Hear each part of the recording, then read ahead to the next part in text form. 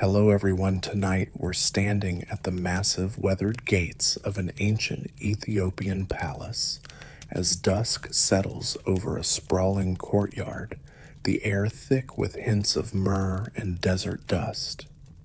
You trudge forward, perhaps a bit bleary eyed, imagining the torchlight flickering across sandstone walls, and you probably won't survive this without nodding off when I tell you just how gloriously unhurried this story can be. Hey, if you're loving this content, I'd really appreciate it if you could give the video a quick like and hit that subscribe button. Tell me where you're tuning in from and what time it is for you. Now, dim the lights, maybe turn on a fan for that soft background hum, and let's ease into tonight's journey together. You step inside through a low archway carved with faded Ge'ez inscriptions, the kind of text that reminds you Aksum was once one of Africa's great empires, controlling trade routes between the Roman world and India. That's a mainstream fact. Aksum thrived from around the 1st to the 7th century and had its own minted coins, something like ancient token passes for luxury goods.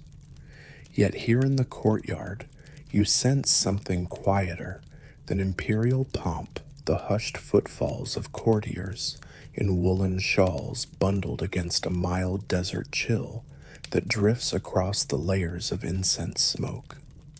The frescoed walls glow in gentle oranges, and you imagine yourself folding into the soft cushions laid out around low tables. One fringe tidbit drifts through your mind as you ease toward a small heap of cushions.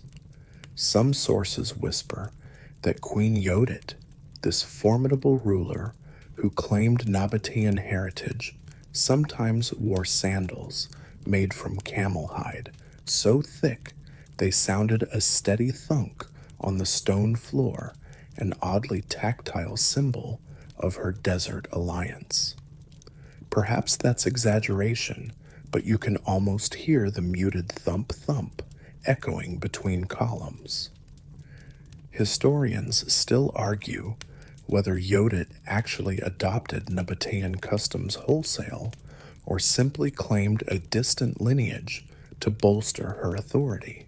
Behind you, an arched doorway leads to a banquet hall where smells of spiced lentils and frankincense simmer together.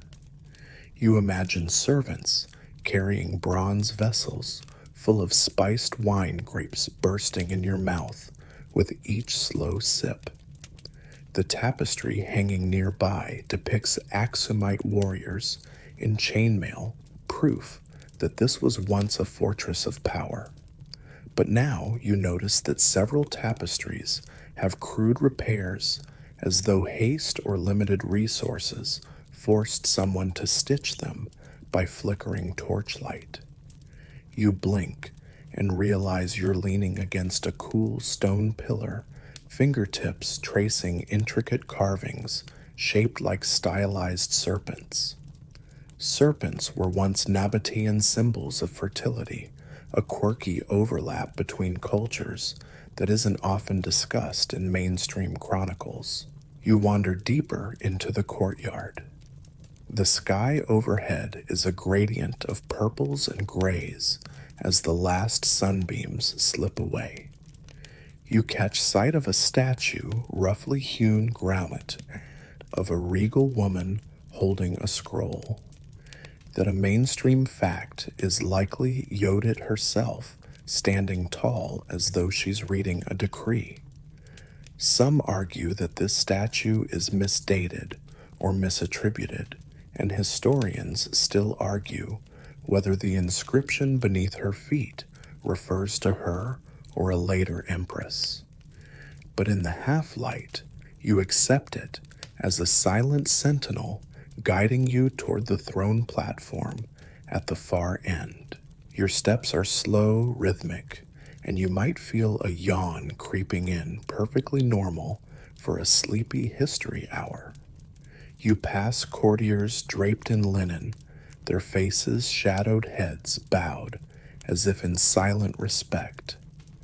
The smell of roasting barley drifts from a corner where a pot simmers gently over embers.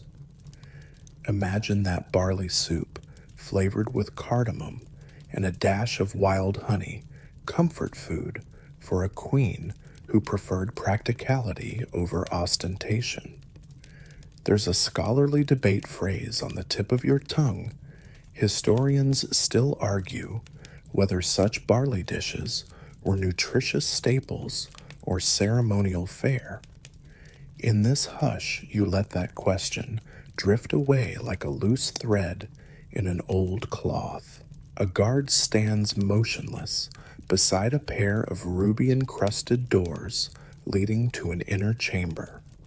His bronze breastplate glints in the torchlight, but you sense it's an uneasy luminosity, like knowing summer is ending when the heat still lingers. The guard's helmet is lined with camel hair, a subtle nod to the intertwining of nomadic and settled cultures. Some fringe tales suggest camel hair was believed to ward off evil spirits when woven into armor. You decide to keep that tidbit for later. As you approach the throne platform, you feel the hush deepen. The platform sits a few feet above the courtyard, an elevated dais flanked by slender pillars. You imagine Yodit's sandals clicking down from those steps, each sound amplified in the quiet space. The throne itself is carved from dark wood, inlaid with ivory panels depicting camels streaming across a desert plain. That carving, a mainstream fact, likely nods to her purported Nabataean connections, trade caravans that once passed through the Sinai, linking the Arabian Peninsula to the Horn of Africa. There's a hint of tension in the air as you settle onto a cushion not far from the steps.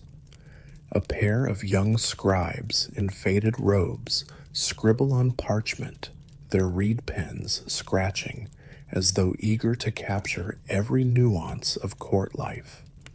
One scribes news of markets bulging with frankincense and myrrh, luxury resins used to embalm kings and calm sick nobles alike. You might recall that the incense trade was a major source of wealth, and yet in Yodit's time, regional instability made such commerce unpredictable. Historians still argue whether the decline of incense caravans contributed significantly to Aksum's weakening grip on the region. Your eyes drift upward to the sky, newly sprinkled with stars. The largest constellation, Orion's Belt, hints at familiar northern skies, but here it sits low on the horizon, reminding you that you're in a realm closer to the equator. Below, courtiers murmur about reports of bandit raids along ancient routes once patrolled by Nabataean mounted guards. You think about those mounted guards. Perhaps each wore a distinctive helm adorned with peacock feathers, a quirky or fringe detail passed down in travelers' tales. Whether that's true or not, you let it linger like a warm ember in your mind. Suddenly, a hush falls as the massive ruby doors swing inward with measured creaks.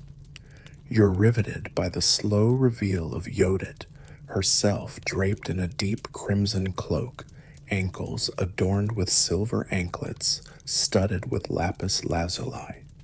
Her braided hair is bound by a thin circlet of bronze, etched with symbols of the moon and stars. That circlet, a mainstream artifact of royalty, was believed to give her rulership legitimacy. Yet in whispered scholarly debates, some scholars suggest Yodit's crown might have been a ceremonial replica of earlier Nabataean crowns meant more for show, than for daily wear. The courtiers bow their voices, a polite murmur that washes over you. In the dim torchlight, her eyes glint with determination, as though she's simultaneously aware of her precarious legitimacy and utterly confident in her claim. You imagine the echo of her soft command echoing off the stone, "Bring forth the emissaries from the desert tribes." And you, curled into the plush folds of your cushion, feel a sense of lazy anticipation, like the moment before a gentle tide rolls in. A third light joke drifts through your mind, wondering if she's thinking about how her sandals are probably far less comfortable than a modern pair of sneakers. Now you lean back, allowing your senses to settle into the space, and perhaps you feel yourself relaxing into the slow hum of history unfolding around you. The palace courtyard fades into a blend of flickering torches, whispered speculations of court conspiracies, and the subtle sense of incense mixing with desert winds. You linger in that in-between moment where fact meets rumor and the past feels as tangible as the cushion beneath you.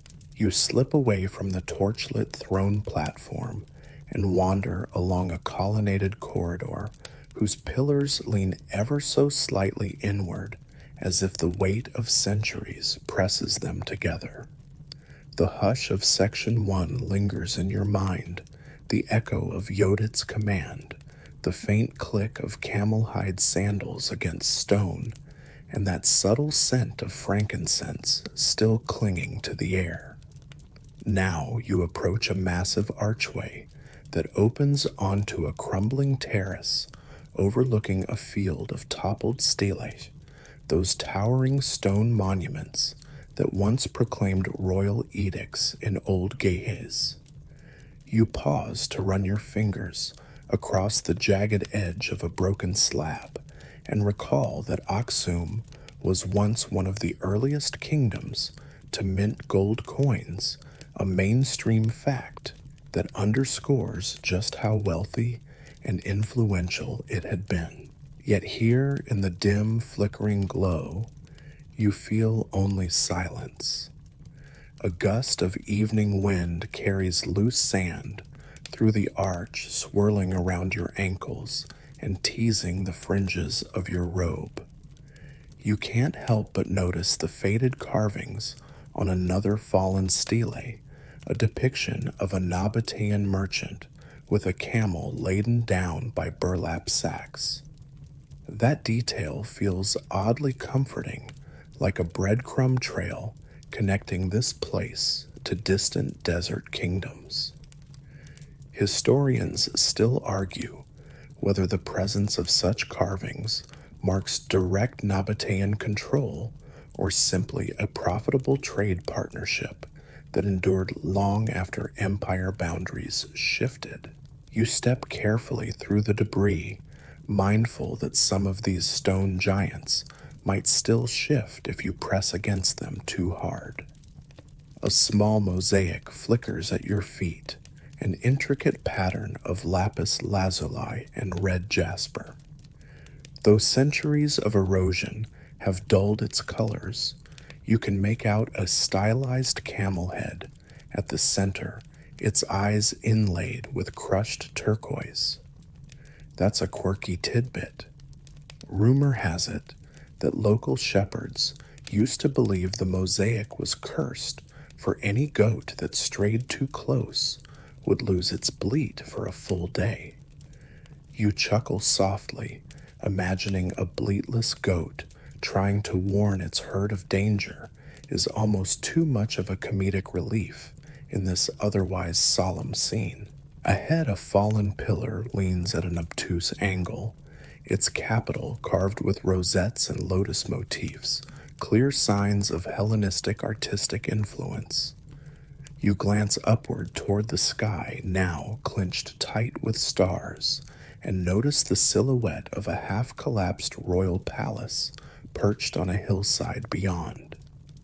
It's half swallowed by creeping shrubs and thorny acacia trees, as if nature itself is reclaiming a kingdom once so proud. You remember Section 1's description of Yodit's banquet hall, the smell of spiced lentils, and for a moment you flick between past and present, two overlapping worlds where courtiers once laughed beneath those same stars. Your slow breathing rises and falls as you descend another flight of worn stone steps, each one sprinkled with mica-like dust glinting under torchlight.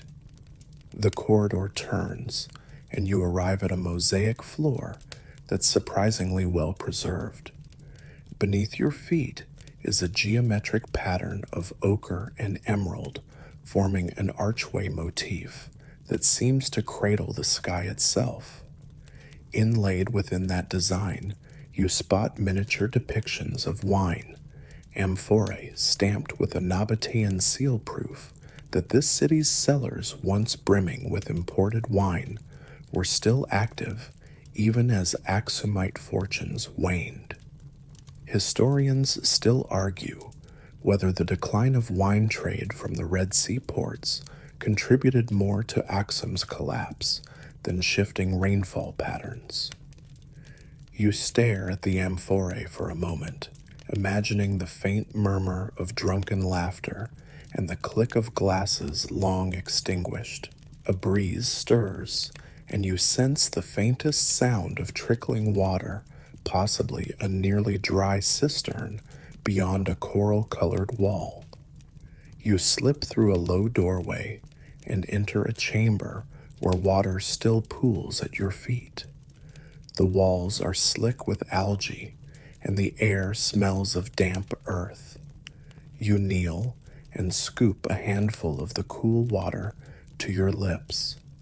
It tastes faintly metallic, likely filtered through ancient lead piping or perhaps old bronze channels. That might sound off-putting if you let your mind dwell on it, but you remind yourself that such water was prized for its mineral properties. Mainstream sources note that Aksumite engineers built sophisticated aqueducts to channel mountain springs into the city. You take another sip, comforted by the notion that in its heyday Aksum's water was considered so pure it rivaled sources many kingdoms envied. As you rise, you brush mud from the hem of your robe and notice fine etchings on the far wall, tiny glyphs that mix Old Ge'ez script with Nabataean wedge shapes. Those etchings form a sort of ledger listing shipments of frankincense, myrrh, and yellow ochre destined for markets in Alexandria and Constantinople. You trace your finger over the notation 500 Yodit myrrh YR 610 and feel a chill. That's just before the Islamic conquests shifted trade routes away from the Red Sea, a mainstream fact that altered the fortunes of many kingdoms, including Aksum. You swallow, imagining caravans diverted to new paths across the Arabian Peninsula, paths Yodit probably wanted to guard with fierce nomad alliances. A small scorpion scuttles across the damp floor, pincers raised and tail arched high.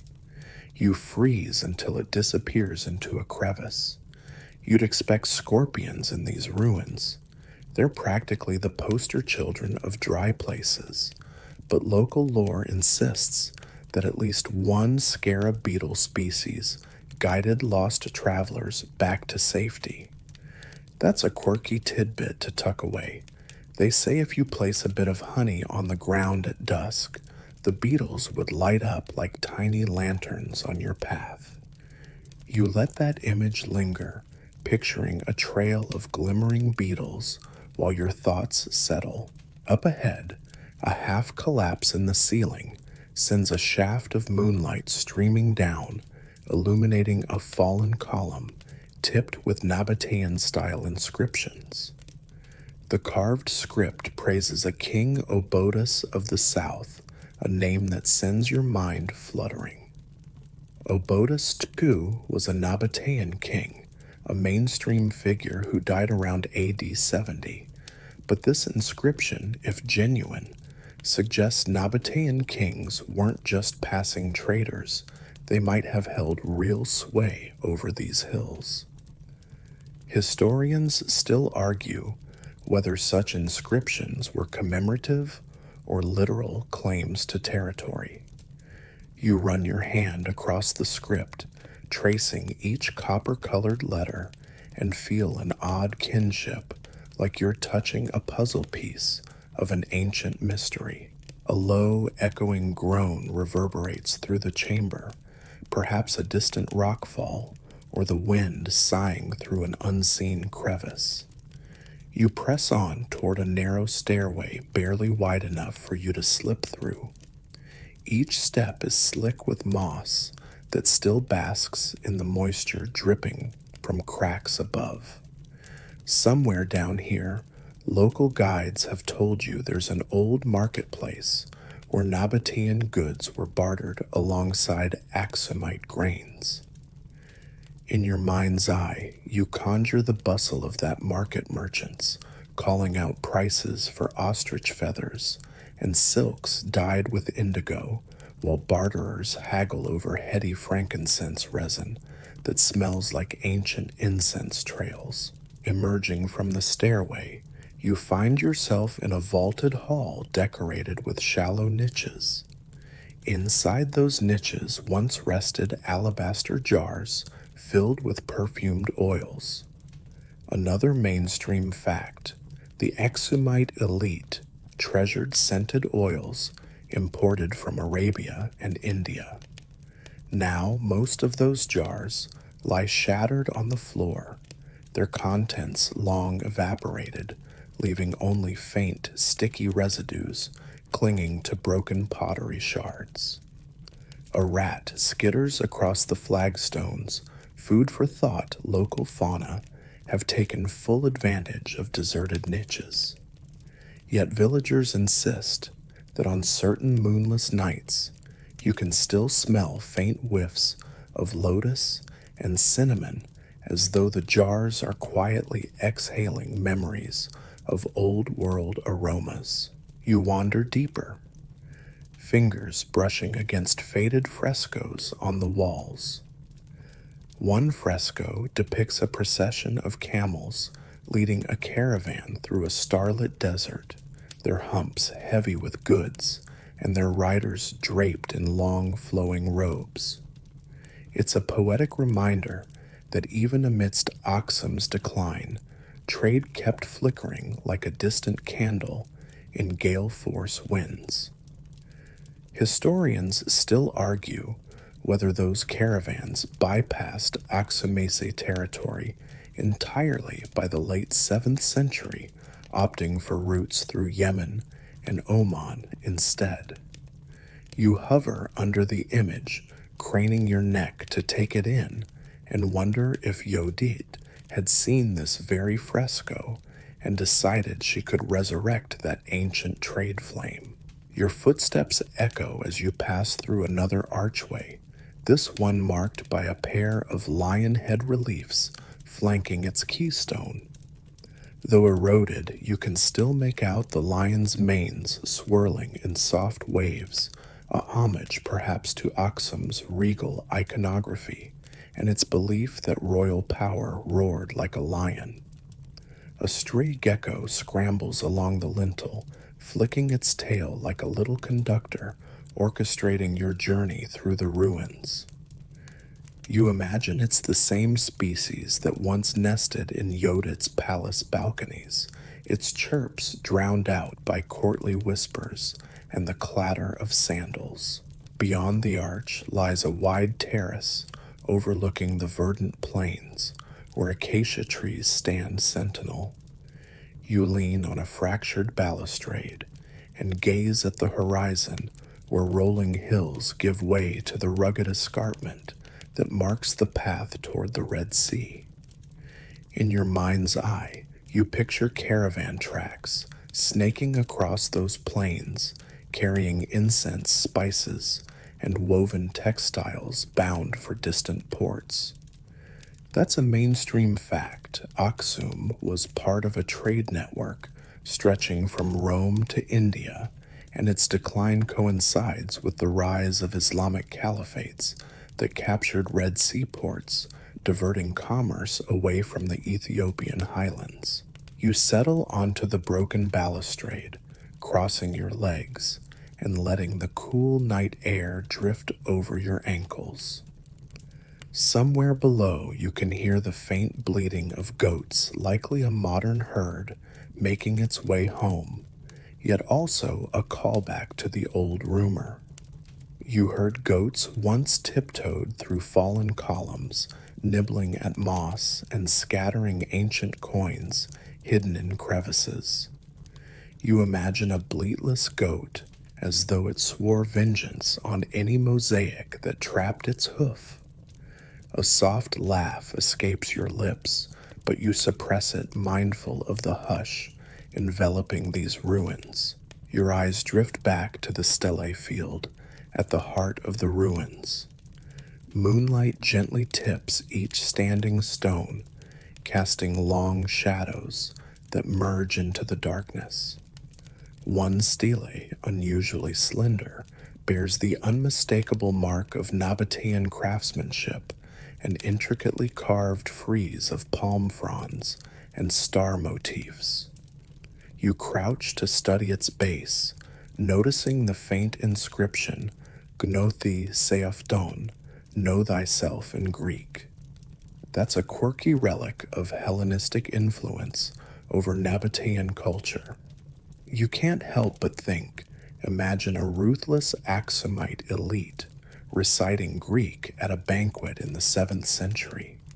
Historians still argue whether such inscriptions were left by traveling scholars, captive artisans, or simply by local elites keen to display their cosmopolitan tastes. A gust of wind rattles the nearest stele, and you imagine the faint clatter of coins echoing as they jostle in a hidden cache. You lean forward, expecting to catch a glint, but find only cracked earth at your fingertips. You recall what Section 1 taught you, the significance of uncovered Nabataean-style coin hoards in Ethiopia, and how some of those coins turned up in villages miles from here, buried beneath termite mounds. It's a reminder that even as empires crumble, small fragments of wealth seep into the ground, surfacing centuries later to fascinate travelers like yourself. You stand dusting sand from your robe and take a deep breath of the cool night air. The horizon still glows faintly with the last ember of twilight, as if the world itself can't decide whether to surrender to darkness. You linger for a moment, letting this intersection of earth, sky, and memory sink into your senses. And with that, you turn to retrace your steps, heading back through the hall of niches, where scented oil once flowed, and through the water chamber, where a small miracle of ancient engineering still drips. As you step back into the corridor lined with leaning pillars and mosaic floors, you carry with you the sense that Aksum's power may have dimmed like a candle in the wind, but the embers of its legacy still glow. The stele remind you of kings who once boasted might and minted coins, while the Nabataean caravan friezes hint at cross-cultural tapestries that defy easy collapse. You sense, too, that history's decline isn't a sudden disappearance. It's a series of shifts and echoes, like ripples in a pond from a stone thrown centuries ago. And as you proceed toward the parapet, where the palace overlooks the dark fields, you feel the hush settle around you once more pulling you forward toward the next chapter of this quietly unfolding saga. You leave the echo of stele and shattered mosaics behind, moving deeper into the palace's dimly lit corridors, where the hush feels almost reverent.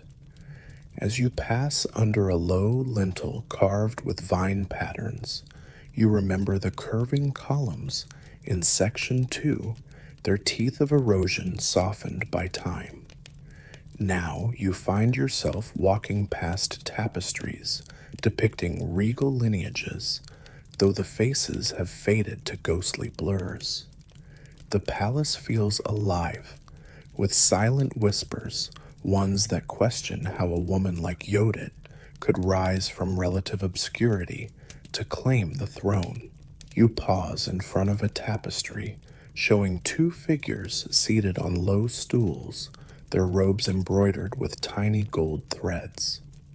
One figure appears older with a long white beard, and the other younger, perhaps a woman of striking poise. Some sources suggest this is Yodit, and her alleged father rumored to be a minor noble in an Aksumite province. A mainstream fact floats into your mind. No contemporary inscriptions explicitly identify her parentage, which leaves most of what we know dangling in conjecture. Historians still argue whether she was secretly the daughter of a displaced royal or merely a wily commoner who leveraged court intrigue to her advantage. You lean in closer, fingers nearly brushing the fabric's frayed edge, and you imagine you might feel the very threads that held those whispered secrets. A guard in the hallway nods at you, his expression unreadable behind a bronze mask. You smile back, but the image of Yodit's rumored humble beginnings lingers. One quirky tidbit insists she was born in a small village at the edge of the highlands where her mother tended goats and her father sold simple pottery. That story goes on to say that a visiting priest mistook her infant cradle for a royal bassinet and declared the newborn destined for greatness. You almost laugh at the thought. Imagine a goat herder arguing with a priest over cradle placement. You tease yourself. Yet that fringe tale persists, handed down by villagers as though it's gospel truth. As you continue, the corridor widens into a small antechamber where sunlight trickles through a cracked window, casting a striped pattern of light and shadow across a low wooden bench. You sit and let the shafts of sunlight warm your shoulders, remembering the chill in the cistern and the scent of damp earth from Section 2. Here, the air is different, dry, punctuated by the faint rustle of distant birds hidden in eaves just beyond view, as though they're eavesdropping on your musings. A second tapestry hangs opposite, depicting a noblewoman crowned with a laurel wreath, holding a scepter carved from ebony. Some historians point out that the wreath motif appears in Hellenistic art and suggest it marks a claim to Greek or Nabataean heritage. That's a mainstream observation. Nabataean and Hellenistic influences did permeate upper Aksumite circles, which might explain the wreath design. But whether it belonged to Yodit's supposed mother or was simply an exotic decorative choice remains a point of contention. Historians still argue whether that laurel motif was imported by Nabataean artisans or whether it was locally produced as a status symbol for anyone lucky enough to command resources. You trail a fingertip across the tapestry's coarse fabric and imagine how many hands have passed over it, loyal courtiers scheming, ministers, nervous scribes clutching parchments. You think about those scribes from Section 1 scratching through their reed pens as they debated word choices. Now, in this silent room, you feel like one of those anonymous scribes privy to rumors swirling behind closed doors. You hear your own breath, a soft inhale and exhale, feeling the gentle rhythm of the palace around you. The sunlight warms the mosaic tile floor beneath your legs, its pattern reminiscent of a Nabataean caravan winding through dunes. You might picture the camels from those tapestries, their humps bulging with spices and woven textiles caravanning across vast deserts under starlit skies. A hush falls as a courtier enters her robes, whispering across the floor. She carries a scroll bound with crimson ribbon steps measured and poised. You recognize her as the palace chronicler, though in truth she's more of a rumor gatherer in embroidered slippers. She glances at the tapestry with quiet reverence, then strides toward a small table piled with scrolls. She unfurls one and runs slender fingers along its edge. The scroll describes an event you already know from Section 1, a banquet, where Yodit's rival accused her of unknown lineage. That banquet, held under flickering torchlight, ended with Yodit dramatically spilling wine on her rival's tunic. Modern sources note this as a mainstay anecdote, though some suggest it's apocryphal, meant to dramatize her boldness. Historians still argue whether that spilled wine incident actually happened or was later invented to enhance her mythos. You pause, absorbing how stories grow in the telling. The chronicler rearranges scrolls and glances over her shoulder, noticing you nearly float in a daydream. You clear your throat, and she tilts her head, offering a knowing smile that says everyone here is always eavesdropping. She leans in, and in a conspiratorial whisper, tells you another fringe rumor. Yodit once disguised herself as a wandering minstrel to gather gossip in Aksum's taverns. She strummed a small lyre and sang old Nabataean folk tunes until patrons recognized the tune and wondered, could that be the queen in disguise? You stifle a laugh, a queen performing karaoke in dingy taverns. What a spectacle, you think, but you also imagine the gentle notes of a lyre weaving through smoky air, candles flickering on rough-hewn tables. That image drifts through your mind like a comforting lullaby, keeping you tethered to this slow, unfolding story. You rise and follow the chronicler down a short flight of marble steps, each step inscribed with the faded genealogy of Aksumite kings. The names blur together, only a few legible: Ella Amida Caleb, and on a damaged section, something that might be interpreted as Yodit. Some scholars argue that this list was revised posthumously to legitimize her reign, while others contend it simply records the most recognized rulers of the era.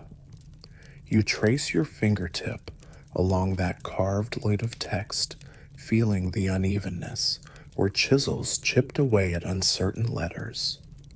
It's an intimate reminder that history is often written by those with power and sometimes reshaped to suit new narratives. At the bottom of the steps, you enter a narrow parade chamber lined with statues of past monarchs.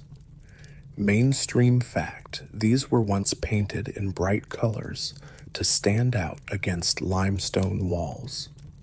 Now they're bleached and cracked, but each statue's stance is still commanding, as though guardians of the hallway. You catch the faint outlines of a sculpture you saw earlier in Section 1, the statue of Yodit holding a scroll. This statue now has a fresh scrape on its base, as if some jealous courtier attempted to deface the inscription Queen Yodit of the Nabataeans. You wonder if that defacement was ancient or more recent. Historians still argue whether rivals tried to erase her memory immediately after her reign, or if later dynasties took umbrage at her tomb. You run your hand across the cool, rough surface of one marble foot, remembering the eerie feel of that statue's granite from Section 1. The thought that someone once believed her unworthy enough to scrape her legacy away sends a mild shiver across your skin, though you remind yourself that this is a tale recited in muted tones by local elders' fringe stories. Perhaps. You lean forward, peering at the empty pedestal next to her statue, imagining if that spot once held a likeness of her son or daughter, someone who vanished without leaving a trace. That gap feels like a hole in a page torn from a cherished book, an absence that might be more telling than any surviving image. Past the statues, a broad arch opens onto a dusty balcony overlooking the northern hills. The air here is drier, almost crackling, and you can hear a distant bleat from goats grazing on scrub below. You step onto cracked flagstones, noticing how they slope slightly toward the edge, likely to channel rainwater down into hidden cisterns. You remember Section 2's water chamber and how engineers prized purity. Now you wonder if the palace ever ran dangerously low on water during Yodit's campaigns, forcing artisans to haul skin bags of mountain spring water through secret tunnels. Historians still argue whether water scarcity played a role in the timely collapse of her southern fortifications. You lean against the low parapet, tracing the edge with your fingertips. Below, tiny shrubs cling to terraced slopes, their roots twisting through cracks like nature's stubborn claim.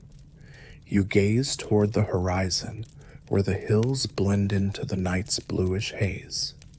Somewhere in those hills, you imagine lies the humble village where Yodit might have been born. You picture a small hut made of wattle and daub with a pointed thatched roof. A local elder once told you that villagers believed the future queen cried a single golden tear when she was born, an image so absurd it almost makes you giggle. Gold tears and goat herds, you muse. This story has more flair than a royal proclamation. Shaking off that playful thought, you reflect on the scholarly debates surrounding her lineage. Some argue that Yodit was the last descendant of the Aksumite royal bloodline on her mother's side, her father a minor lord from a Nabataean family that settled in Ethiopia centuries earlier. Others argue she was a niece of a deposed king who snapped up an opportunity when Aksumite nobles quarreled over succession. Yet another argument holds she was born into a respected merchant family whose wealth and strategic marriages catapulted her into the royal household. You let those possibilities swirl like sand in the wind, knowing you'll never truly untangle the knots of rumor and fact.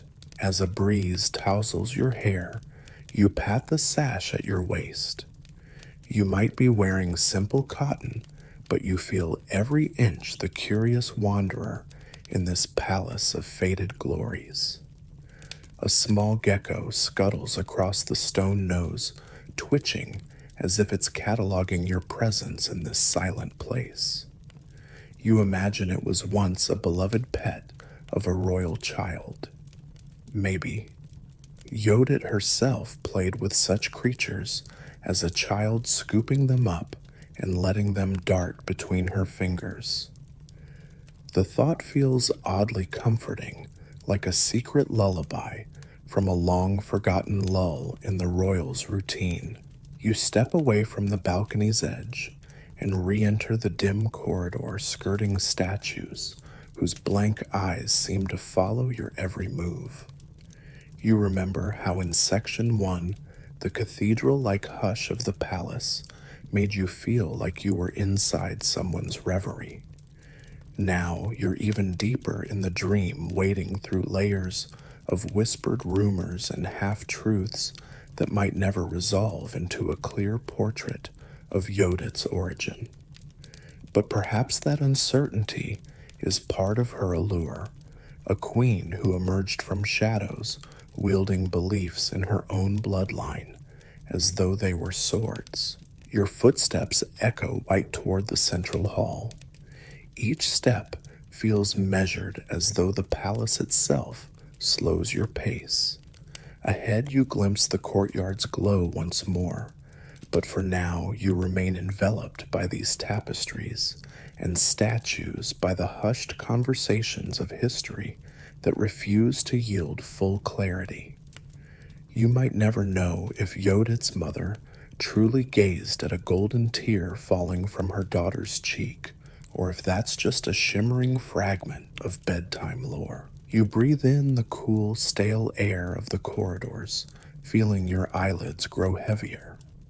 The tapestries flutter faintly in a breeze you can't see, and you feel as though the palace itself is breathing with you, its quiet sighs matching your own. You think about how historians will forever puzzle over her lineage, and how every scholar adds a new thread to the tapestry of rumor. But for you right now, that uncertainty feels like a gentle lull, a reminder that history isn't a rigid trunk, but a shifting canopy of possibilities. You emerge from the hallway into a dimly lit antechamber where a single candle flickers atop a low table, its flame dancing as though eager to share the next secret. You approach and notice a small silver bowl filled with water, reflecting the candle's golden light. You dip a fingertip into the bowl and trace the ripples, reminding yourself of the cistern's cool water in Section 2. You imagine that same reflection caught in Yodit's eyes when she first glimpsed her claim to power, her reflection lifted by flickering torchlight, whispering promises of a legacy, both storied and elusive. With each breath, you feel your body growing heavier, your mind drifting towards softer edges. The corridor stretches ahead, leading you towards Section 4, where the desert alliances await. But for now, you sit here, weightless as a fading dream, content to linger in the hush of whispered lineages that may never fully reveal themselves. You rise from the flickering candle's glow and step into a corridor whose walls are cool against the back of your hand, the smooth stone yielding a gentle chill. The echo of that single flame fades behind you as you navigate toward the palace's seaward wing. Through a narrow arch, you catch the faint scent of salt on the breeze, an invisible reminder that this palace once sat not far from the Red Sea's lapping shores. Now you descend a shallow flight of marble steps, each tread worn smooth by centuries of palace footfalls. You pause at the bottom to let your eyes adjust. The corridor stretches out ahead, flanked by tall, slender windows that frame the dark horizon where sky and sea meet in an indistinguishable line. Below each window, low benches carved of teak hold polished bronze bowls of water. A curious fringe detail insists that Nabataean merchants once believed fresh seawater would ward off malicious spirits, so they kept bowls ready for quick purification rituals. You lean forward, imagining you might see driftwood floating in the bowls, but instead you notice ripples as a gentle draft ripples the surface. A mainstream fact comes to mind. Nabataean traders maintained coastal outposts along the Red Sea, far-flung way stations, where incense, spices, and precious metals changed hands before continuing inland. You close your eyes for a moment, letting the imagined sound of distant waves mix with the subtle hum of palace life. A faint lantern glow spills from a doorway ahead. You step inside and find yourself in a mapping chamber where walls are plastered with painted parchments, hand-drawn maps showing coastal settlements, caravan routes winding toward inland kingdoms, and incense-producing oases. You run your fingertips along a map labeled Kani, modern-day Yanbu, recalling that Nabataean merchants used that port to ship frankincense from the Arabian Peninsula. Historians still argue whether these merchants ever sailed directly to Aksum's ports or relied on intermediary Arab traders. Yet you sense the powerful pull of those sea routes. They carried the promise of trade wealth and alliances that might tip the scales of power. On a low table in the center, a half-finished map sprawls beneath the flicker of a suspended lantern. Bold strokes show a dotted line from Koni to a coastal town at the mouth of the Tigray River, then back inland to Aksum. Around it, Nabataean and Aksumite scribes have scrawled notes in overlapping hands, some in Old Ge'ez, others in Nabataean script. A quirky detail emerges. One scribe doodled a tiny sketch of a camel wearing a seashell necklace, as though to say even desert caravans might fancy a bit of seaside bling. You smile at the whimsy. Camel couture meets coral reefs. You think what a sight that must have been. Above the maps, a faded fresco shows a Nabataean merchant kneeling before an Aksumite king offering 3 sacks stamped with royal seals. The merchant's robe is painted in lavish hues of crimson and saffron dyes imported from India. That's a mainstream fact. Nabataean traders often functioned as cultural intermediaries, ferrying goods and knowledge between distant lands. You imagine that merchant bowing politely, chest rising and falling with quiet dignity, while the king's gaze flickered between ambition and calculation. In whispered scholarly debates, some argue whether these interactions truly signified equal partnerships or masked underlying power imbalances. Historians still argue whether the Aksumite monarchy paid duties to Nabataean trading councils or whether they simply bartered luxury goods for stabilized caravan access. You lean closer to the fresco, noting that the merchant holds a small jar, possibly filled with frankincense resin. That violent white resin was like liquid gold burned at temples, and temples both here and across the Roman Empire. Frankincense incense could fetch prices equivalent to its weight in silver. You picture Yodit's advisors poring over crates of that resin, weighing each piece, negotiating with raised eyebrows and measured tones. A gambler's race where a single miscount could cost years of palace funding.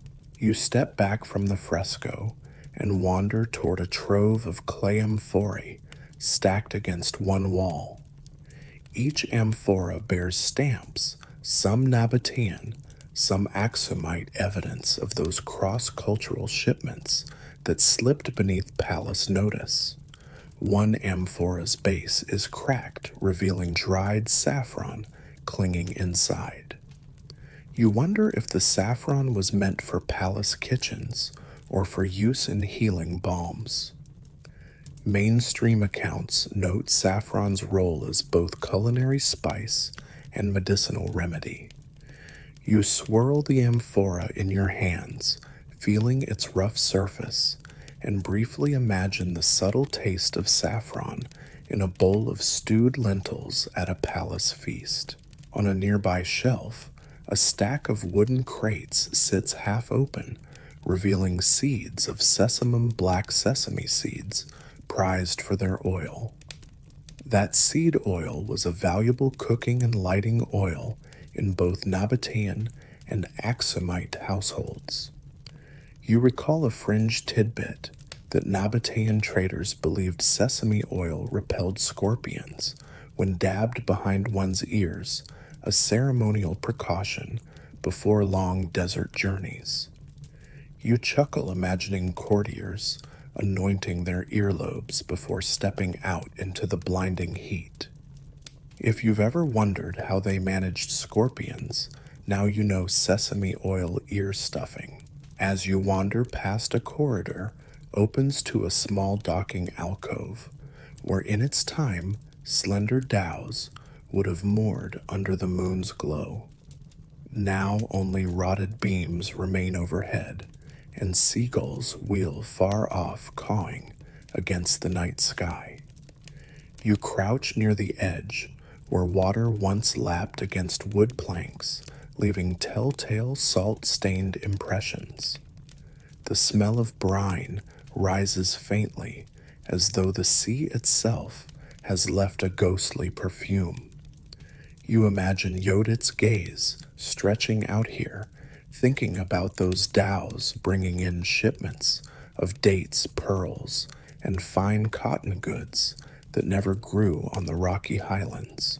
A mainstream fact surfaces: the Nabataean maritime network spanned from the Red Sea to the Levant, enabling them to access not only incense, but also specialized craftsmen, glass blowers, jewelers, and perfumers.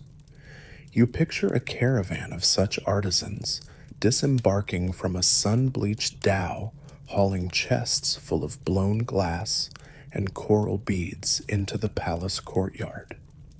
In quiet, scholarly debates, some argue whether these artisans worked directly under royal patronage or remained independent contractors who paid commission. Historians still argue whether such craftspeople settled in Axumite cities or returned to Nabataean lands once their contracts ended. You stand and brush sand from your knees, then follow the curve of the docking alcove toward a narrow passage that leads back inland. Above your head, a half-collapsed wooden beam creaks as though whispering, "Watch your step." You sense the gentle tension under that creak, reminding you that this place, once alive with trade, now lies mostly silent. Yet somewhere in those silent husks of warehouses, ghosts of markets past linger like sweet aftertaste. Along the passage's wall, a series of niches holds dusty amphorae and clay jars. One jar still bears a faint red seal, clearly Nabataean, and you peer closer to find a crude marking that might read Obotus. That could reference King Obotus IV, who died around AD 69, but it's unclear if that seal truly belonged to him or if a later trader reused his emblem. You trace the seal's rim with your fingertip, feeling the rough imprints, and consider the weight of stolen or repurposed identities, how a simple seal could lend legitimacy to goods or alliances. Ahead, a shaft of dim moonlight cuts across a wooden table, illuminating a small ledger bound in leather. The leather is stiff with age, and as you open it, you see rows of Nabataean script alongside old Ge'ez entries, shipments of fish oil, ivory, and woven cotton cloths. The entry for year 610 lists 200 jars of sesame oil, 150 bundles of Tyrian purple dye, and 50 pieces of sandalwood from India. That's a mainstream reminder. This chain of commerce wasn't just about incense and myrrh. It included a vast array of goods connecting distant regions. You run your finger across the line that reads 50 elephants' ivory tusks, imagining the weight of each tusk and the hush that must have fallen when they were hauled through palace gates. Historians still argue whether ivory was used for religious artifacts or simply carved into luxury items for elite consumption. A sudden low croak, a frog startled in a hidden cistern, echoes through the chamber, and you freeze as though you've been caught rifling through state secrets. You close the ledger, gently aware that these records speak volumes about the leverage Nabataean traders held. With access to the open sea, they controlled commodities that kings craved. You tuck the ledger shut and let your eyes wander to a small alcove where a battered rug lies folded. Its intricate patterns, geometric shapes, interwoven with stylized palm fronds, echo Nabataean designs you've seen on mosaics in Section 2. You kneel to brush off crumbling dust, imagining that this rug once covered the floor of a merchant's cabin, the place where deals were struck over steaming cups of spiced wine. You rise, tugging at your robe's hem, and head toward a narrow stairwell that twists upward. You recall the staircase that led to the mapping chamber. Now this one leads you away from the sea and back into the palace's heart. Each step creaks under your weight, and you pause at the top, leaning against a cool stone wall. From here, you can hear the hushed murmurs of courtiers, some debating whether to strengthen alliances with Nabataean traders, others urging caution about relying too heavily on foreign goods. You recall a scholarly debate phrase historians still argue whether reliance on coastal trade undermined Aksumite self-sufficiency or whether it enriched the kingdom enough to sustain its defenses. You step into a small audience chamber where velvet cushions line the floor in a semicircle around a low dais. The walls are painted with scenes of merchant caravans and naval vessels. In one panel, a Nabataean merchant shakes hands with an Aksumite lieutenant, signifying an alliance forged not just in commerce, but in mutual respect.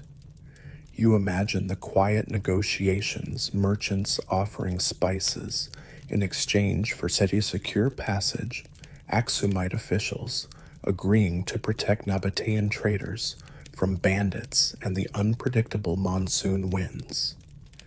Such agreements might sound mundane, but in whispered tones, they could pivot the balance of regional power. A servant offers you a goblet of rosewater. Mainstream accounts note that rosewater was a common courtesy in Aksumite courts imported from Arabian distilleries. You lift the goblet and sip, letting the floral notes settle on your tongue. It's a gentle taste, reminding you that every alliance had a ceremonial side, not just cargo lists, but delicate gestures of hospitality. Beyond the dais, you glimpse a bronze brazier where embers burn low, sending tendrils of perfumed smoke rising toward the ceiling. You watch the smoke twist like tendrils of memory drifting upward and dissolving into the dark rafters. As you settle onto a plush cushion, you notice a carved wooden box beside you. Intricately inlaid with mother of pearl, it contains small glass vials, leftover samples of musk, ambergris, and cypress oil. These fragrances carried symbolic weight. They were gifts meant to cement friendships. You unscrew one vial and inhale a faint whiff of ambergris, an acquired note of marine musk that smells like sun-drenched reefs and deep ocean currents. A fringe detail insists that traders considered ambergris more valuable than gold in certain markets, believing it had medicinal and aphrodisiac qualities. You settle back, feeling the warm cushion beneath you and letting that scent imagine you adrift on a calm sea under a canopy of stars. In that audience chamber, you think about how those alliances shaped Yodit's early reign. She likely received counsel from Nabataean envoys, wealthy merchants, whose ships could flood Axum's ports with riches or conversely shift course and strand the kingdom in isolation. Historians still argue whether Yodit's reliance on such alliances granted her unmatched leverage against domestic rivals or planted seeds of suspicion among Axumite nobles who distrusted foreign influence. You imagine her reclining on a nearby dais, listening to tales of storm-tossed voyages and skilled sailors who could navigate by the moon's reflection on the sea. Perhaps she asked pointed questions about the shifting trade winds and how they might affect future shipments of frankincense and saffron. A soft hush settles as the brazier's embers glow faintly. You feel the cushion beneath you sink, and a wave of calm flows through your limbs. Outside, the faint lap of imagined waves on distant shores is a lullaby reminding you that beyond these walls, the sea stretches into darkness, holding secrets of generations of traders. You close your eyes for a moment, letting the taste of rosewater linger, the scent of ambergris wrap around your senses, and the memory of those dotted caravan lines dance behind your eyelids. Soon you'll move on to Section 5, recalling those desert caravans. But for now, you remain in this space, where sea and palace converge, a place where alliances were forged, with scented oils sealed with camel caravans and whispered over amphorae of sesame oil. Here, the boundaries between coast and court blur, and you drift ever so gently toward sleep as the world's rhythms slow to match the murmur of history itself. You step out of the sun-warmed audience chamber into a courtyard where the scent of dry earth mingles with residual incense from the brazier. The air feels thin and still, as though a desert wind is waiting just beyond the palace walls. You pause at a low threshold, peering through an open gate that frames a trail stretching into dunes painted gold by moonlight. That trail hints at the legendary desert caravans, endless lines of camels, footmen, and keepers of whispered secrets. You take a slow breath, inhaling the faint tang of spice and sand, and you're ready to follow those whispers into the unknown. At the edge of the courtyard, a half-buried stone marker points toward the eastern dunes. Its inscription, though worn nearly blank by centuries of sandstorms, once read Road of the Incense, a mainstream fact that points to the ancient trade route linking the Nabataean heartland to Aksum's doorstep. You run your finger across the eroded letters, feeling the grooves beneath your fingertips and imagining how countless merchants stopped here to measure goods, adjust loads, or pray to desert deities. Historians still argue whether this route was primarily for incense and myrrh, or if it equally carried weapons and political messages. You consider that question as a faint breeze stirs dust around your boots. A loose pebble skitters underfoot, and you look down to discover a tiny silver coin, a fringe tidbit local folklore claims that stray silver coins appear along the trail of the incense when a caravan passes by under a new moon. You pick it up and turn it over, noting a faint image of a camel's head. You hold it up, smiling at the idea of phantom merchants sprinkling tips like ghostly tour guides.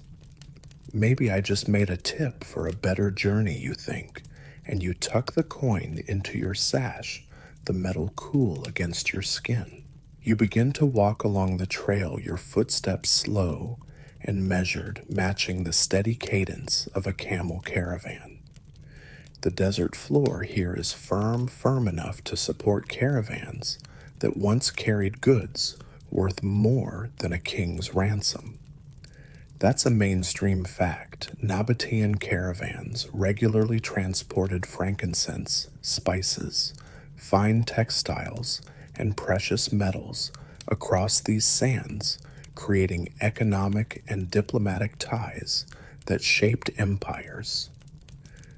You imagine Yodit's naval captains receiving gilded chests of incense in Aksumite ports, then shipping them across mountain passes to local markets, while palace courtiers debated whether to tax the next shipment more heavily. A soft tingle brushes your cheek as a tiny desert breeze sweeps over you, carrying the faint murmur of hooves and distant voices.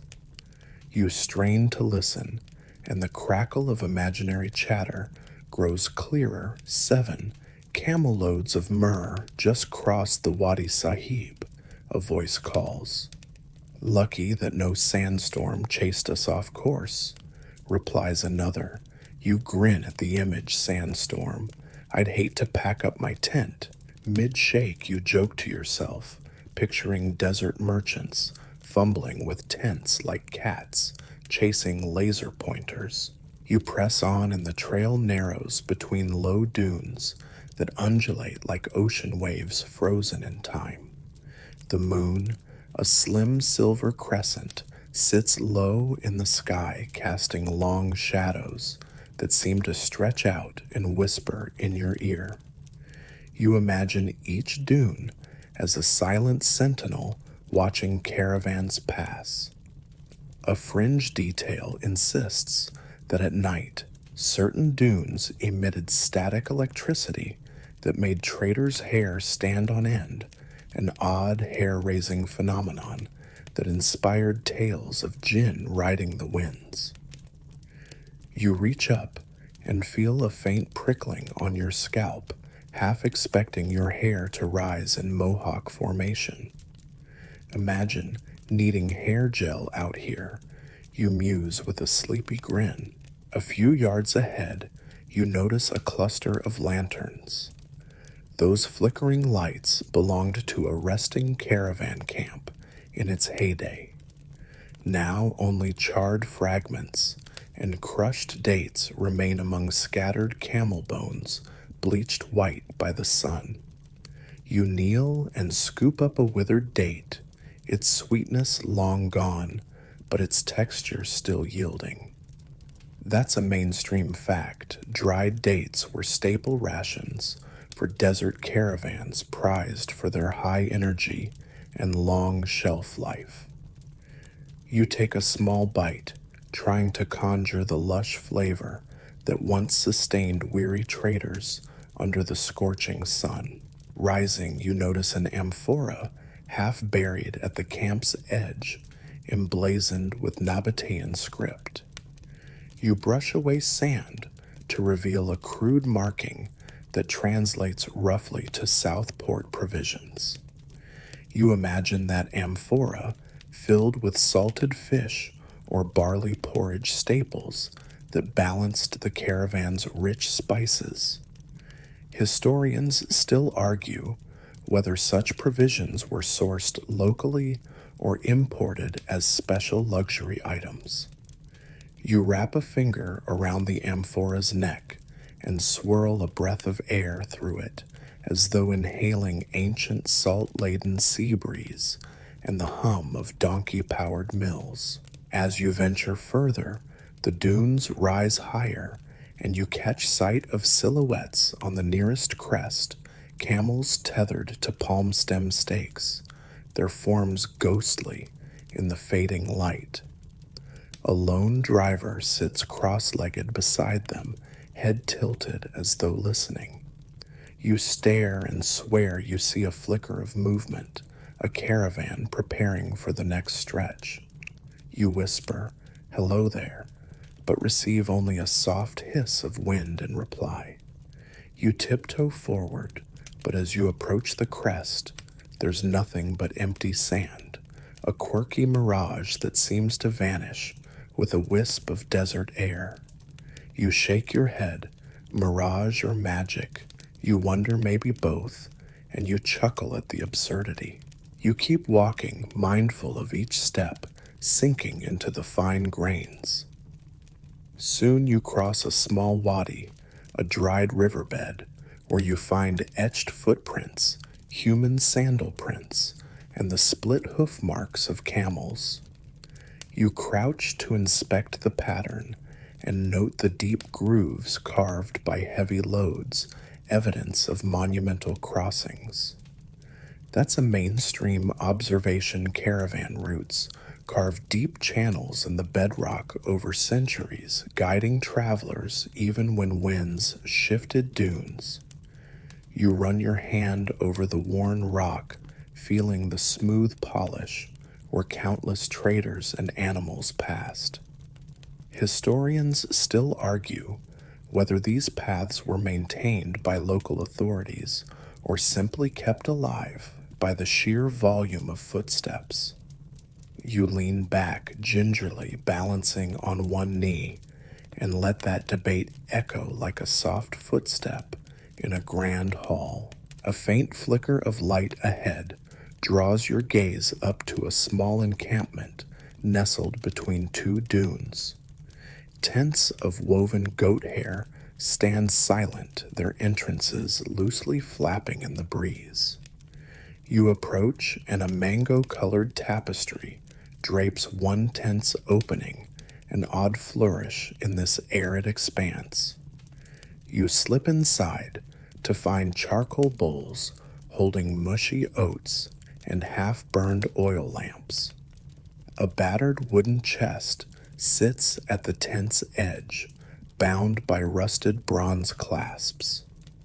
You lift the clasps with a gentle tug and peer inside bundles of dried saffron, small vials of wild honey, and a handful of glass beads colored cobalt blue.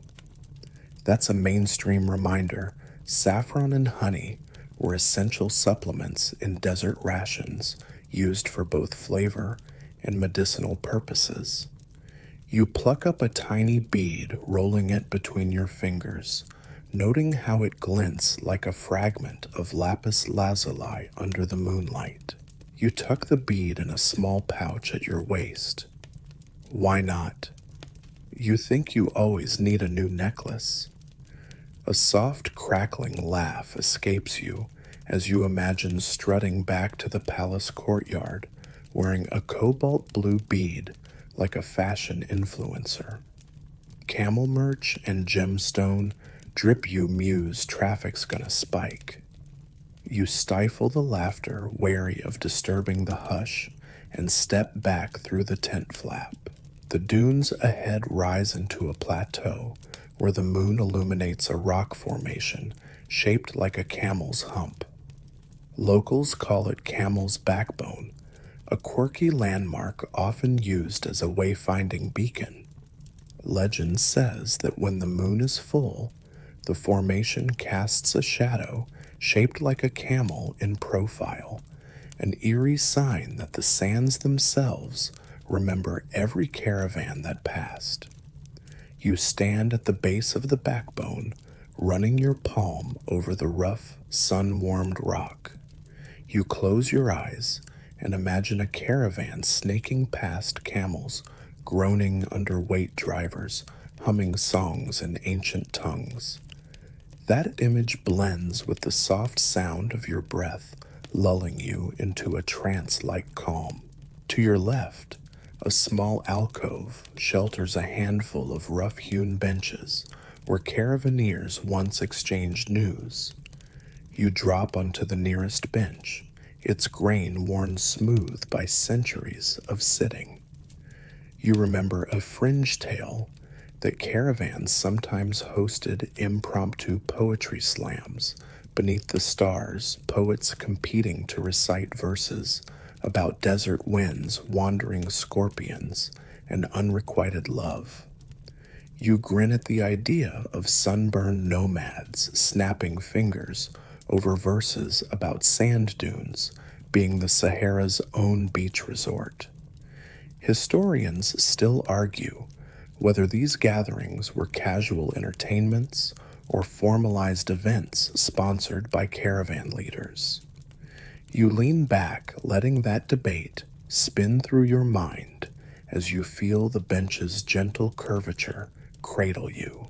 Your shoulders slump as fatigue nibbles at your spine. The soft hush of the desert night presses in, and you're keenly aware of how light and heavy time can feel in such an expanse light, because moments stretch out like endless dunes, heavy, because each breath seems to carry eons of history.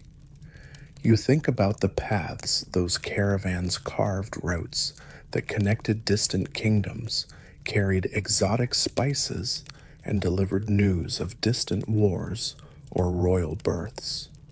That relentless forward motion of camel caravans feels like a heartbeat of human connection, steady, rhythmic, and reassuring. You rise brushing dust from your robes and set off toward the northern dunes, where you hope to find more evidence of caravan life, maybe a carved marker, a metal clasp from a caravan tent, or the ghost of laughter echoing across the sand. As you walk, the mound of your thoughts lightens. Your eyelids grow heavy, like shutters falling on a window. A final fringe detail drifts through your mind when a caravan successfully crossed the wild dunes. The lead camel's driver would sometimes sacrifice a handful of dates as an offering to the spirits, believing it secured safe passage for the next trek. You catch yourself smiling, desert brownie points. You joke sweet rewards, no assembly required. Ahead the dunes shift, and you notice a faint glow, the flicker of a distant campfire beneath a craggy outcrop. You're drawn forward, each step softer than the last. The caravan whispers follow, guiding you deeper until the firelight dances across the dunes, revealing silhouettes of camels resting in rings. You approach quietly, as though entering a sacred hush, and settle on a flat stone, a respectful distance from the fire. You can almost smell the smoky aroma of burning camel dung and hear hushed voices trading gossip. Did you hear King Yodit's envoy demands extra saffron? They say the queen is assembling a desert war council by dawn. Those rumors swirl like dust devils in your mind. The heat radiating from the fire warms your face, though you remain far enough away to feel the gentle chill of the night. You sit back, letting the glow flicker across your eyelids, and slowly drift downward into drowsy darkness. Camels stand in silhouette against the stars, their lanky legs braced for the night's calm, and you realize the caravan never truly sleeps. Its memory pulses in the sands. You allow that thought to settle like a warm blanket wrapping around you, softening every edge. Your mind grows heavy. The fire's flicker becomes a slow, rhythmic dance, and you feel yourself sinking into a gentle haze. The desert's hush envelops you, and you yield to sleep's embrace, cradled by the memory of caravans, spices, and distant stars. You slip through a narrow doorway into a dimly lit hall where torchlight pools like lazy fireflies on polished stone floors. The air here is warm, carrying the faint scent of saffron stew simmering somewhere deeper in the palace kitchens. As you move forward, your footsteps echo softly, mingling with hushed whispers drifting from a circle of nobles gathered around a low table. You press yourself against the cool curve of a column, blending into the shadows like a silent observer. Before you, a broad-shouldered lord in a crimson tunic speaks with measured force. Her claim of Nabataean blood may be mere artifice, a veil to mask her true ambitions. You note the way his hand traces patterns in the dust as he speaks, as though each swirl could conjure evidence. That skepticism isn't unfounded. Historians still argue whether she truly descended from Nabataean traders, or if that lineage was a convenient story spun to rally desert allies. You let the phrase drift through your mind, tasting the tension between certainty and doubt, like a pinch of spice in your stew. Beside him, a high-ranking lady draped in velvet rifts. She wields our own siege engines against Aksum's gates. A pretender would not muster such resources. You imagine the creak of wooden beams and the groan of oaken doors as crude battering rams, prized by medieval armies, were hauled into place.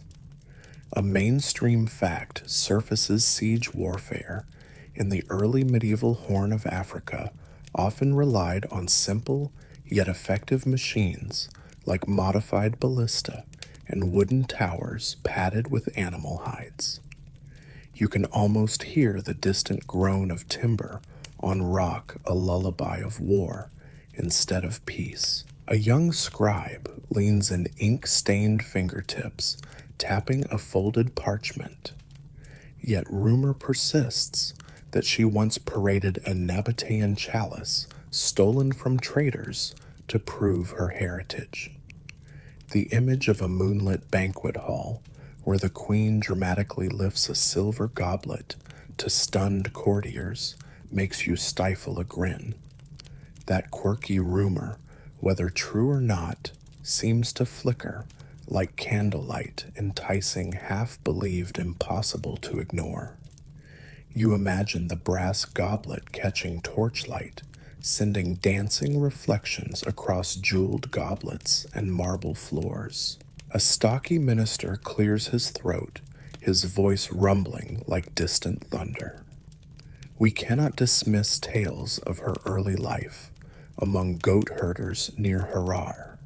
They say a wandering priest declared her destiny in a humble straw hut. That fringe tale makes you picture a barefoot queen-to-be, her infant cradle, surrounded by bleating goats, while a priest in dusty robes proclaims her royal fate. You blink at the absurdity, trying to imagine the goats standing silent in awe, as if stagehands pausing for a dramatic reveal. From your hiding spot, you catch the faint glimmer of candlelight, reflecting off metal breastplates and jeweled hilts strapped at their waists. You breathe in the mingled scent of burning sesame oil lamps and heated leather straps. A fourth noble, her cloak woven with gold threads, folds her hands thoughtfully. Even if she studied Nabataean Aramaic, what proof do we have that it wasn't a performance? Learning a dialect is not the same as belonging to its people. That question hangs in the air like a heavy braid of incense smoke curling upward and obscuring clear answers. You shift your weight, trying to remain silent. A small trickle of sweat beads at your hairline as you scan their faces for reactions. The broad-shouldered lord narrows his eyes. Performance or not, her envoys delivered letters in flawless Nabataean script. They impressed tribal chieftains and secured caravan passage. That alone bred loyalty. You imagine the rustle of silk scrolls unfurling before desert kings, each letter a promise of safe trade and shared wealth. You wonder if those chieftains truly read between the lines or merely savored the elegance of each cursive stroke. A scholarly phrase drifts through your mind. Historians still argue whether such diplomatic gestures genuinely reflected her ancestry or were simply astute political theater. You feel the words settle in your chest, a reminder that history rarely serves a single, unambiguous truth. Instead, it offers fragments and echoes as if someone carefully pieced together a mosaic from broken tiles. The high-ranking lady tilts her head, her silver-threaded braids catching the flicker of torchlight. We must watch the Nabataean envoys when they arrive next moonrise. If they offer her unique trade rights, they expect more than tokens of friendship. You imagine the hush that will descend over the banquet hall as armored envoys stride in their cloaks, trailing desert dust.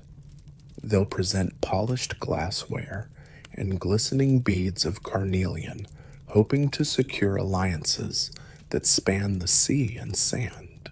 A clerk seated nearby raps a knuckled finger against parchment. What of her siege of Aksum's northern walls? It was executed with surprising precision. You recall that mainstream fact siege engines, adapted from Nabataean designs, included sling-equipped catapults and reinforced wooden shields. Those innovations allowed smaller forces to besiege fortified cities effectively. You picture the rattle of wooden wheels, the thud of missile stones striking ramparts, and the tense hush before a breach. It's a vivid contrast to this hushed chamber, but you can almost hear those sounds echoing through the halls.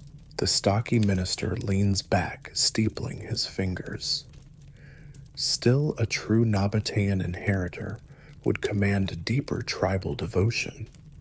I've heard that lesser nobles of Arabian descent flocked to her banner, yet many desert tribes remain skeptical. That skepticism seems rational. Historians still argue whether her alliances with desert nomads were based on sincere cultural ties or simply lucrative incentives. You imagine camels kneeling patiently under starlit skies, their handlers whispering promises of shared spoils and pooled resources. The queen's loyalty, as rumored, extended from the highlands to the sands, a strategy that could unite Aksumite discontents and nomadic scouts. But if that loyalty was built on borrowed prestige, it might crumble like dried mud under sudden rain. You let that thought linger, tasting the faint tang of uncertainty on your tongue. A hush falls, and the door at the far end creaks open. You flatten your back against the column heart, thumping like a distant drum. A servant enters carrying a tray of spiced wine in slender goblets. The alchemy of cinnamon, honey, and barley tickles your nostrils, promising warmth against the night's chill. He places the tray on the table and retreats without a sound, leaving the nobles to sip and scheme. The broad-shouldered lord lifts his goblet and swirls the wine, admiring its warm glow. Let us toast her ambitions and see if they burn brighter than her legends. He takes a slow sip, and the room exhales with quiet clinks of goblets meeting resolve.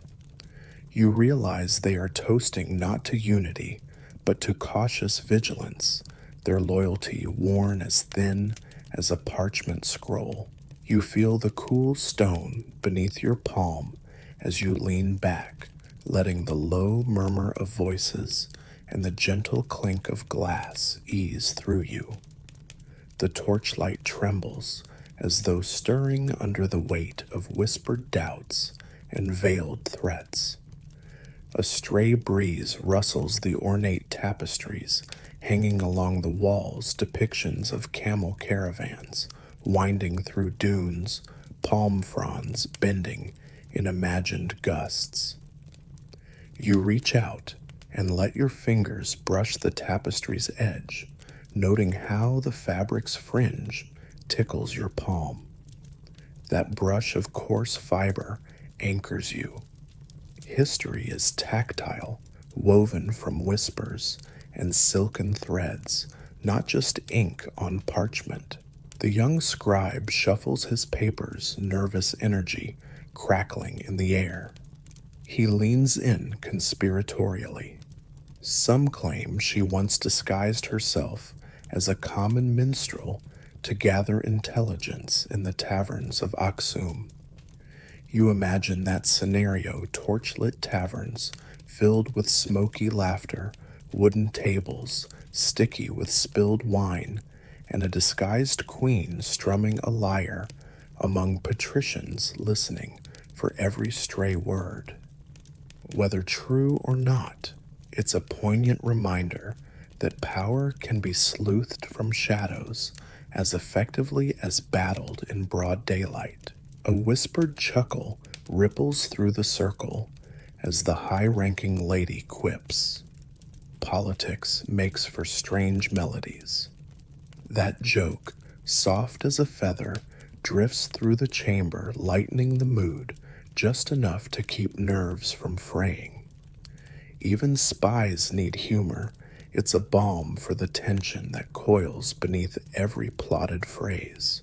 You pull your shoulders back and stretch, feeling the muscles loosen. The distant glimmer of moonlight seeps in through a tall window, casting elongated shapes on the floor.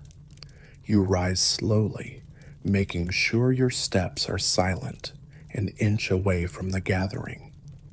The heated discussions fade as you step into a narrow corridor lined with marble statues of past rulers, silent sentinels carved in frozen poses of power. Their blank eyes seem to watch you pass, offering neither judgment nor comfort. A breeze drifts down the corridor, bringing the faint scent of night-blooming jasmine from a nearby courtyard. You inhale deeply, letting the floral sweetness wash away the lingering tension. The palace seems to breathe with you now. Walls that held conspiracies exhale muted echoes, and torches flame gently like contented sighs. You continue forward until the corridor opens onto a small balcony overlooking the palace gardens.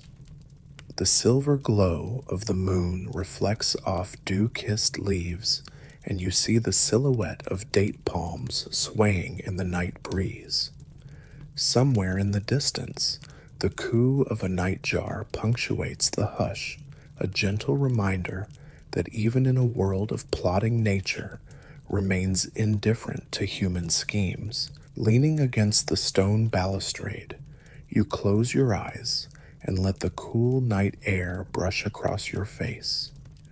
You recall the weight of every whispered doubt, every toast raised in cautious vigilance, and you let them dissolve into the quiet embrace of the night.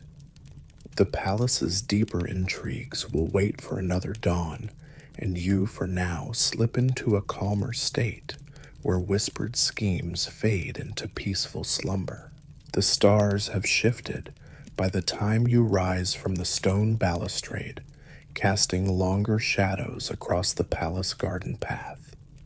Your footsteps are soft as you move through gravel-lined corridors, the ground cool beneath your feet.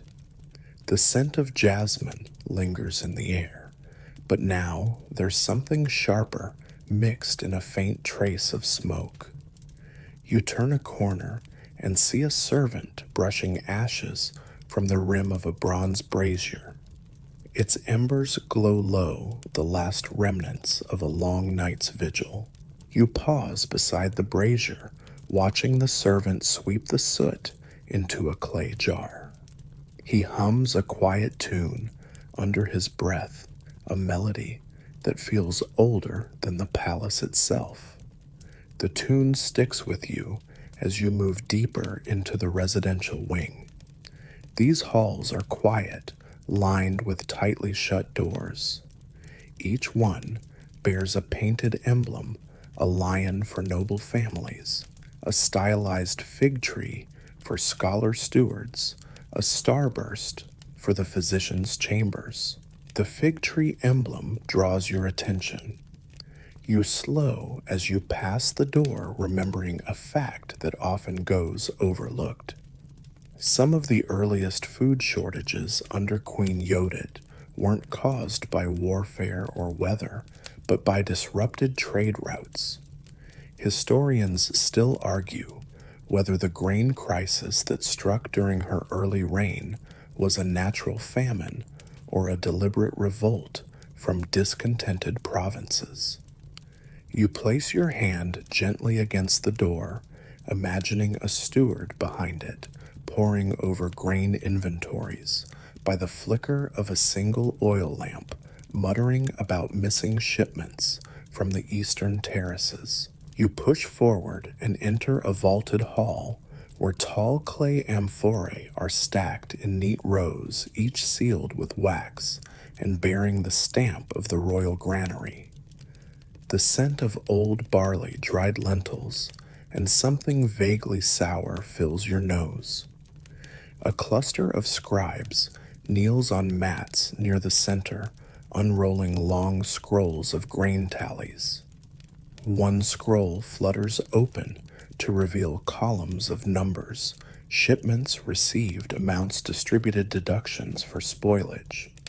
You approach quietly, not wishing to disturb their rhythm. One scribe glances up and smiles without surprise, as though visitors in the middle of the night are commonplace. Shortages again, he mutters, tapping the scroll.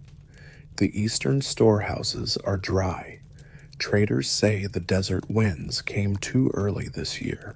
Caravans turned back, and the highland farms, well. He trails off, letting the silence finish the sentence. You crouch beside him and scan the records. Most entries are marked with tiny ink notations. In the margin, single words like mildew rated or refused. A mainstream fact trickles in food distribution in late Aksumite kingdoms was managed by an elaborate network of granary officials, temple stewards, and merchant liaisons. But in periods of instability, the whole system could collapse under its own weight. You imagine Yodit sitting in her private chambers, running a thumb across one of these same scrolls, her brow furrowed, her fingers ink-stained, like the scribe's. The scribe beside you reaches for a clay seal and presses it into a ball of wax. "We've begun rationing," he says flatly. even the palace kitchens. You remember the faint smell of barley stew earlier in the night, and now you wonder if that stew was watered down. A fringe detail drifts into your mind. It's said that palace chefs, rather than reduce rations openly, once resorted to hollowing out loaves of bread and stuffing them with hot air to make them appear fuller. You follow the scribe's gaze to a side chamber where rows of ceramic jars rest in shallow shelves. You peer inside one jar and find it nearly empty, only a few grains of millet clinging to the bottom like stubborn hope. Another jar is filled with dried chickpeas, their skin cracking with age. You trace your finger around the rim and picture Aksumite families queuing up with clay bowls, waiting for their daily allocation. No matter how grand the palace, the whispers of hunger still crept through the stone. You step back into the hall and walk slowly toward the far end, where a wooden ladder leans against a high shelf. Above it, a painted frieze depicts an abundant harvest baskets overflowing grapes hanging in tight clusters, children dancing around sheaves of wheat. The irony doesn't escape you. The artist likely painted it decades earlier when rainfall was generous and trade routes were predictable. Historians still argue whether this era's climate truly shifted or if it was the result of political fragmentation choking the grain flows. Either way, the abundance has withered. Your eyes drift downward to a low bench where a small child sleeps curled beneath a woolen blanket. A half-eaten fig rests in their hand, the juice long since dried. Beside the bench, a clay bowl lies overturned, its rim, chipped, its contents spilled, and swept into a corner. The image tugs at something quiet inside you. You think of all the unseen hands that kept this palace alive, bakers who stretched flour further each week, guards who shared extra rations, stewards who cut their own portions first. Moving on, you enter a narrow corridor that opens onto a rear courtyard. A line of waiting servants stands beside a well. One dips a bucket and hoists it up, grunting under the strain. The water sloshes and spills, catching moonlight in its splash. A mainstream fact bubbles up during times of drought. Aksumite engineers diverted water through underground channels, creating small artificial pools to sustain critical households. You imagine those same engineers pacing now, measuring soil with their hands, listening for the trickle of underground veins. A quiet voice behind you murmurs, "There was a fire in the lower stores last week. No one claims to know how it started." You turn to see a cook in a flour-dusted tunic, arms crossed over a dough-flecked apron. "We're stretching millet with dried banana peel now, not for taste, for weight."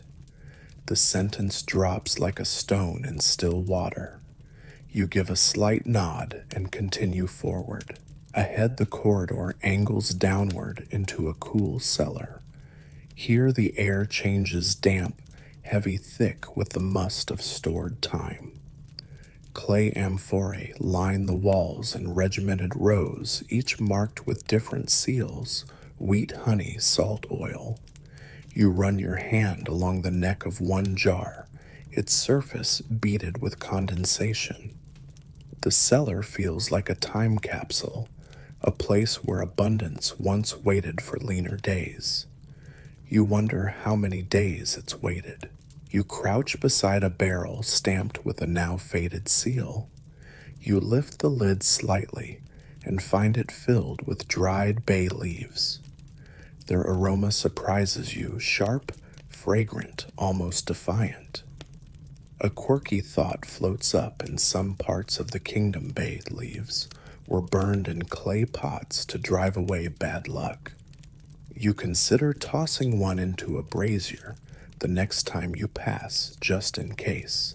Your hands trail along the wall as you exit the cellar and make your way toward a stairwell. A soft shuffle of feet echoes above you, someone else navigating the silent crisis. You ascend step by step until the stairway spills into a side hallway where a servant hurries past, carrying a woven basket of boiled roots. You catch a glimpse taro, perhaps, or wild yam, and realize even royalty has had to adapt. You find yourself outside a narrow door just beside the old herbarium. Here, rare plants were once tended in clay troughs, mint, fenugreek, lavender, and garlic. You kneel beside a trough and find only parched soil and a few wiry stalks hanging on. It's a quiet metaphor, resilient but strained. Still alive, though, still holding on. As the first blush of dawn edges over the eastern rooftops, you watch a group of women in pale robes arrive with empty baskets. They file silently into the granary, each step slow, deliberate. These are the palace rationers moving like ghosts across the courtyard. You close your eyes for a moment and feel the gentle rise and fall of your breath. Hunger is not always loud. It sometimes wears quiet sandals and walks under a gray sky. And yet through all this, the queen remains. Unshaken, focused, she who wears a crown and counts grain in silence. You can almost see her pacing a small chamber, hands clasped behind her back, calculating not just the next ration, but the shape of the future itself. Her rule is not propped up by lavish feasts, but by the choice to ration, to endure. You turn and walk slowly back through the hallway, past the scrolls and the slumbering child, past the cook with flour on her sleeves, and through the columns warmed by the first light of morning. The scent of boiling lentils rises from somewhere below, faint and earthy. You breathe it in and feel your body sink gently into its own stillness. The day ahead may hold rebellion or reconciliation, but for now only the quiet remains. You drift down a quiet hallway where the floor tiles have been worn smooth by centuries of feet, some royal, some humble, all caught in the slow passage of this place. The morning light stretches long and gold through slatted windows, catching dust motes that swirl like lazy dancers in the air. You pass a line of carved stone benches, their edges rounded by time, and pause at a wall fresco barely clinging to life. It shows a woman on horseback, her cloak billowing her hand, extended toward a caravan in the distance. The paint is chipped, but the intent is clear. You know that figure. This is where her rise truly begins, not in a coronation hall or a banquet court, but in a dusty ravine flanked by sun-bleached rocks and restless winds. The road south from Aksum twists through steep ridges and open valleys, and along this road she gathered them outcast soldiers, disillusioned traders, and desert nomads hardened by heat and hunger. These were not men and women of protocol. They were people with cracked sandals, iron knives, and a willingness to follow a woman who saw opportunity in the ruins of empire. You step out into a small courtyard just beyond the fresco. The air here is dry and clean, carrying the faintest scent of crushed sagebrush. You can almost hear the scrape of whetstones, sharpening blades, and the low chant of a nomad prayer drifting across the rocks. They say her first formal alliance was sealed here under a lone acacia tree, long gone now, when she met the chieftain of a desert clan known for their swift horses and brutal ambush tactics. A mainstream fact confirms it. These alliances struck early and in secret gave her the mobility Aksum's traditional armies lacked. You sit at the edge of a low stone planter, its soil long since turned to dust, and imagine the scene. She arrives not with fanfare, but in a simple linen tunic, her hair bound back her face, unreadable. The nomad chief approaches warily. He's older than expected, his beard braided with silver rings. He doesn't bow, she doesn't speak. Instead, she lays a leather pouch on the ground between them. Inside 2 gold coins, a palm-sized map, and a dagger notched from use. That's one of the more curious stories told in whispers. The dagger, some say, had belonged to her mother. Others claim it was looted from a Nabataean merchant years earlier and carried as a symbol of her claim. Historians still argue whether this meeting took place near the highland borders or in the open flatlands near the Awash. But one thing remains consistent from that day forward: she was never short of scouts or horses. Her enemies, however many, rarely saw her coming. You rise and follow a narrow path that hugs the edge of a dry terrace. Down below, you see the faint traces of a footpath barely visible in the undergrowth that may once have been part of a long-forgotten trade route. These were the roads her allies knew well, narrow, unguarded, and invisible to the mapmakers in Aksum's central court.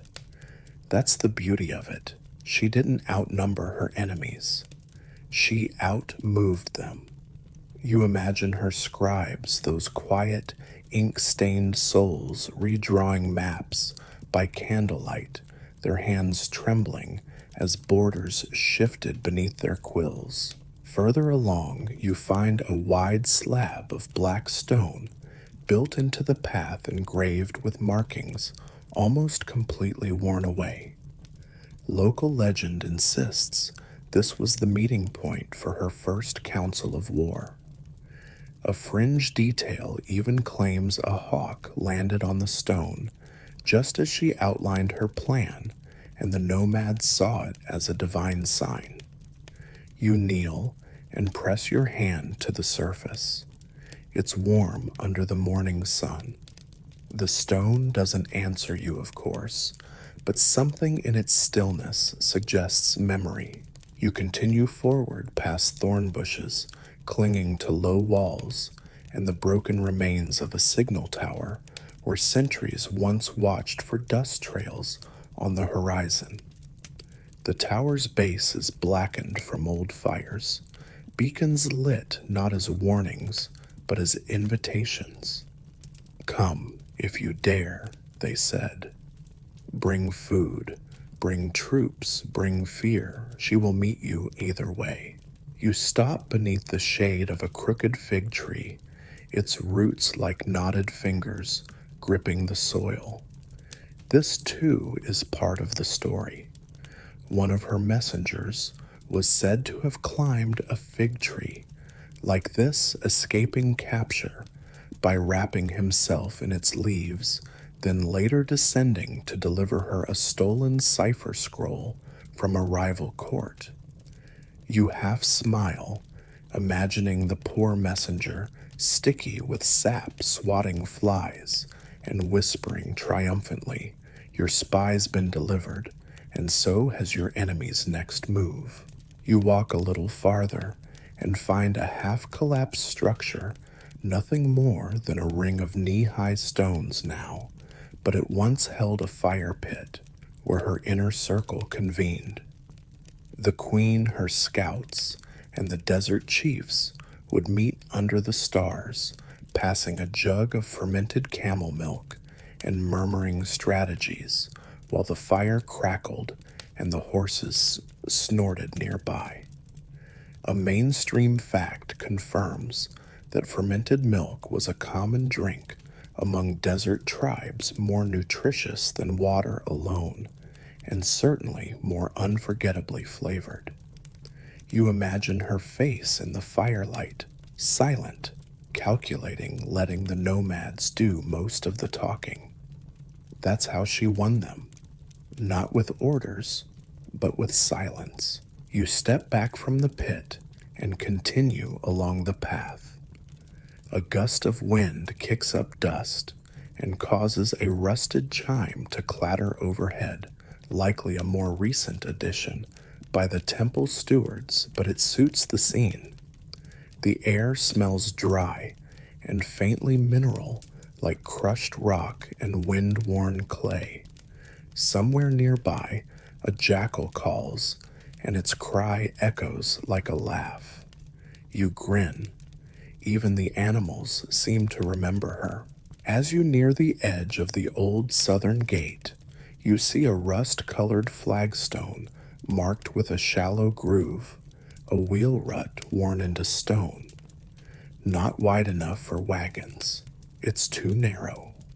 This was for a single reinforced chariot wheel. A fringe rumor suggests she had a chariot built in the old Nabataean style, not for war, but for ceremony.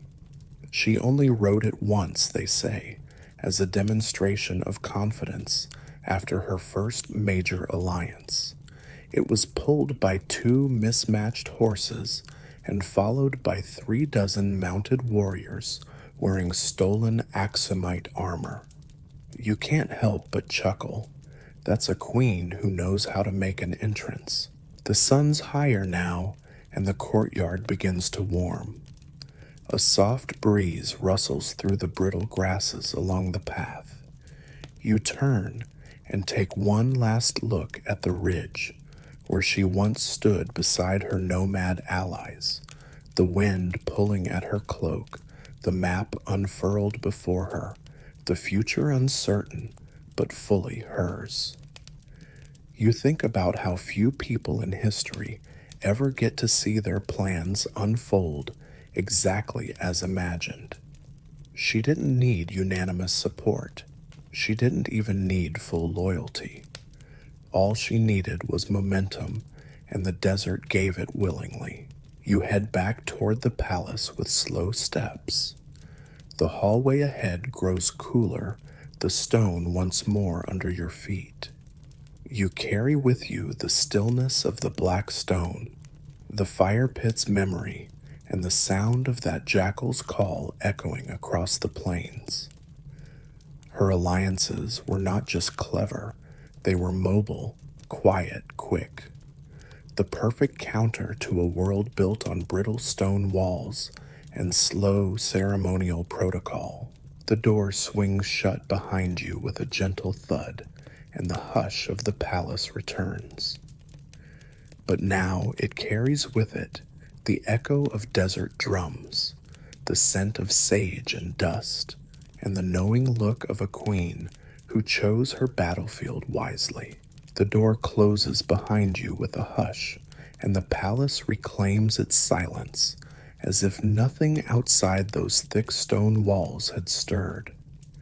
But you carry the dust of alliances with you now, the faint scent of fig bark, the imagined hoofbeats across dry plains, the stillness of fire pits glowing beneath star-pricked skies.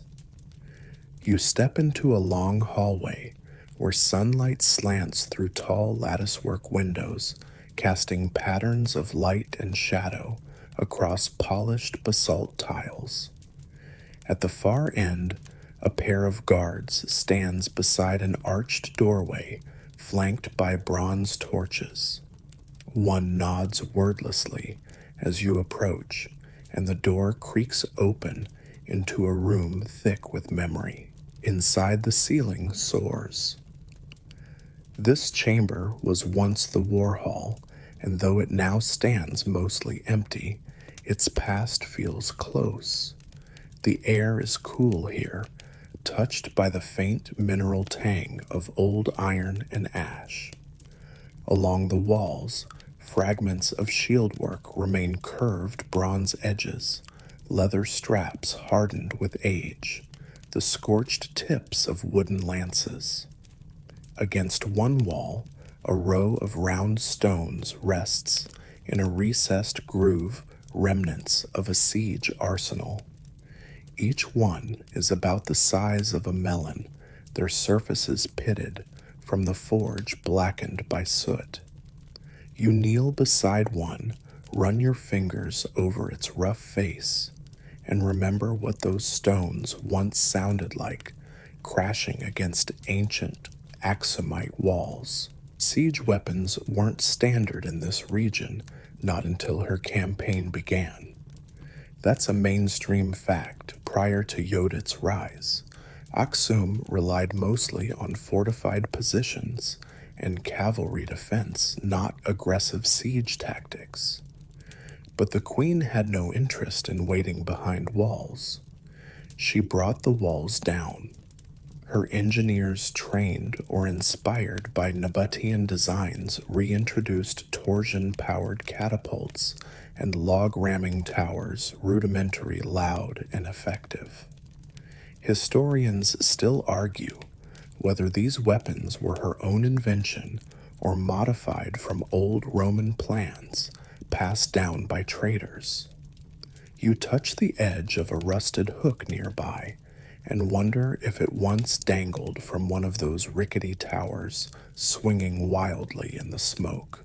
You cross the room slowly, each step echoing against bare stone. The throne dais stands at the far end, more a platform than a seat of power now. The old wooden throne has been removed, leaving only the faded impression of its legs etched into the stone.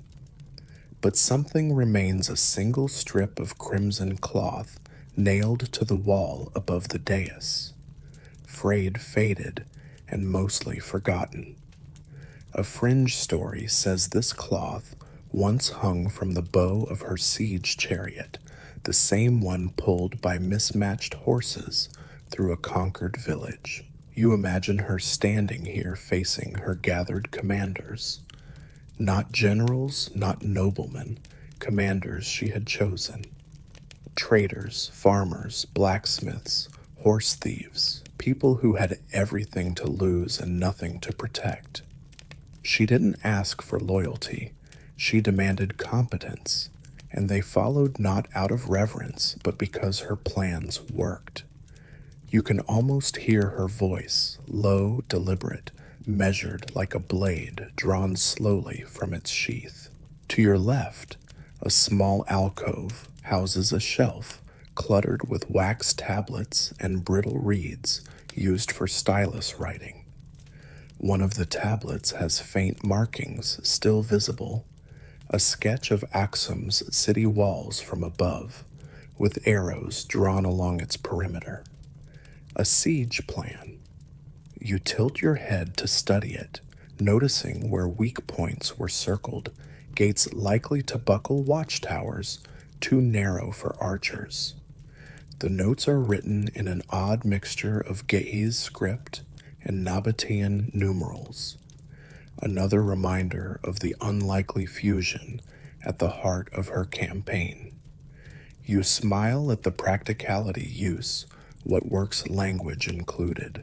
You turn to a narrow doorway at the back of the hall and find yourself in a corridor lined with chipped frescoes. One shows a line of oxen dragging heavy timber beams up a hillside. Another depicts figures stacking sandbags around a spring water supply preservation during siege. That's another mainstream fact.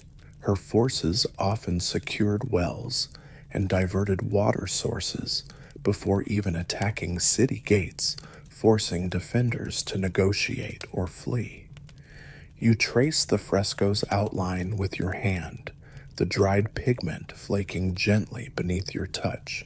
At the end of the hall, a guard's helmet rests atop a wooden crate. Its strap is broken, and the rim is dented. You lift it carefully and turn it in your hands. A fringe claim says that during her final siege, Yodit herself wore a helmet shaped like a ram's skull, crafted by a desert smith who swore it would deflect both arrows and curses. You set the helmet back down, deciding it looks more goat than ram, but the story's charm lingers anyway. Through a curtained archway, you enter a side room filled with old banners. They hang limply from pegs hammered into the wall. Most are faded beyond recognition, but one still bears the faint image of a stylized mountain. That's her banner, or so many believe. A peak with a crack down its center, symbolizing both ascent and fracture. Some say it referred to the literal highlands she conquered. Others think it meant the breaking of Aksum's old traditions.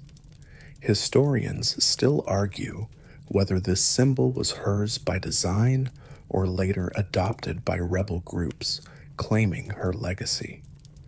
You step closer and gently brush the edge of the banner.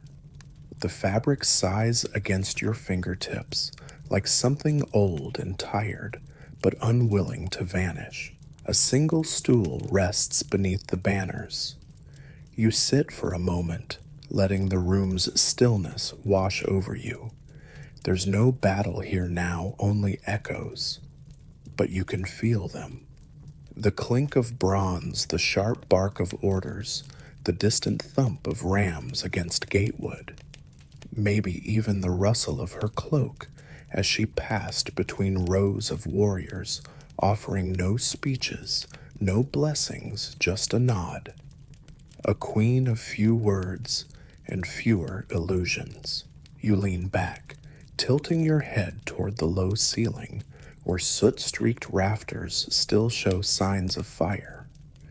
During one of the final sieges, this hall was nearly destroyed by a fire started by a stray incendiary, likely resin-soaked cloth tied to an arrow.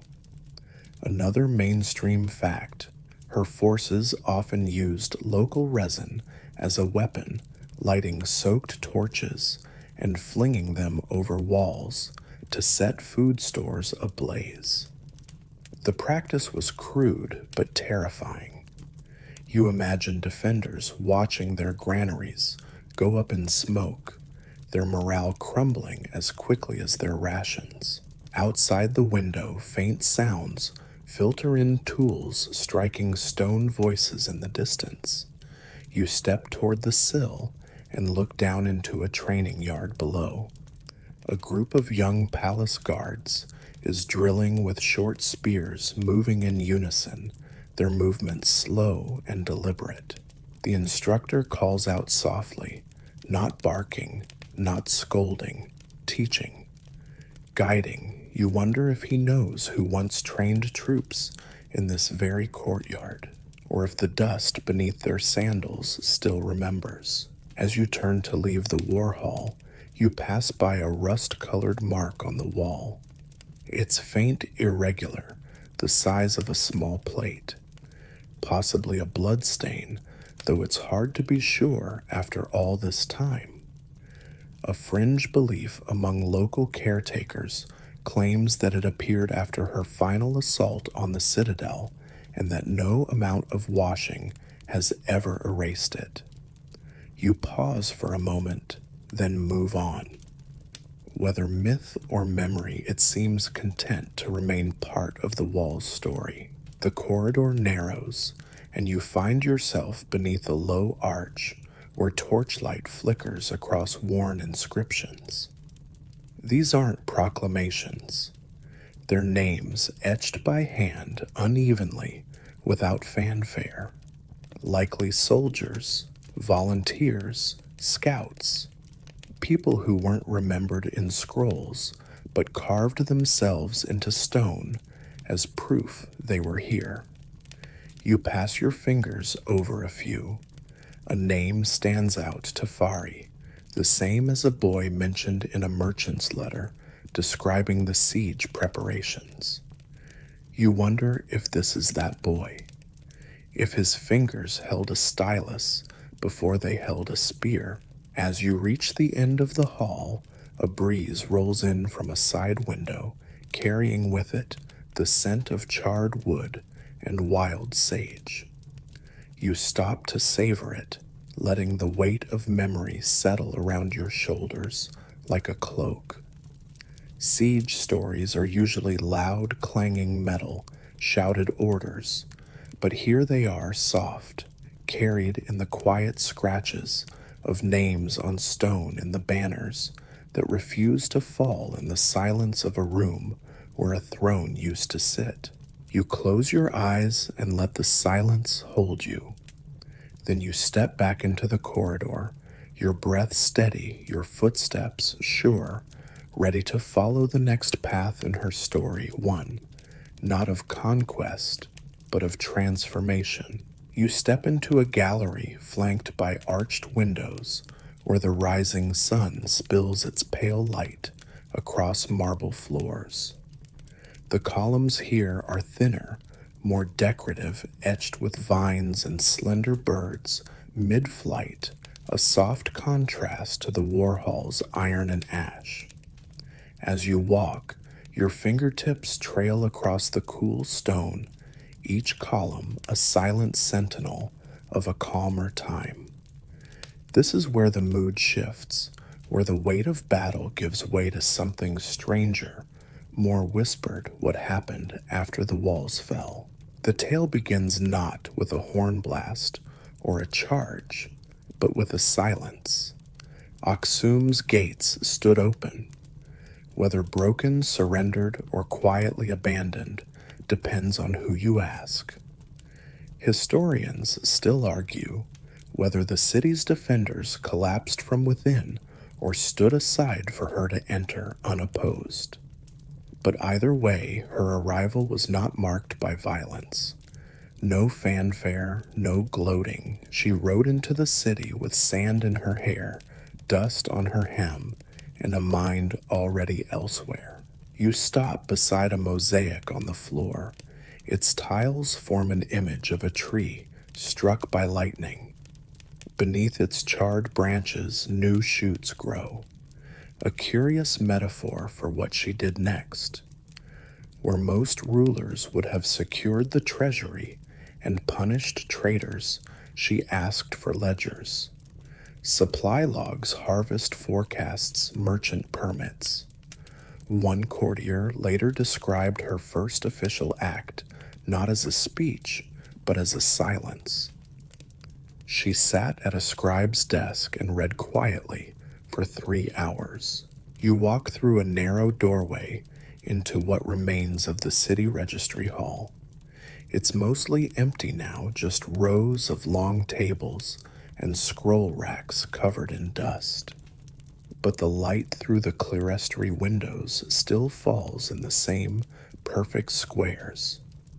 You imagine her here, cross-legged at one of those tables, thumbing through parchment lips, barely moving, as she took in every detail. She was building something. Not a temple, not a tomb, a system. A mainstream fact in the wake of conquest, she implemented a restructuring of civic record-keeping. Under her orders, tax assessments were recalculated based on need, not lineage. Entire blocks of the city were reclassified, some as merchant zones, others as military quarters.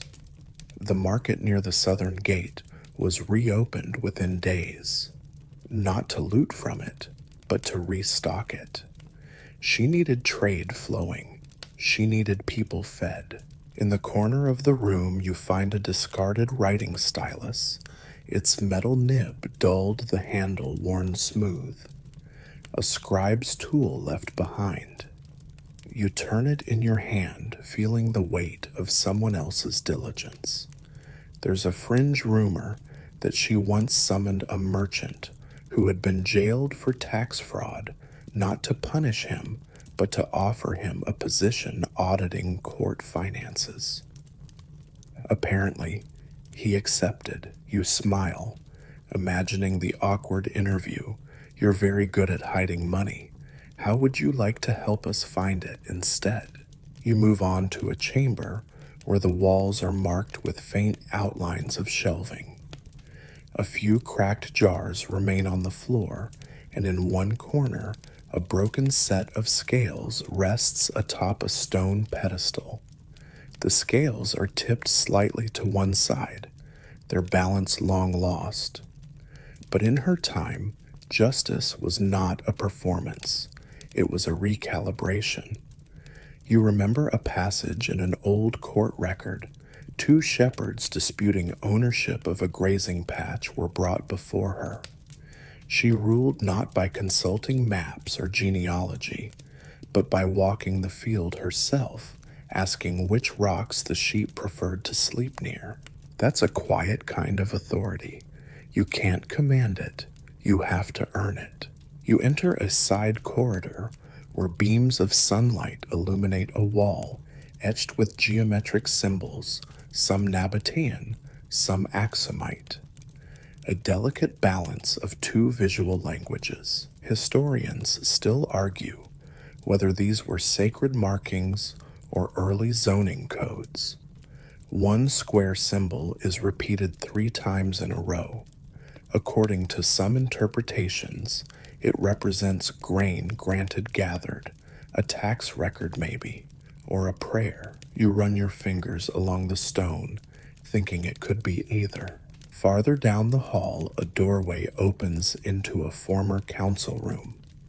The ceiling has collapsed in one corner, letting vines creep down like green chandeliers. In the center, a single stone bench remains polished smooth by use. You sit on it, listening to the birdsong outside. A court advisor once said that under her rule, silence was not feared, it was expected. Meetings began with long, reflective pauses. No one spoke unless they had something real to say.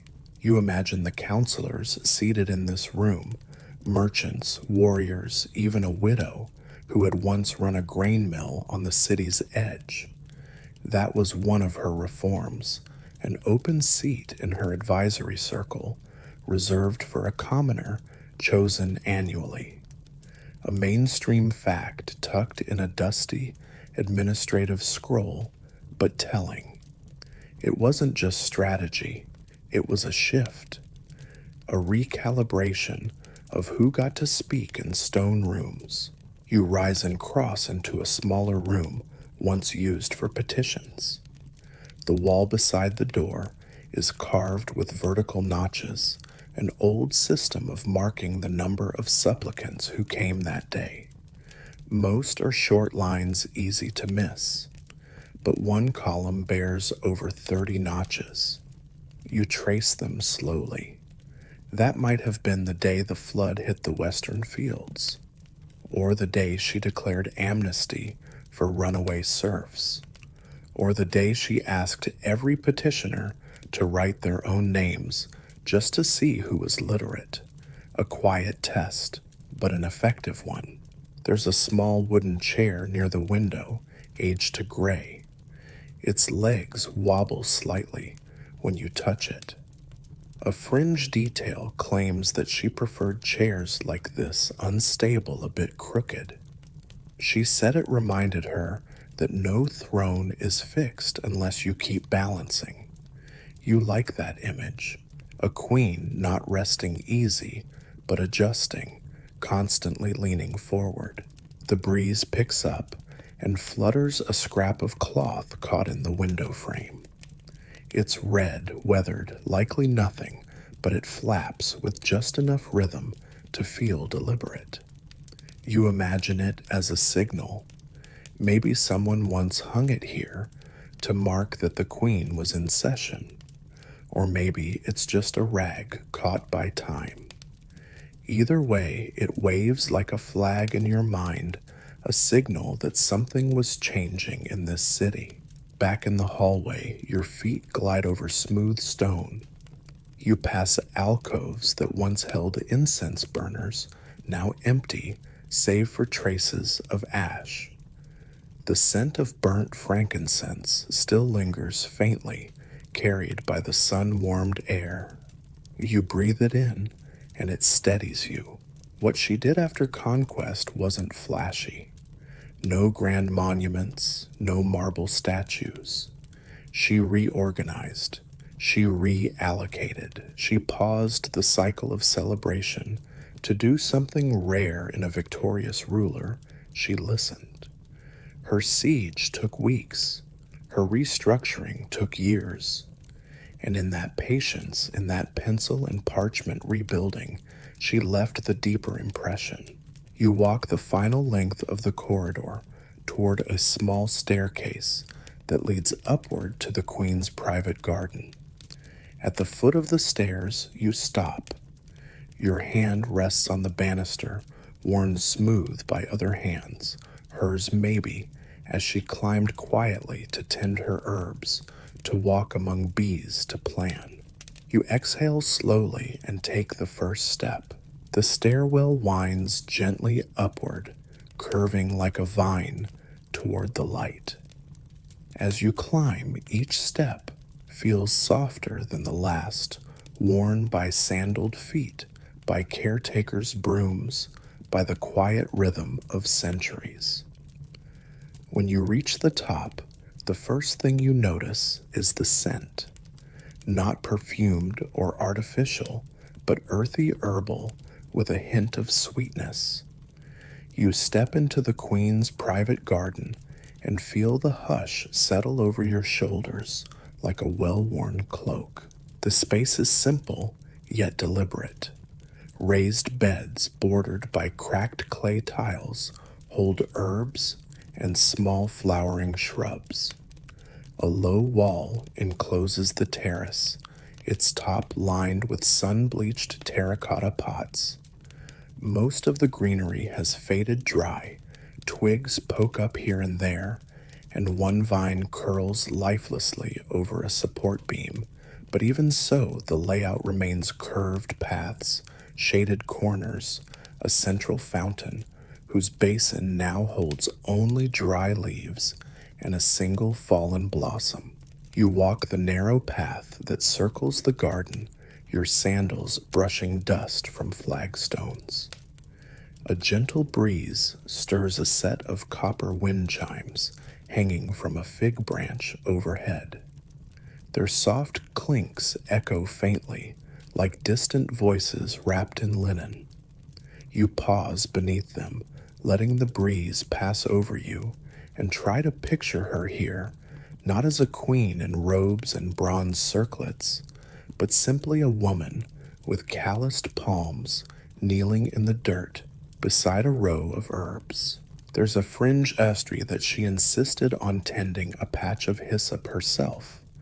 No servants, no overseers, just her hands in the soil, tracing rows weeding by moonlight.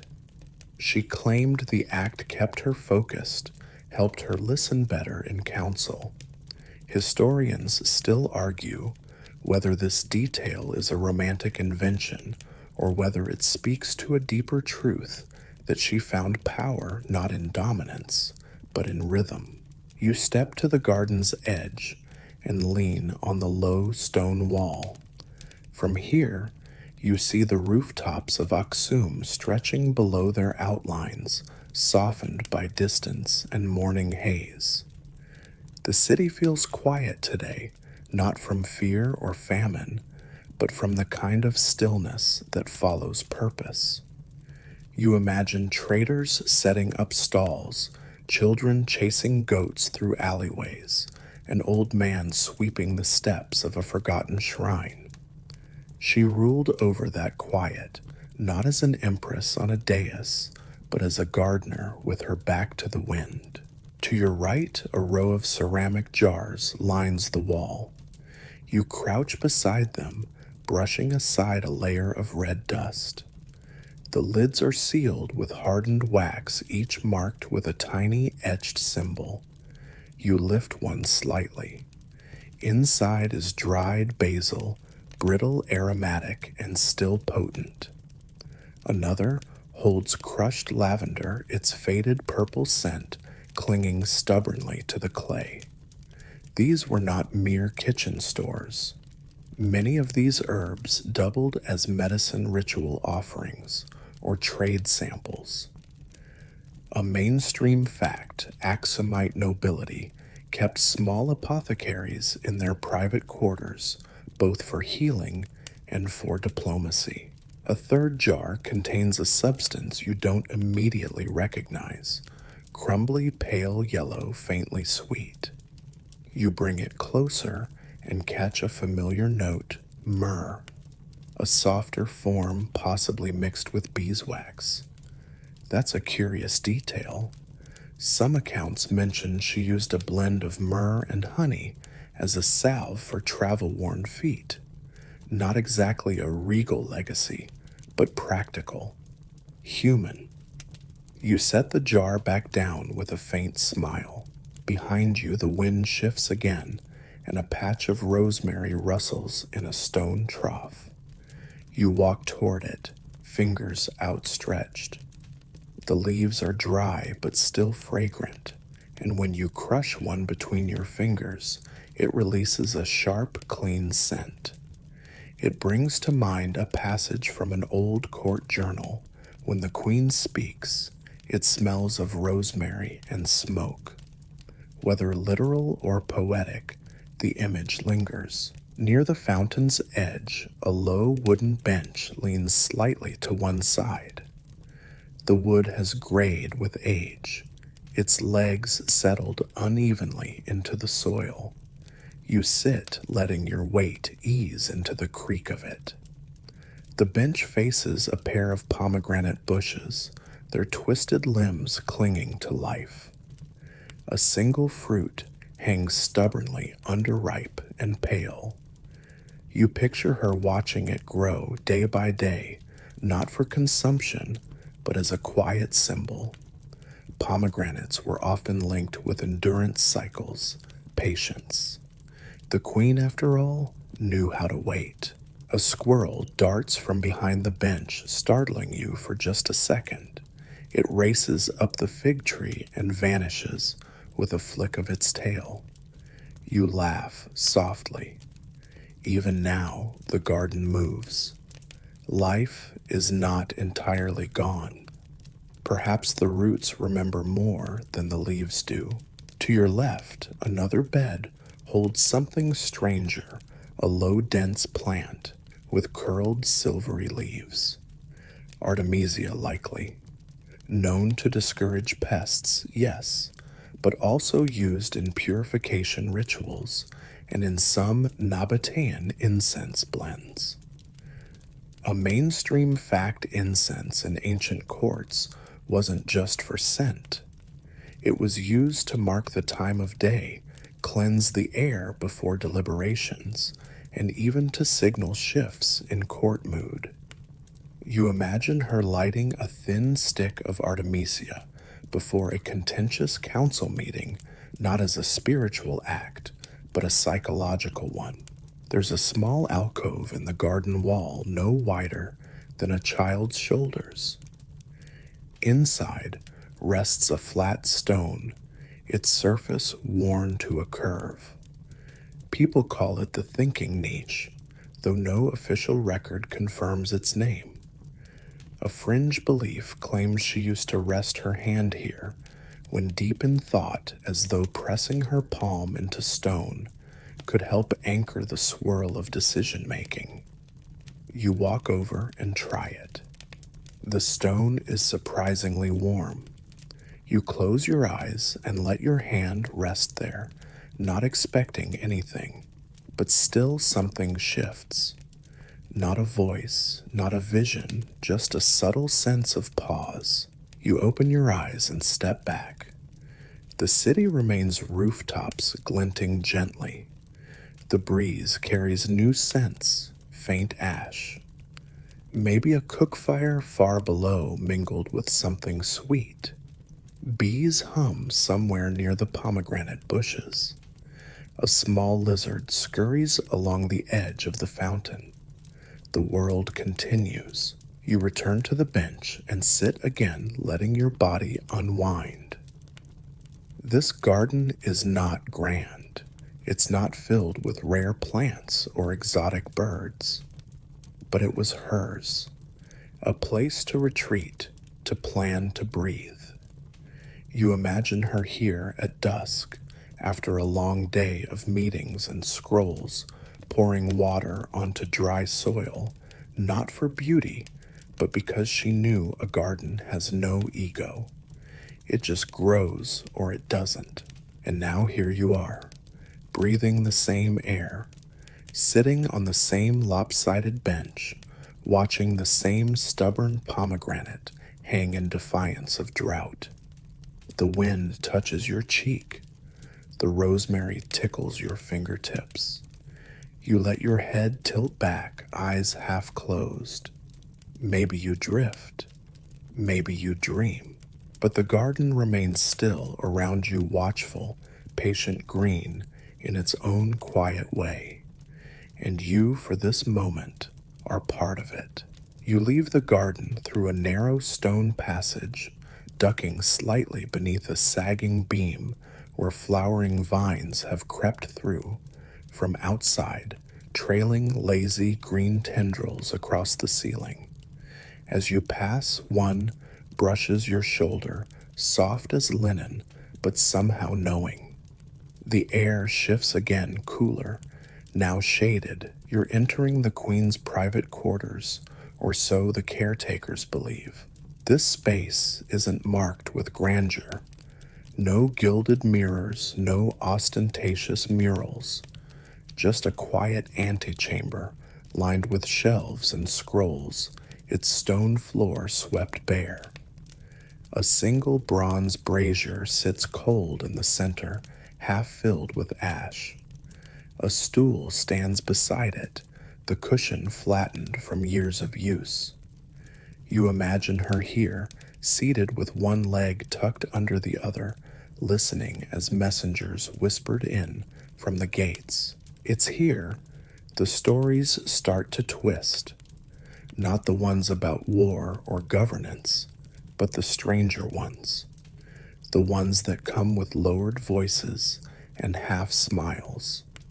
One such tale, rarely written, but often told, claims that at least once Queen Yodit disguised herself as a merchant from the southern coasts and roamed the open-air markets of Aksum, not to avoid detection, not for drama, just to listen. You take a seat on the edge of the stool, the fabric still faintly scented with something herbal thyme, or juniper maybe. You let your fingers trail across the smooth surface of the brazier.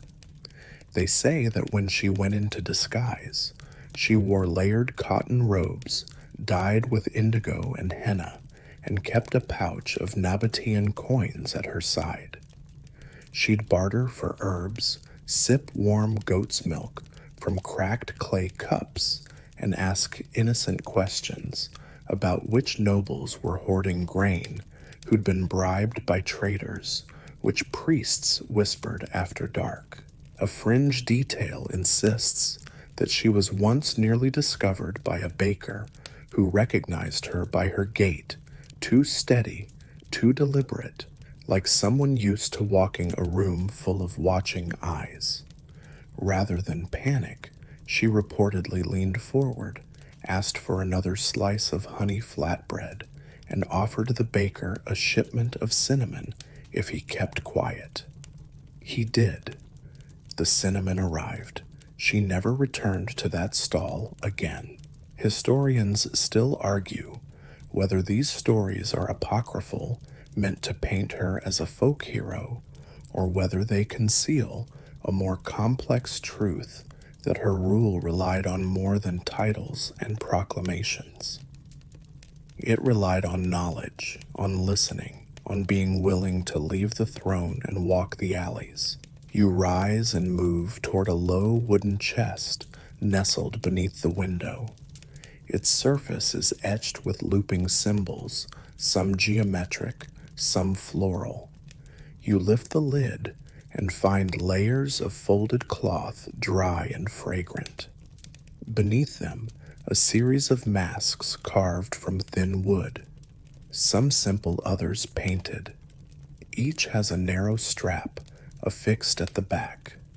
Festival masks, perhaps, or something else. One in particular catches your eye.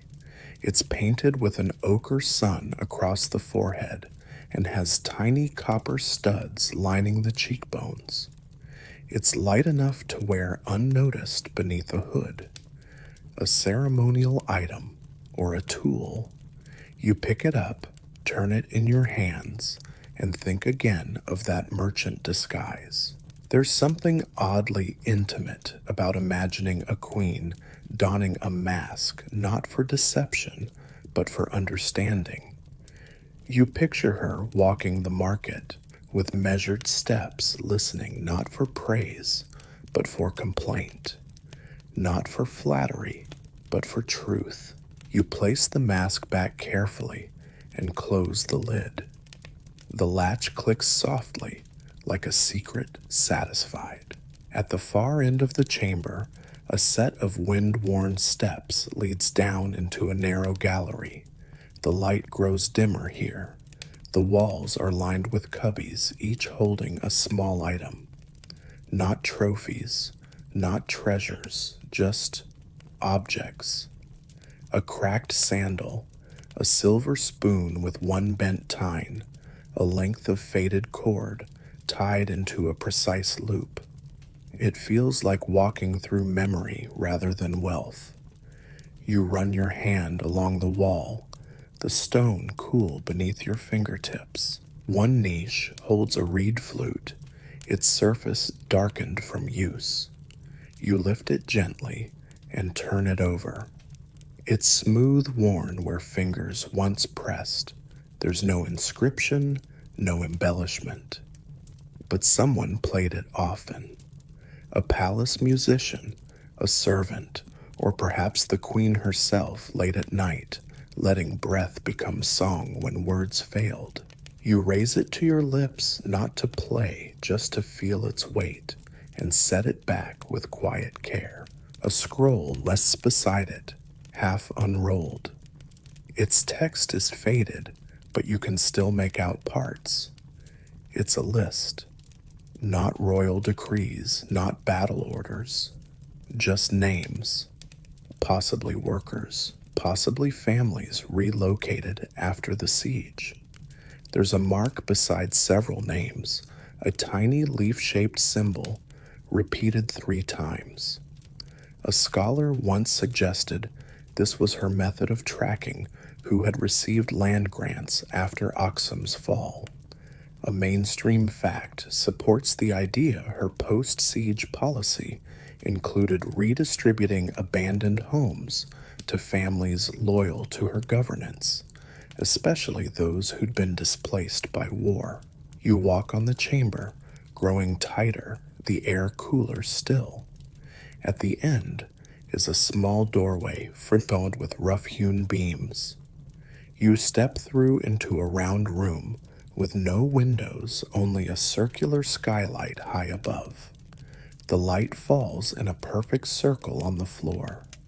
Beneath it, a low stone basin holds water clear still and deep. This, the caretakers say, is where she came to reflect. Not in prayer, not in ceremony, just in silence. The basin reflects the sky, and if you stare long enough, your thoughts begin to slow. You sit on the edge watching your reflection ripple slightly in the water, not from movement, but from the faint stir of wind coming down through the shaft above. The light shifts gently as the morning passes, and for a moment you feel weightless. A fringe belief lingers around this place. Some say the queen used the basin as a form of private divination, watching how drops of oil spread across the surface, how leaves floated or sank, not as prophecy, but as practice, as a way of waiting, letting answers rise on their own instead of chasing them. You drop a single pebble into the water. The ripples radiate outward, reaching the rim, returning to stillness. You close your eyes.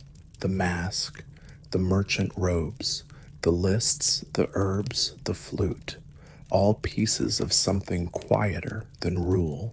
Not strategy, not spectacle, just someone choosing to know. You open your eyes and rise, moving toward the hallway beyond. The air smells of clay and memory.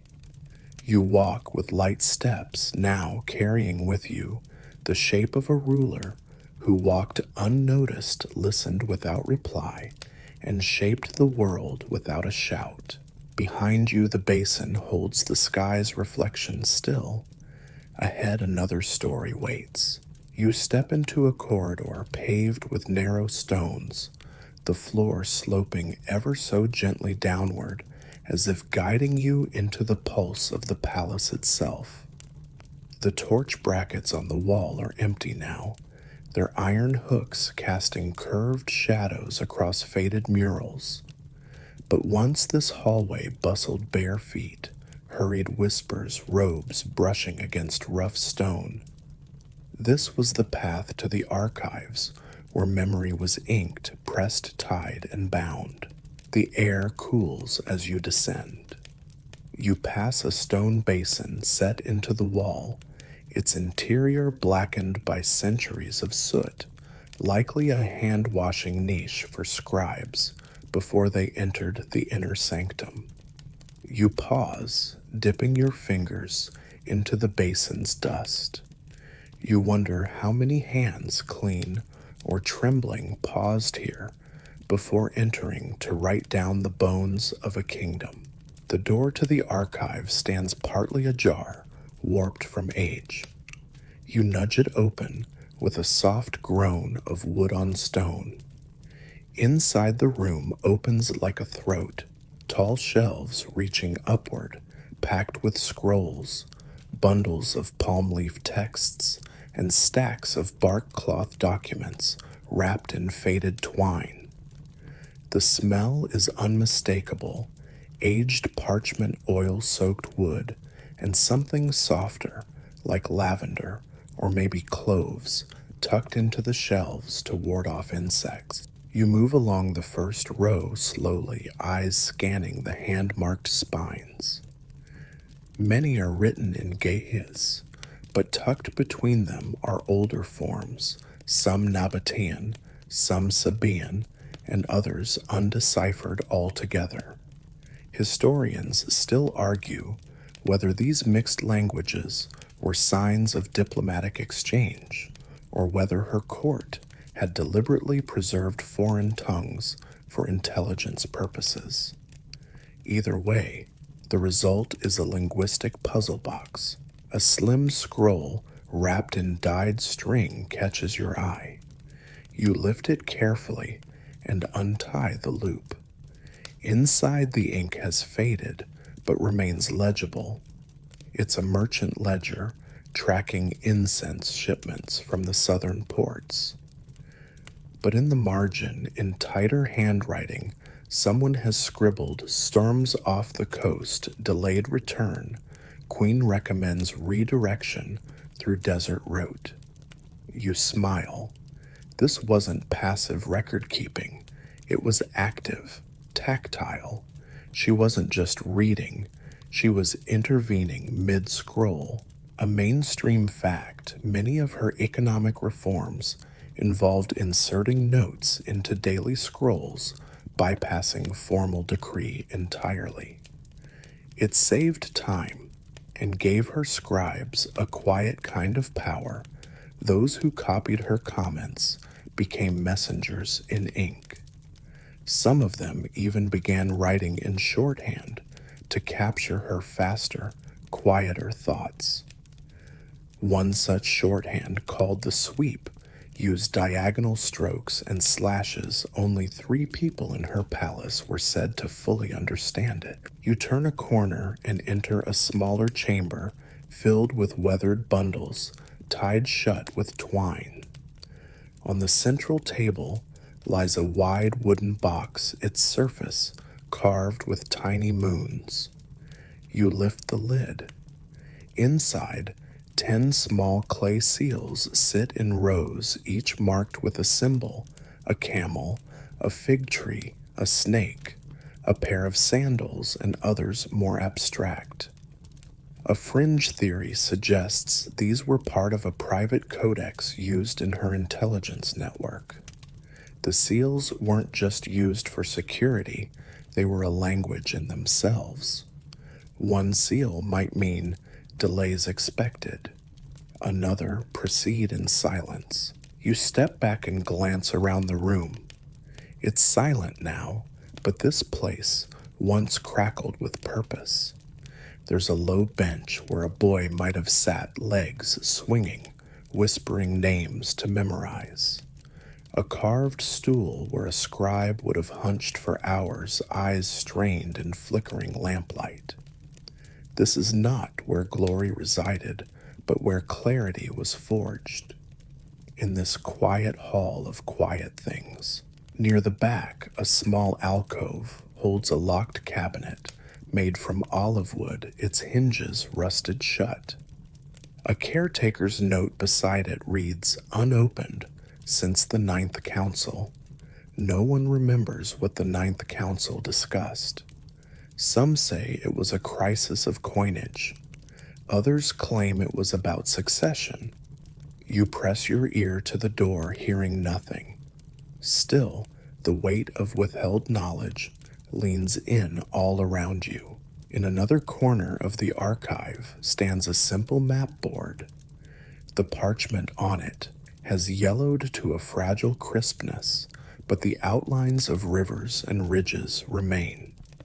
One path is traced in red, snaking east through disputed lands. Another winds north and disappears. Notes are pinned with thorns instead of nails, each labeled in shorthand: heavy fog coin shortage, loss of 2 scouts' crops unlikely. It's a queen's mind spread wide and quietly marked. You lean closer and spot a soft joke etched lightly along the bottom edge. If this map survives the next season, someone owes me 3 goats. The handwriting is different, perhaps a favorite scribe. You imagine him smirking to himself in the candlelight, wondering if she'd catch the joke. She probably did. You move into the last row of shelves, where the scrolls are oldest, flaking at the edges.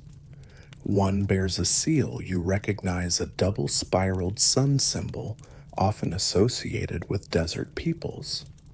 You unroll it halfway and find, to your surprise, a collection of proverbs. Nothing political, just quiet wisdoms. Do not follow a hawk with bare feet. Let the cactus choose its shade. When in doubt, bring water. Were these part of her rule, her upbringing? Did she quote them in meetings, whisper them before sleep? Historians still argue whether this scroll was her own or one gifted to her by a nomad chief during their first negotiations. The proverbs don't match traditional Aksumite writing, but neither do they contradict it. They float in between, like everything else about her reign. You place the scroll back on its shelf, smoothing the twine with your thumb. Then you turn slowly, letting your gaze fall one more time across the rows and racks and drawers of memory. These weren't trophies, they were tools. Instruments of control, of compassion, of quiet. No banners here, no statues, just paper and thought side by side. As you exit the archive, the door sighs shut behind you. You feel a little of her mind trailing with you, a mind that preferred margins to speeches, scribbled notes to trumpets. A queen who ruled as much with edits as with edicts. You walk back into the sunlight, and the warmth feels like punctuation. Not an exclamation, just a long, soft pause, the kind that follows a page turned with care. The light outside the archive is brighter than before morning, tipping toward midday, but it doesn't jar you. Instead, it settles around you like warm linen, a steady contrast to the cool hush you've just left behind. You move through a quiet colonnade that curves around the palace's outer edge columns, casting gentle stripes across the sun-washed floor. You hear voices in the distance, not urgent, just alive. Cooks preparing midday meals, couriers trading slow jokes. The city is breathing, but you're not headed back toward the main courts just yet. You turn instead into a narrow hallway lined with latticework screens where filtered light dances across the walls. This was the old diplomatic wing, now largely unused. You pass faded tapestries stitched with scenes of caravans and salt flats of foreign boats docking in shallow harbors.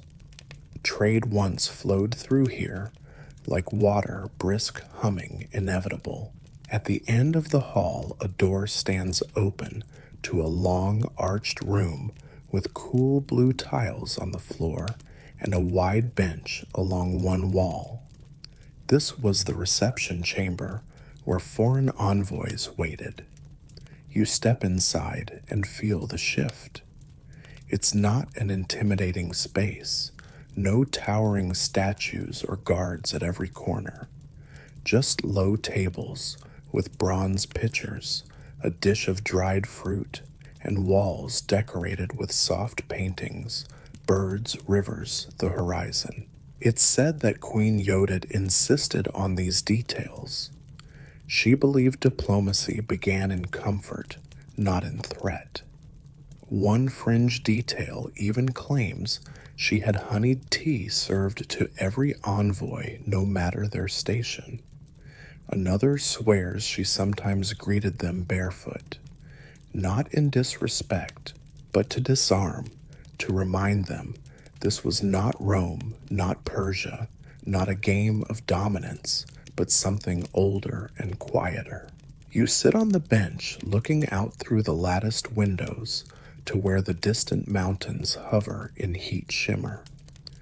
There's a story that once, when meeting a Persian emissary who had underestimated her command of language, she spent the entire conversation responding in his native tongue. Not fluently, but just enough to make her point. When he stumbled, she smiled and returned to Gehez. No shouting, just fluency used as a blade. A mainstream fact, her court was one of the few in the region that maintained multilingual scribes as part of the daily bureaucracy. Traders and envoys from as far as India and Byzantium noted this with surprise. Some attributed it to her Nabataean connections, others to necessity. Either way, her reign leaned on translation, not just of words, but of intent. You move into an adjoining chamber, a small rotunda, where circular cushions are still arranged in neat clusters. The air here is cooler scented, faintly with crushed lemongrass and myrrh. This was where closed-door meetings happened, strategy over tea, compromise in whispers. You kneel near one cushion, its surface worn its stitching coming loose. Someone sat here often. Maybe a merchant with silk roots winding through his mind. Maybe a general with sand still in his beard. A small wooden tray sits atop a three-legged table nearby, and on it a pair of carved ivory game pieces lie, forgotten part of a board game, popular at the time, involving territory and tokens shaped like boats. A fringe rumor suggests she used this game as a test challenging potential allies to a round before allowing negotiations. She never played to win. She played to observe. Where they hesitated, where they pushed, where they bluffed. You pick up one piece. It's cool in your hand, heavier than expected. A tiny etching on the base reads, "Flow around, not through." You smile. Even her games left lessons. Beyond the rotunda is a small hallway lined with niches. In one, a faded scroll is pinned behind glass, a copy of the so-called Concord script, a trade agreement between her court and 3 regional chiefdoms. It's written in careful overlapping lines with margins added by multiple hands. At the bottom, a thumbprint in indigo ink hers.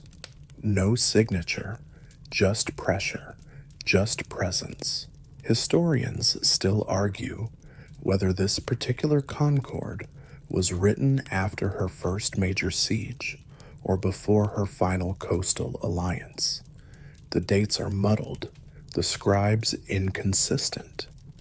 But what matters is the tone. The language is plain, equal. It doesn't read like dominance. It reads like navigation. You continue down the hall and enter a room where foreign gifts were once stored. The shelves are mostly empty now, but a few artifacts remain tokens from distant courts. A string of glass beads from a Swahili coast trader.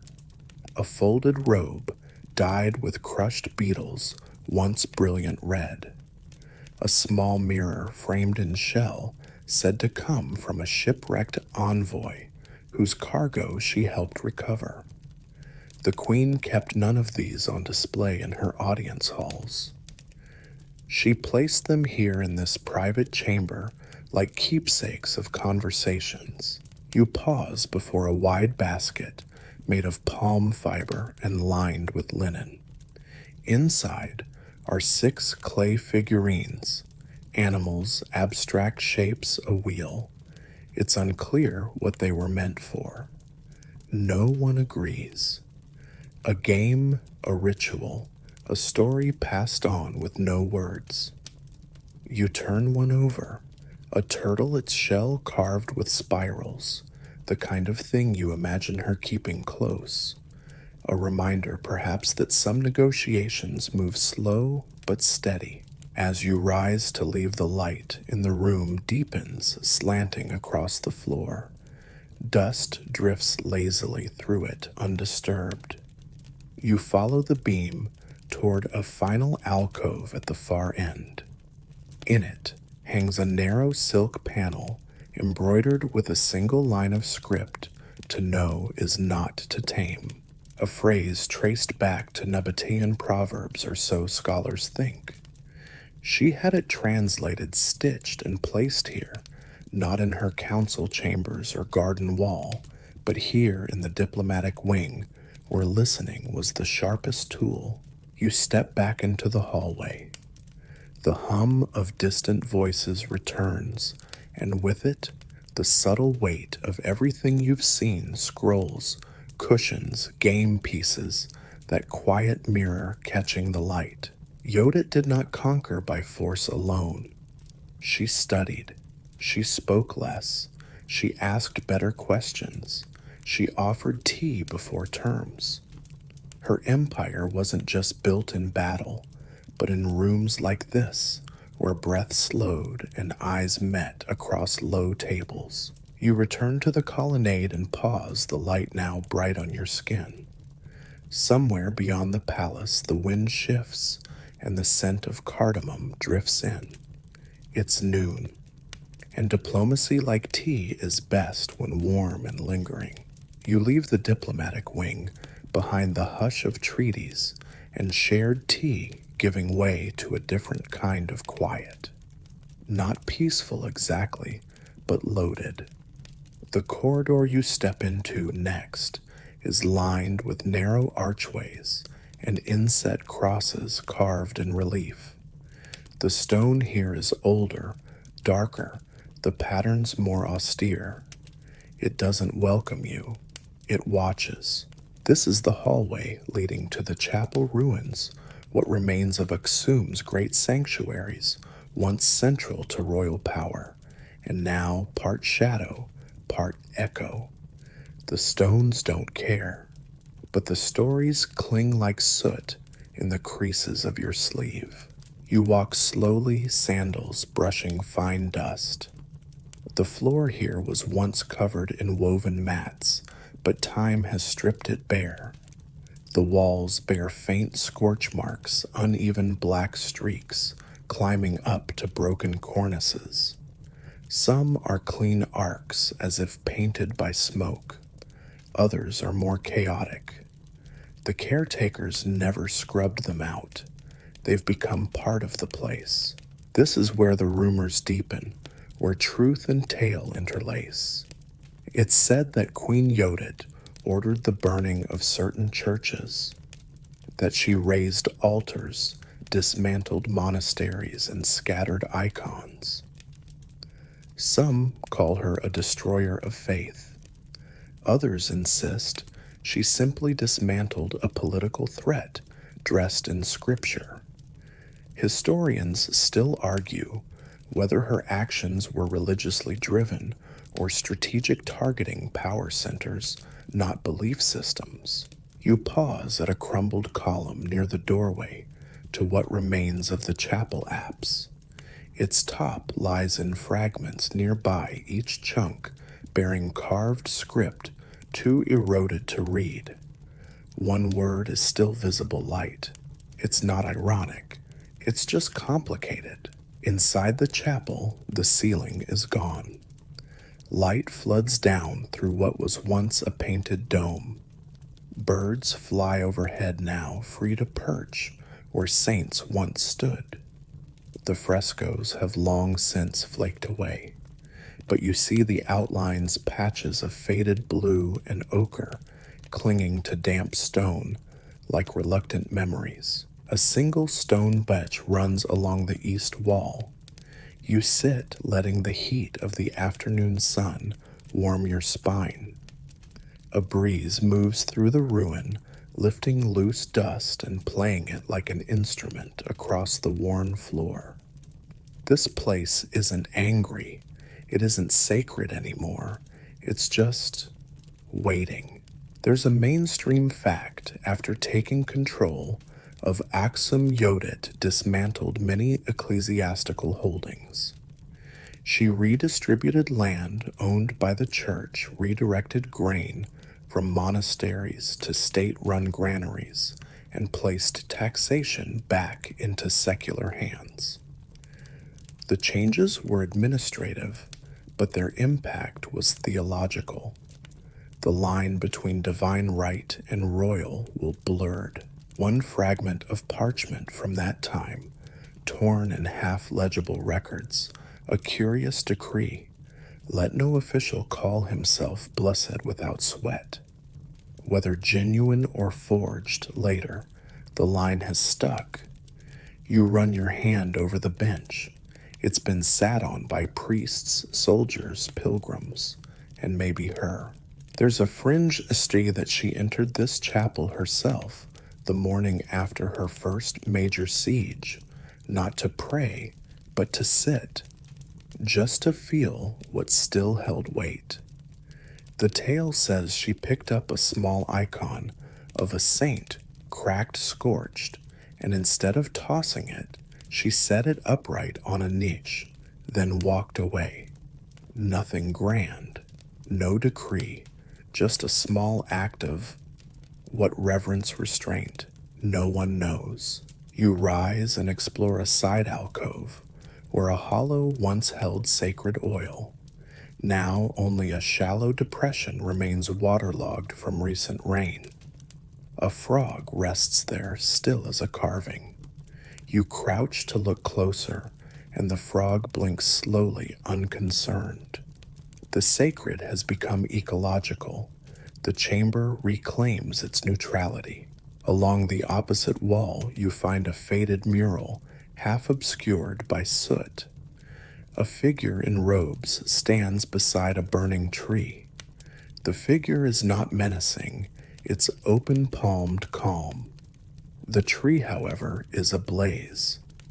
This may have once depicted divine revelation, but now, with half the paint stripped and most of the message lost, it could be anything protest purification or simply an accidental fire. Historians still argue whether her destruction of church holdings was personal vengeance.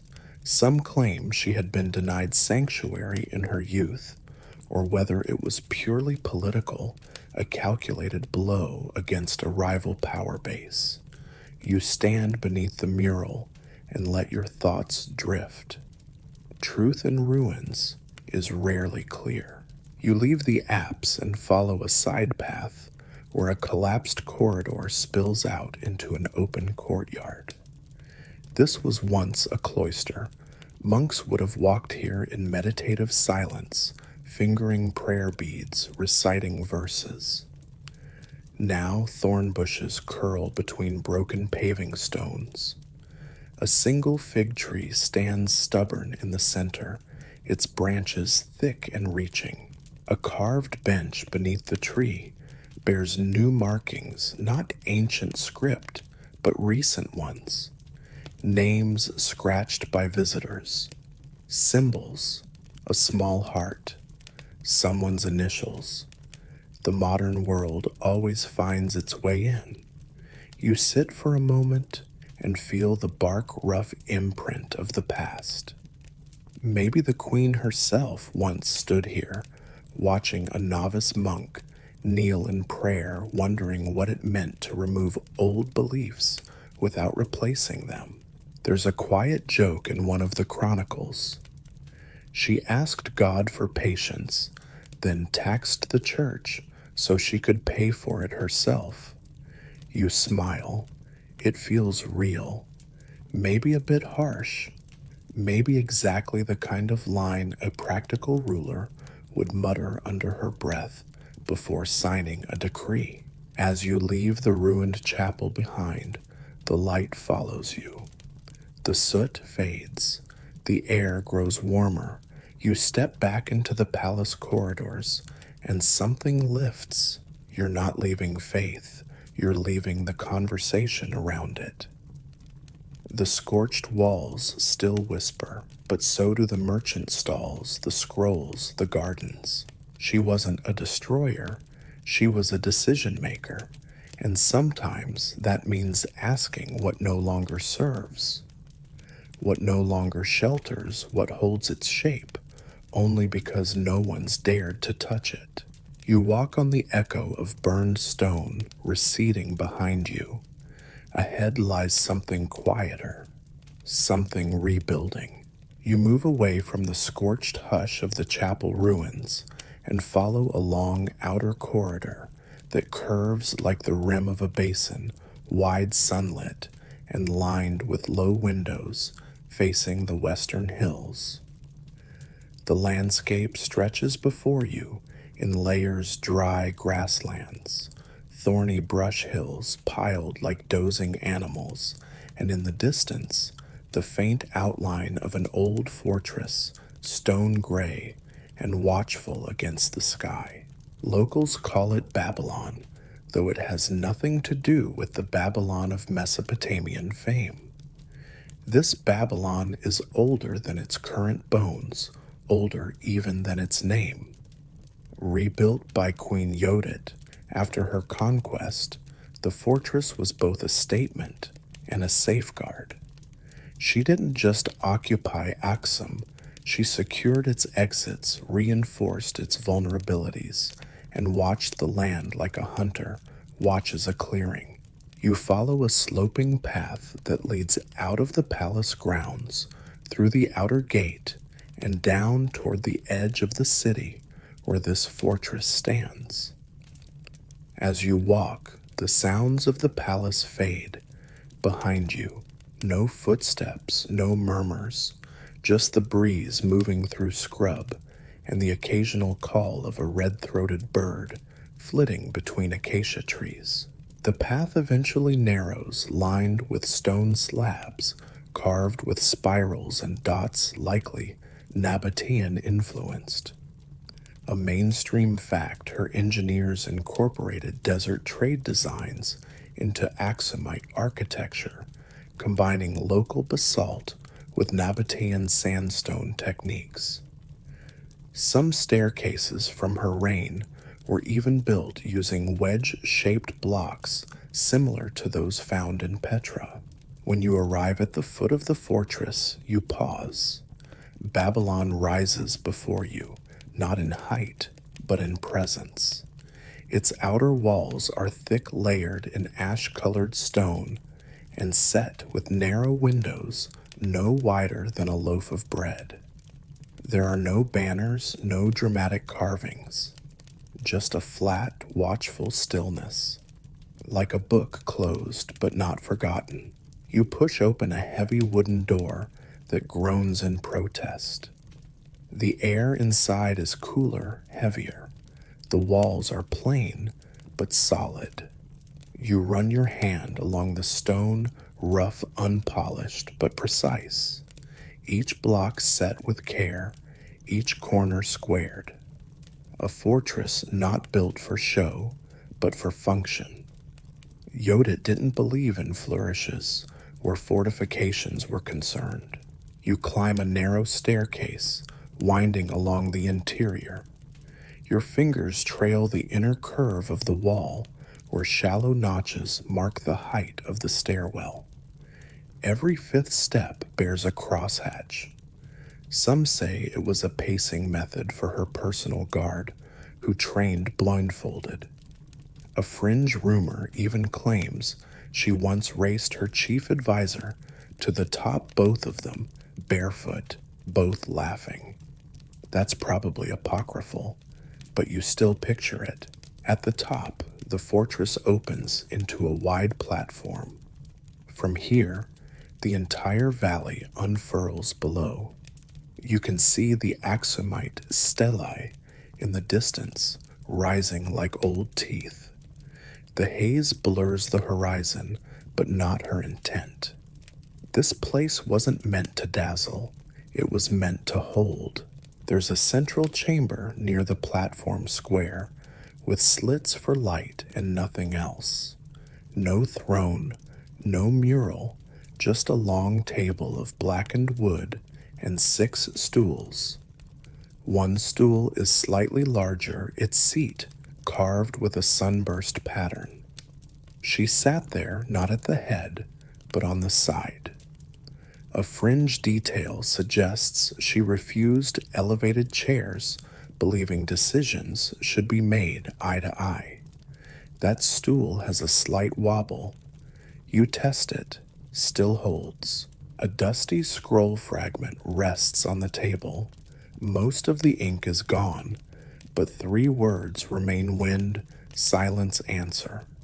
Poetic or practical, historians still argue whether this was a military code, a meditation line, or simply a miscopied recipe for dried meat. You exit onto the battlements, where wind slices clean and cool.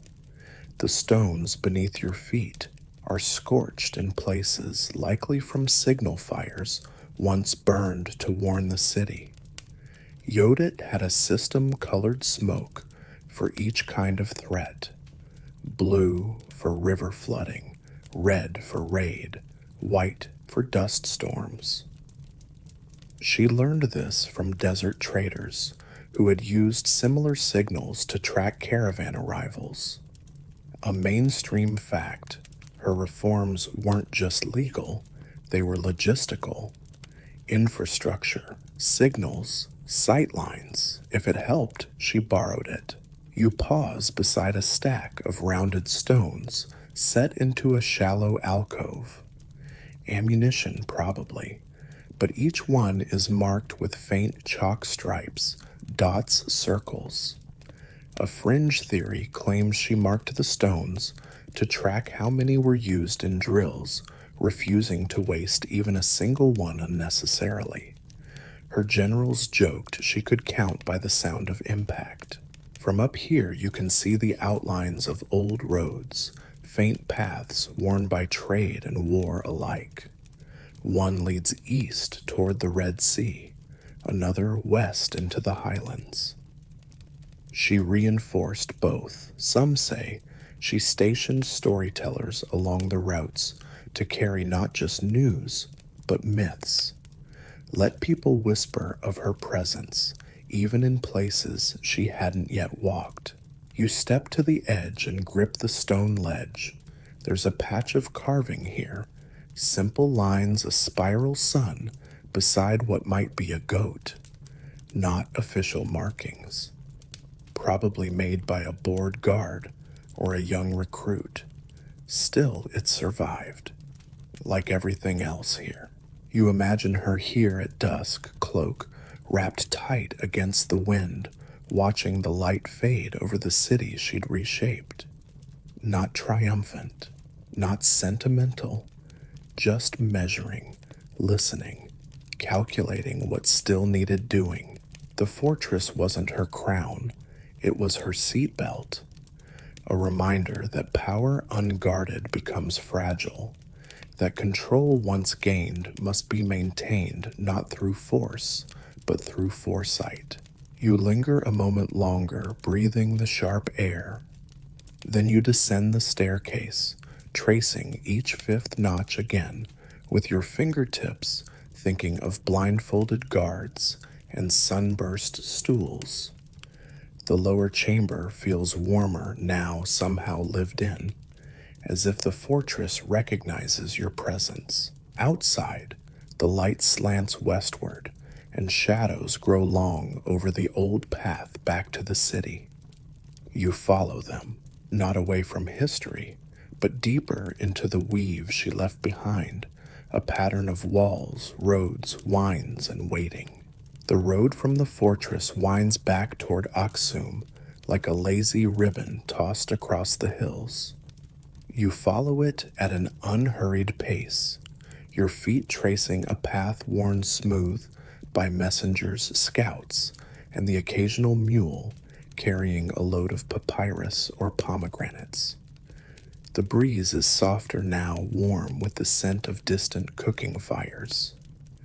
Somewhere ahead, a bell rings, a dull iron sound used by grain vendors to signal the opening of their stalls. But you're not headed toward the markets today. Instead, you veer off to the left, following a narrower track that dips between two terraced slopes. This is the old training ground, a place barely marked on most palace maps, but well known by those who served her court, not with quills or robes, but with bare hands and dirt-scarred boots. There's not much left here now, just a patch of flattened earth bordered by broken columns and a few stone benches under scraggly trees. The grass grows in uneven tufts, and the wind has carved soft furrows in the dust. But if you squint, you can still see it, the ring where wrestling bouts took place, the posts where balance was practiced, the stumps used for axe drills. You walk to the center and pause. The ground here feels different, firmer, more compact. Years of footfalls, tumbles, sweat. This was not where nobles paraded. This was where loyalty was forged muscle by muscle. It's said that Queen Yodit herself trained here not often, but often enough. A fringe account describes her in plain cotton trousers, hair braided close, sparring with her chief bodyguard at dawn. She lost the match deliberately to study his rhythm. He retired that same year by choice. You circle the ring, running your fingers across the bark of a nearby tree. A carved set of initials remains worn by wind and time. There's a pair of marks beneath them, two vertical lines crossed by a third, likely the old mark for a training bond. Not quite military, not quite ceremonial, just two people swearing to watch each other's backs. A mainstream fact, her reign included the establishment of a unique officer class not hereditary, not bound by clan, but appointed based on performance. Physical trials fueled judgment, adaptability. Some of the earliest records of merit-based promotion in the region come from her court. One phrase often repeated in those records, worthy by doing, not by birth. You sit on one of the stone benches and let your body settle. The wind picks up a little, scattering a few dry leaves across the training ring. You picture the drills, the stomping rhythm of footwork, the shouted numbers, the clatter of practice weapons against round shields. Not for display, not for parades, for readiness. There's a story that during one of her early campaigns, she disguised herself as a recruit and trained alongside her new desert allies for 3 days before revealing her identity. It's probably exaggerated. Still, you can imagine her watching, quietly correcting posture, nodding to a particularly efficient move. One of the nomad chiefs is said to have muttered that one moves like a storm pretending to be a breeze. He wasn't wrong. You rise and step toward a small alcove cut into the slope nearby. Inside, protected from the elements, are 3 flat stones arranged like a crude table. Etched into one of them is a handprint, deliberate, full-sized fingers splayed. A fringe belief claims this was hers, pressed into wet clay after her first victory. Others say it belonged to her fiercest warrior. Either way, it's still here, palm to palm with the past. On another stone, you see faint markings in Ge'ez. Just 2 words, hold fast. Not poetic, not complex, just enduring. You kneel and touch the words, then press your own palm beside the handprint. The stone is cool, solid, still doing its job. Outside, a pair of birds wheel through the sky, chasing each other in spirals. The sun is beginning to shift, casting long shadows across the ring. You watch as the light hits the etched initials on the tree. For a moment, they glow gold. There's a quiet joke told by older palace guards. She trained her warriors like gardeners, patience, pruning, and plenty of dirt. You can see it. The ring wasn't just for discipline, it was for cultivation. You walk a little farther past the edge of the field, where a shallow trench marks the old obstacle course. The posts are long gone, but the outline remains staggered, steps low, crawl space, leap stones across a narrow ditch. She once walked the course with a foreign general, both barefoot, both smiling. According to one observer, she beat him by 3 paces. Not with speed, with economy. You crouch beside one of the leap stones, sunken now, more suggestion than stone. You imagine the dust rising as boots slapped against them, voices counting aloud, sweat tracing lines down necks and shoulders. It's not glamorous, it's not carved in marble, but it built something real. As you turn back toward the palace, You glance over your shoulder one last time. The ring is still there. The alcove with the handprint still guards its quiet truth. The initials on the tree still whisper of bonds sworn in silence. Queen Yodit didn't rely on inherited armies or ceremonial legions. She trained, she watched, she built her strength the slow way, foot by foot, breath by breath, in a ring of dust and discipline. You walk on the path, rising gently beneath your feet. Behind you, the wind stirs the leaves again. The ring will wait. The handprint will hold. And somewhere ahead, another lesson waits in stone.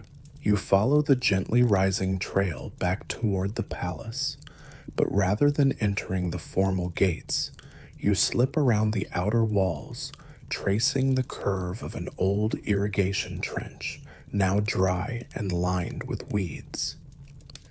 This path, half forgotten and rarely swept, leads toward what was once the administrative quarter. Not the majestic courts, not the sweeping halls, just low, dusty offices and the simple rooms where things actually got done.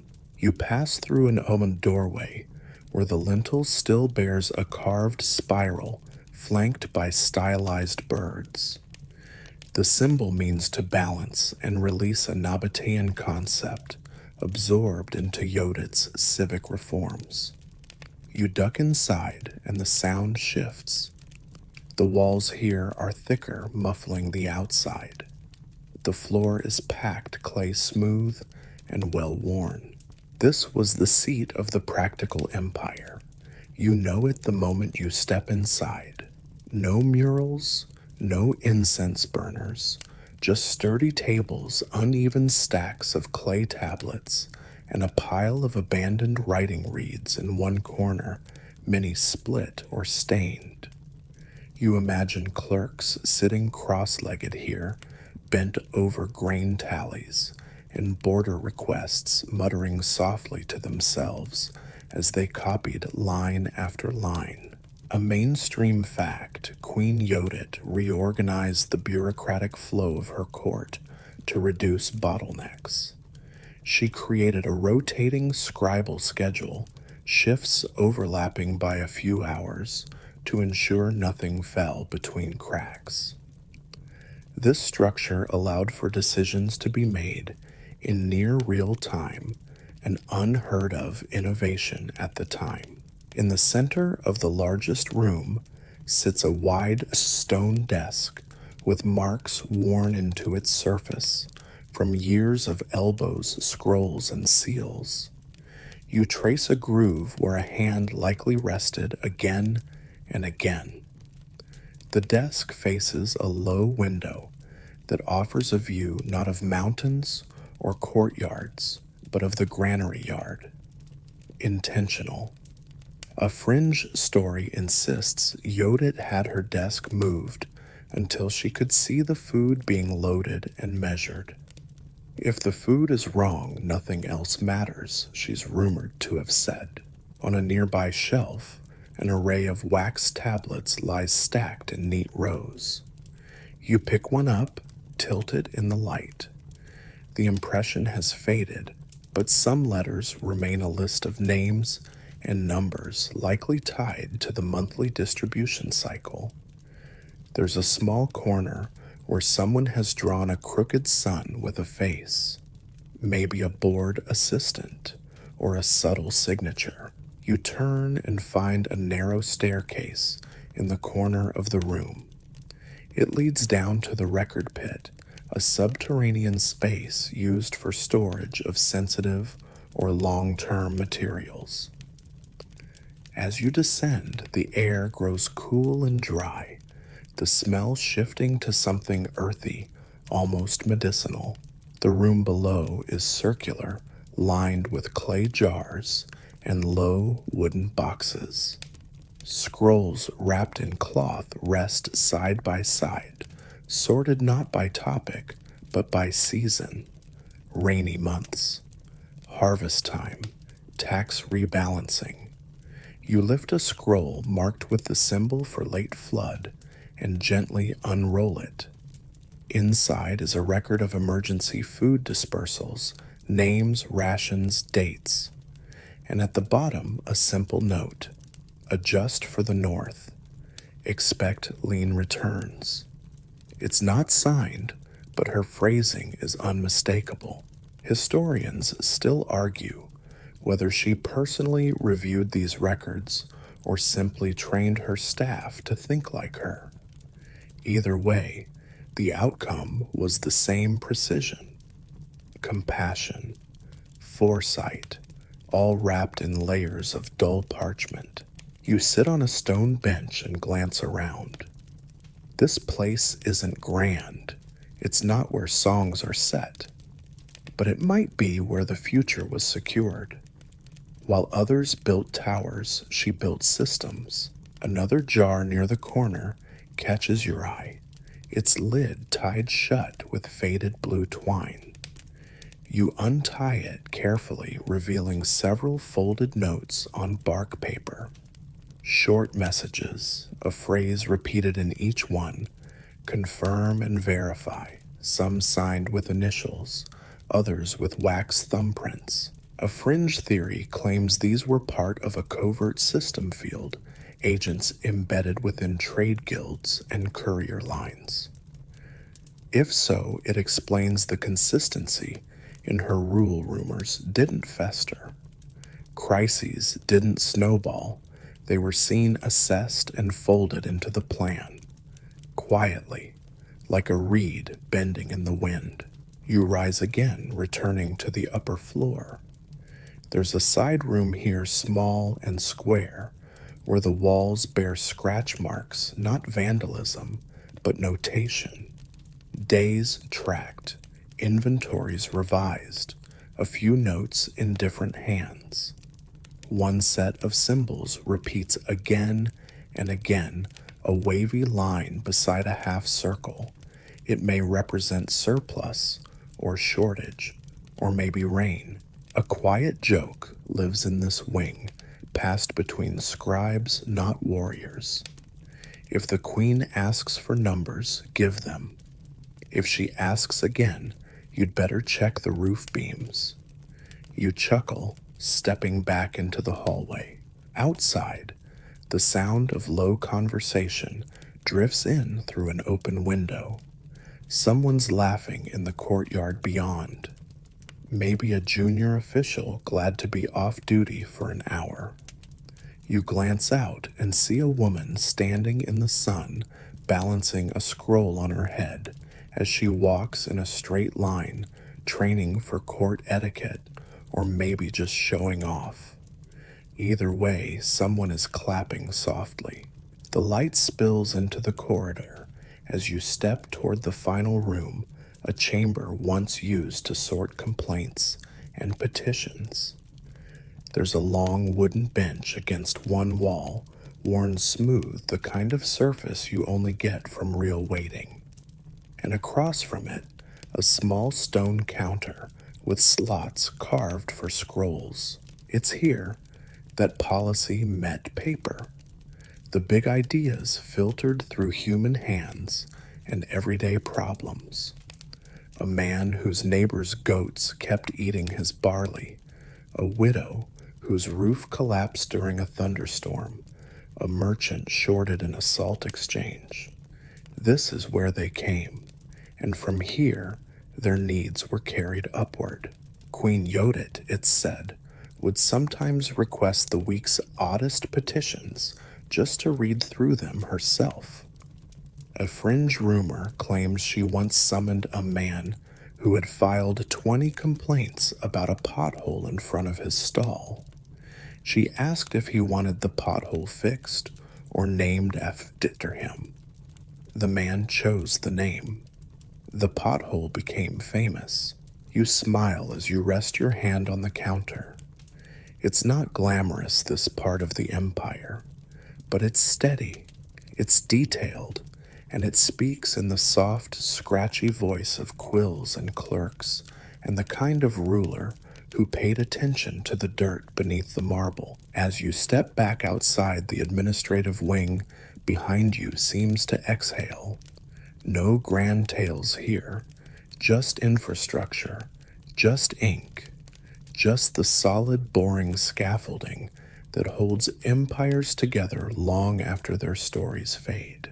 You make your way back through the side corridors of the administrative wing, past benches warmed by centuries of seated decision-making, and step into a sun-drenched courtyard. The light here feels different, less ceremonial, more domestic. A lemon tree leans crookedly in one corner, its roots pushing up flagstones. A stone well sits in the center, lipped with moss, and ringed by a trio of clay pitchers left to dry in the sun. This was the courtyard of rest. Not a royal garden, not a public space, just a tucked-away square where members of the court could eat, chat, or slip away for a few moments of shade between scrolls and squabbles. And here, near the lemon tree, lies something unexpected, a low wooden box painted with faded stripes, red, blue, green. You kneel beside it and lift the lid. Inside are pebbles, smooth flat, and arranged in pairs. There's a narrow board carved with shallow hollows in two curved rows. This is a mancala board or something like it, an ancient game played across Africa and the Middle East, where players move stones in rhythm, strategizing through pattern and pause. A mainstream fact, games like this were common in Aksumite courts and village compounds alike. They weren't just pastimes, they were tools, training the mind in foresight, decision-making, and restraint.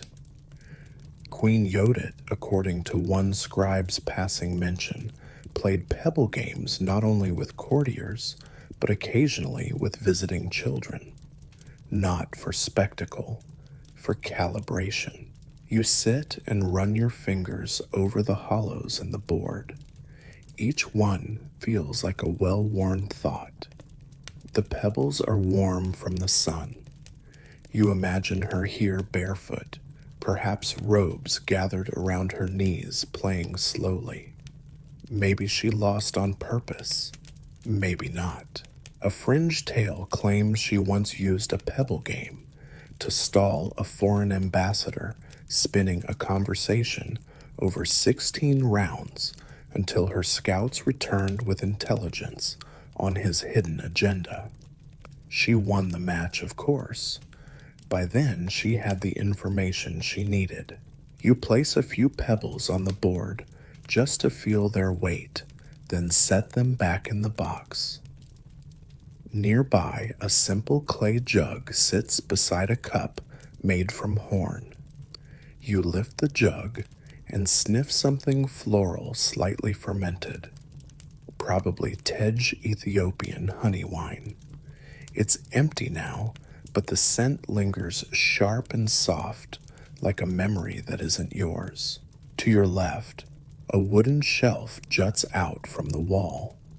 It holds a collection of palm fiber baskets and flat trays covered in cloth. You lift one corner to reveal a half-finished flatbread, hardened now, but dusted with what looks like ground fenugreek. In another basket, dried figs neatly split. In another, still long strips of something dark and twisted. You lean closer. Licorice root, used for chewing, for calming the stomach, also for long council meetings. Food here was more than sustenance. It was strategy, hospitality, communication. A mainstream detail, Yodit's court is one of the earliest known African courts to formalize shared meals as part of administrative routine. There were protocols, what to serve, who in what order, and how to signal shifts in discussion using plates and spice. You find a shallow bowl with traces of something sticky and reddish brown clinging to its edge. A chutney, maybe. Tamarind and dates, or a cinnamon reduction mixed with powdered lentils. A subtle mix, sweet, sharp grounding. You sit on a low stool nearby and imagine tasting it as she did, not as a luxury, as punctuation. There's a fringe joke from a later courtier who wrote her tongue-judged sauces faster than treaties.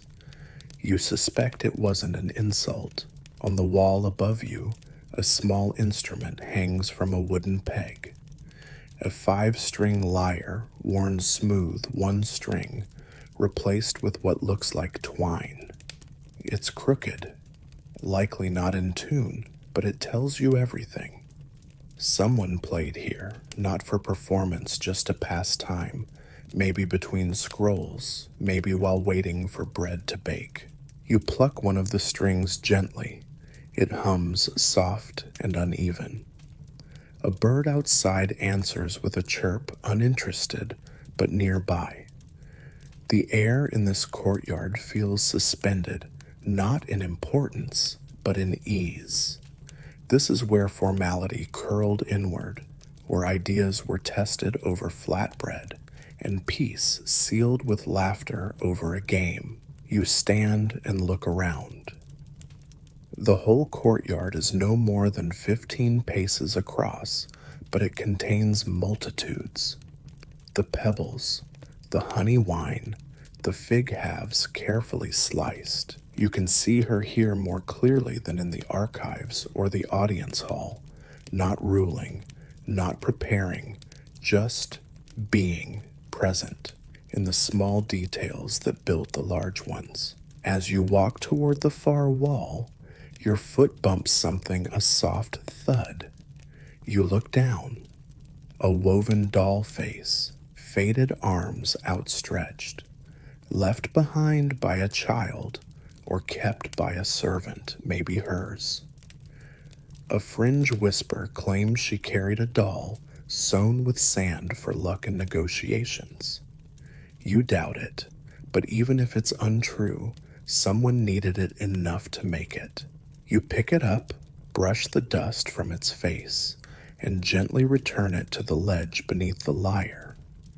It belongs to the rhythm of this place, like the pebbles, like the spice, and like the lullabies. You hear it now, soft and low, not from any one place, but echoing through memory. A lullaby sung in Ge'ez, perhaps, or in one of the older dialects she kept alive through her policies. The tune doesn't need words, just the sway of a voice, the rise and fall of a note, hummed through twilight. You step through the arched exit of the courtyard, the doll safe behind you, the pebbles resting in their tray, and the scent of honey still hanging in the sunlit air. It wasn't just laws that shaped her reign, it was this. The small sensory notes, the balance between strategy and sweetness, between orders and olives, between power and play. You leave the quiet hum of the courtyard behind and follow a shaded colonnade that runs along the rear of the palace compound. Here the walls are lined not with carved tales or royal decrees, but with open niches holding smooth clay jars, dozens of them, each one labeled in faded ink and wrapped in cloth against dust. This is the Queen's storeroom, though it resembles no warehouse you've ever seen. It feels more like a temple of preparation. The scent here shifts gently with each step. First sandalwood, then dried rose petals, then suddenly, unmistakably, myrrh. You pause at a jar half covered by a fraying linen square. You lift it, and inside is a tightly sealed bundle of bark strips soaked in resin. You catch the scent, instantly bittersweet, earthy, the perfume of caravans and incense burners. You can almost hear the rustle of desert winds, the creak of camel packs swaying beneath woven blankets. This is the threshold between the palace and the trade routes. And every morning, the rituals of the myrrh caravans began here. A mainstream fact during Queen Yodit's reign, the arrival of the myrrh caravans was not merely a logistical moment, it was a ceremonial event. The first light of dawn would catch the pale dust clouds rising on the horizon as camel trains curved up from the desert's edge, their steps slow and deliberate, the bell of each lead animal ringing with hollow rhythm. You walk through a wide archway onto a terrace that overlooks the old caravan grounds. The stone floor here is worn smooth in long lines, footsteps, hoof prints, wheel ruts. At one corner, a tall incense brazier stands cold and empty, its bronze body blackened with years of use. You close your eyes and imagine it lit, curling smoke, tracing the pre-dawn air, warding off insects, welcoming trade, sanctifying a day's worth of haggling, measuring, and greeting. Below the terrace, rows of stone pillars mark where the animals were once tethered. Each pillar bears a carved symbol, some familiar, like the Nabataean wave, and others more local, such as the spiral sun or the twin leaf. These weren't just ornamental. A fringe theory suggests the symbols helped assign goods to specific scribes who specialized in evaluating certain imports, gum salt textiles, or copper. You step down into the caravan yard itself. The stones beneath your sandals are warm now, sunlit, scattered with a few broken clay tags that once bore tally marks and initials. You pick one up, brush it off, and see two curved lines with a small cross at the base. That symbol denoted medicinal grade resin. In times of scarcity, it could be traded for its weight in livestock. You wander toward a row of low storage huts built into the retaining wall. Inside, the rooms are bare, now just dust, a few cracked jars, some old textiles stiffened with time. But here, once the smells were dizzying. Myrrh, yes, but also cinnamon frankincense, turmeric dried lemon peel, and long slivers of sandalwood bark wrapped in silk like sacred gifts. There's a niche in the wall where an old stone bowl sits embedded in the floor. It's lined with ash and flecks of gold leaf. This, they say, was where offerings were made, not to gods, but to trust. A token before trade. One pinch of spice, one copper ring, one silent promise to deal fair. A mainstream fact supports this. Her court enforced strict measures to prevent fraud in caravan trading. Anyone caught passing off false product faced exile, not punishment by death, not imprisonment, but exclusion. To be cut off from the market was worse than any lash. It meant vanishing. You return to the terrace and rest your elbows on the stone railing, looking out as the sun climbs steadily. This time of day, the merchants would be counting coin-testing scale weights and sipping salted goat's milk beneath the awnings of their tents. The smell of roasted chickpeas would be everywhere.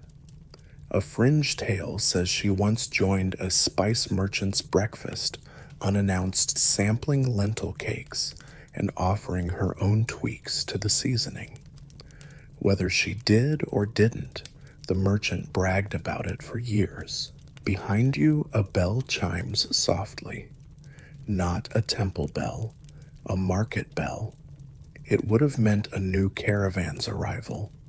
The gates would swing open, and the first camel would step through the dust, its eyes calm, its legs steady. Children would race alongside the caravan train, trying to guess the contents by smell. Officials would count aloud in Ge'ez, then Nabataean, then the local tongue, an intentional ritual of multilingual welcome. You pass a small table tucked near the wall. Upon it, a half-burned log still bears the faint scent of clove. There's a bowl of crushed resin beside it, and an iron spoon caked with residue. Someone prepared incense here, deliberately, quietly. You imagine a court servant measuring out just enough to signal the queen's approval, but not enough to waste. A quiet joke lived among those servants. 1 grain of myrrh for the guest. 2 if he's late. 3 if he brings news. You smile. The queen understood symbolism. The smoke wasn't decoration, it was grammar. She spoke with spices. She offered diplomacy through smell, and it worked. You sit for a moment longer at the edge of the terrace, letting your eyes trace the outlines of the caravan paths below. They curl out like tributaries, threading toward the desert, toward the coast, toward the unknown. And then every morning they brought her more than goods. They brought stories, warnings, shifts in wind, coins from distant kings, spices from unseen trees. They brought the world to her doorstep, and she received it not with conquest, but with careful, open hands.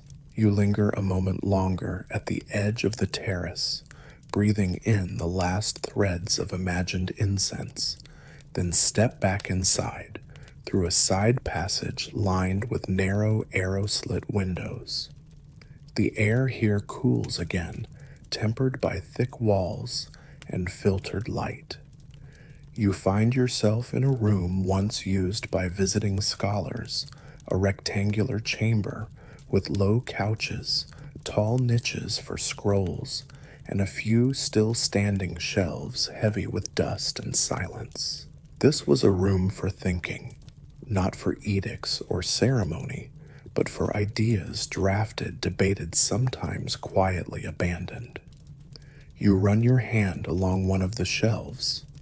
The wood is dark and dry, carved at the edges with curling Nabataean script. You recognize a phrase etched at the base. Ink is the tongue of time. A motto, perhaps, or just an optimistic scribble. You pull a scroll from the shelf, its ends fraying. The language is a mix mostly Ge'ez, with Nabataean flourishes in the headings. The title, barely legible, translates roughly as Concerning the Shape of Water in Jars. You smile. A treatise on trade container design, hydraulics, ceremonial vessels. No one's entirely sure.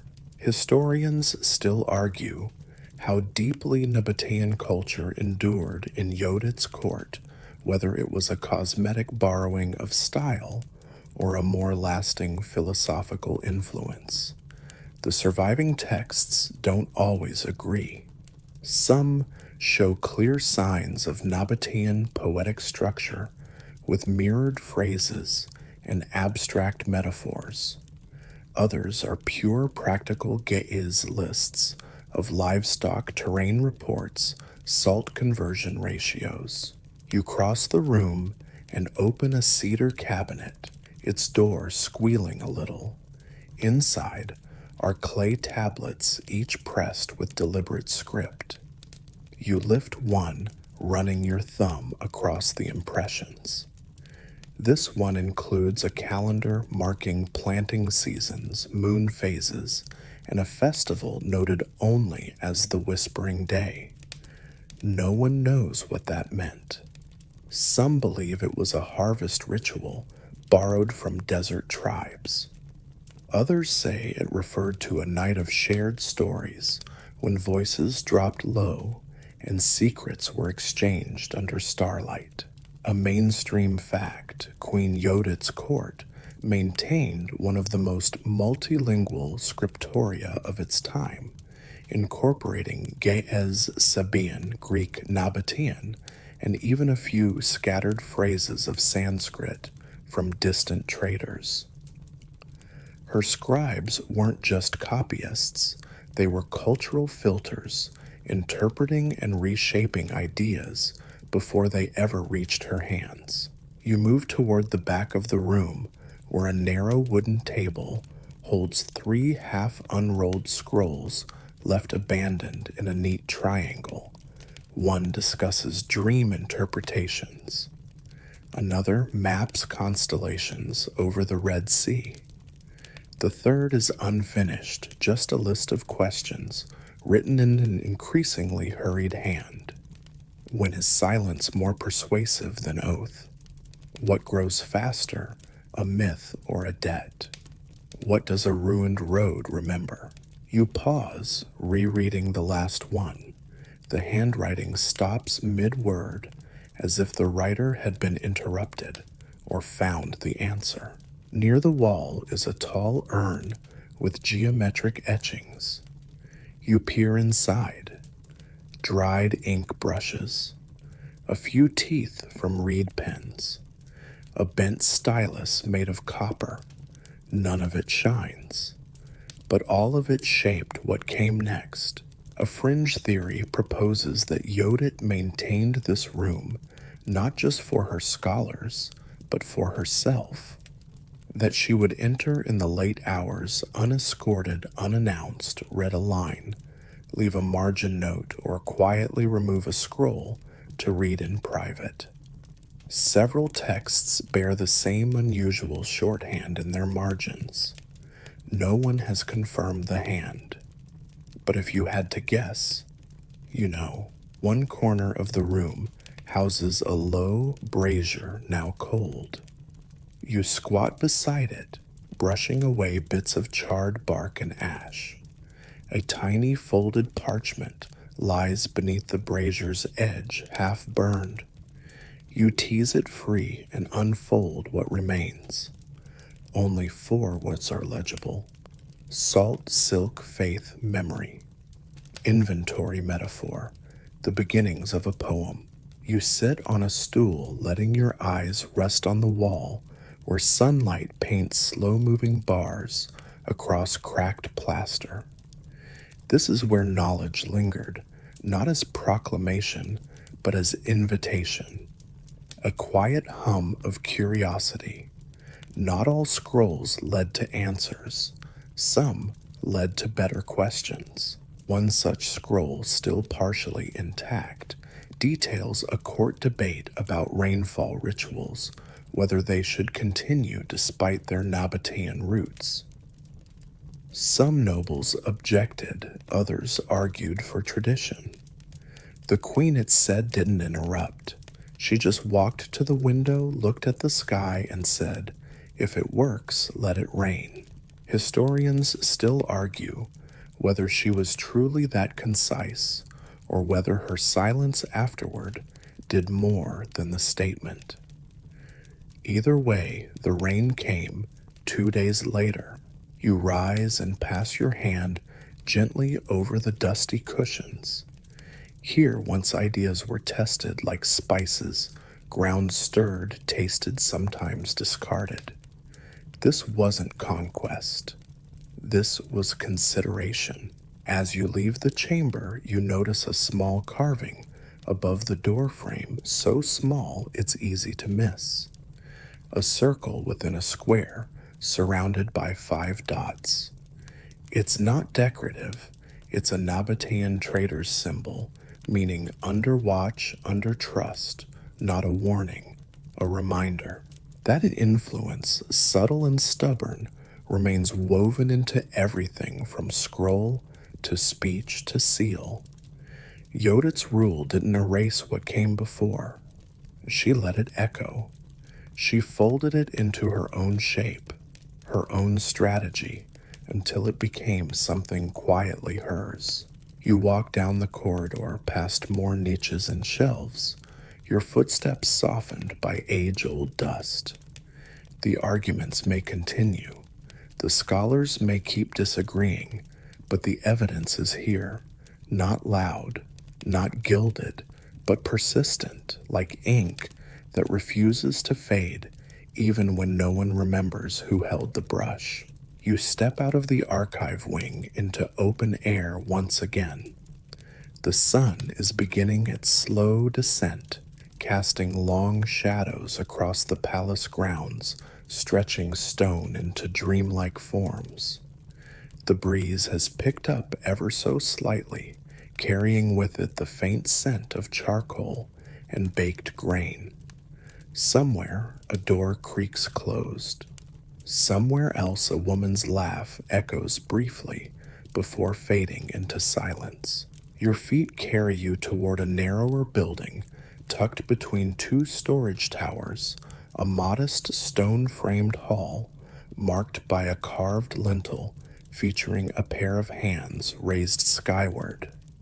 This was the scribe's chapel, some say, but more accurately, it served as a kind of memory room, a space to keep records that didn't quite belong in the bureaucratic vaults or the sacred shrines. And here on a central table, beneath the dusty skylight, lies what you came to see, a stack of manuscripts, fragments really.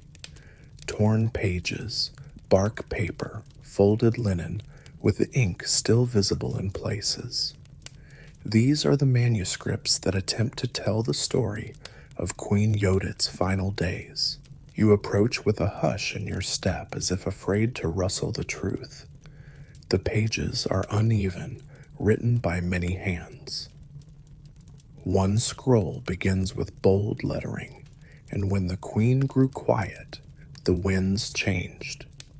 Another fragment is more practical, listing dates and names, possibly burial arrangements. A third scroll is covered in symbols, spirals, stars, and a single word repeated over and over return. Historians still argue whether Yodit died peacefully in her court, surrounded by her advisors, or whether she vanished into the highlands, never seen again. Some say she was buried with ceremony beneath a fig tree. Others whisper that her body was never found, and that she became wind. You lift a narrow piece of parchment so fragile it crackles. The ink has bled, but you make out a line. She left by night. No torch, no crown, just sandals. A fringe tale claims she slipped away with only 2 guards, leaving the court to govern itself, her final lesson in leadership by absence. Another manuscript, this one, sharper and more structured, records a council meeting held 3 days after her disappearance. It notes the sun's position, the lack of wind, the quiet of the birds. The council, it reads, sat in full silence for 1 hour before speaking. No decisions were made, only a single phrase was uttered. She planned even this. You sit on a worn bench near the table, holding that line in your mind. If anyone could choreograph her own vanishing, it would have been Yodit. She mastered presence as much as she did absence. She ruled without drama. Why shouldn't she exit the same way? One scroll describes a procession, silent barefoot, holding bundles of herbs and spices. The people walked to the edge of the city and scattered the spices into the wind. Not incense, not fire, just scent and surrender. A mainstream fact supports this detail in that era. A particular funerary rite involved spreading ground cinnamon and frankincense as a final offering.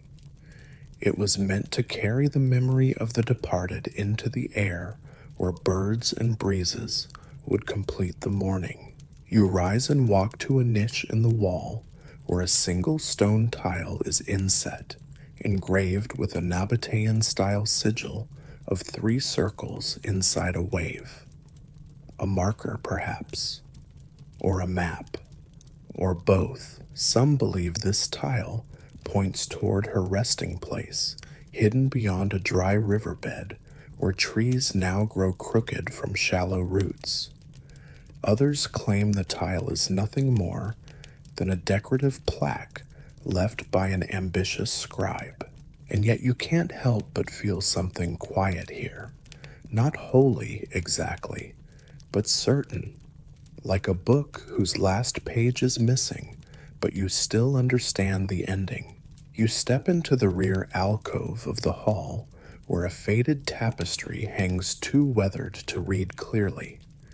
Beneath it, a simple stone basin holds bits of crushed leaves, myrrh maybe, or bay.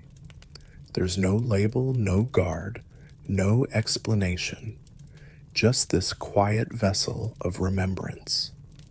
A fringe story suggests Yodit left behind a personal item, an obsidian comb or a ring of copper wire placed in this basin by her most trusted aide. No one's ever found it. You reach out and gently touch the basin's edge. The stone is smooth, slightly warm, as if it's been held by many hands. You wonder how many have stood here, as you do now, asking the same question, where did she go? And maybe the question is the answer. Maybe the mystery is the legacy. Because while the texts differ, while the scholars bicker, and the guides guess, one thing seems to echo across every scroll carving and whisper, she ended as she ruled, on her own terms, without excess, without spectacle, without needing to be seen. As you step back toward the door, you notice something you missed before scratched faintly into the wall beside the entrance. A set of lines, not letters. 4 vertical strokes, then a space, then 3. A tally, or a countdown, or maybe just a mark left by someone waiting. You press your hand beside it and feel the wall's cool reassurance. You don't need to know everything. You just need to remember and walk forward with a little more quiet, a little more patience, a little more clarity than before. Outside, the sun is leaning hard toward the west, now casting the palace walls in soft ochre and stretching your shadow long along the path. You walk slowly, each step lighter than the last, as if the mystery itself is lifting the weight from your shoulders. The Queen's manuscripts may never agree on how she died, but in the silence between the scrolls, something steadier speaks. She lived, she led, and then, like the dusk wind, she left. You drift away from the stone hull of manuscripts, stepping gently into the lengthening shadows of the outer court. The air is quieter now, and something in the stillness begins to hum. Not sound exactly, but a mood. A pause between thoughts. You follow a winding garden path lined with overgrown rosemary bushes and sleeping aloe plants, their spiked arms casting long silhouettes on the dusty stones. And then you hear it just at the edge of imagination, a bird call that doesn't belong. Soft, reedy, almost human. There's a fig tree at the far end of the garden, its branches gnarled and spreading heavy with leaves that flicker silver in the breeze. Beneath it, carved into a circle of stones, lies a fire pit, now choked with moss and thyme. But it was once a storytelling circle, a place for the old tales, the ones not written down, the ones that could never be. This is where the folk stories about Queen Yodit begin to take shape, the ones historians side-eye, the ones children repeat with wide eyes and whispered voices, the ones about how she didn't die at all. You sit on a stone, brushing away a few fallen fig leaves. It's cool here, shaded. The wind carries a faint rustle, like laughter or warning, and then the stories begin quiet, unwinding themselves in your mind like old cloth. One tale says Yodit could turn into a bird.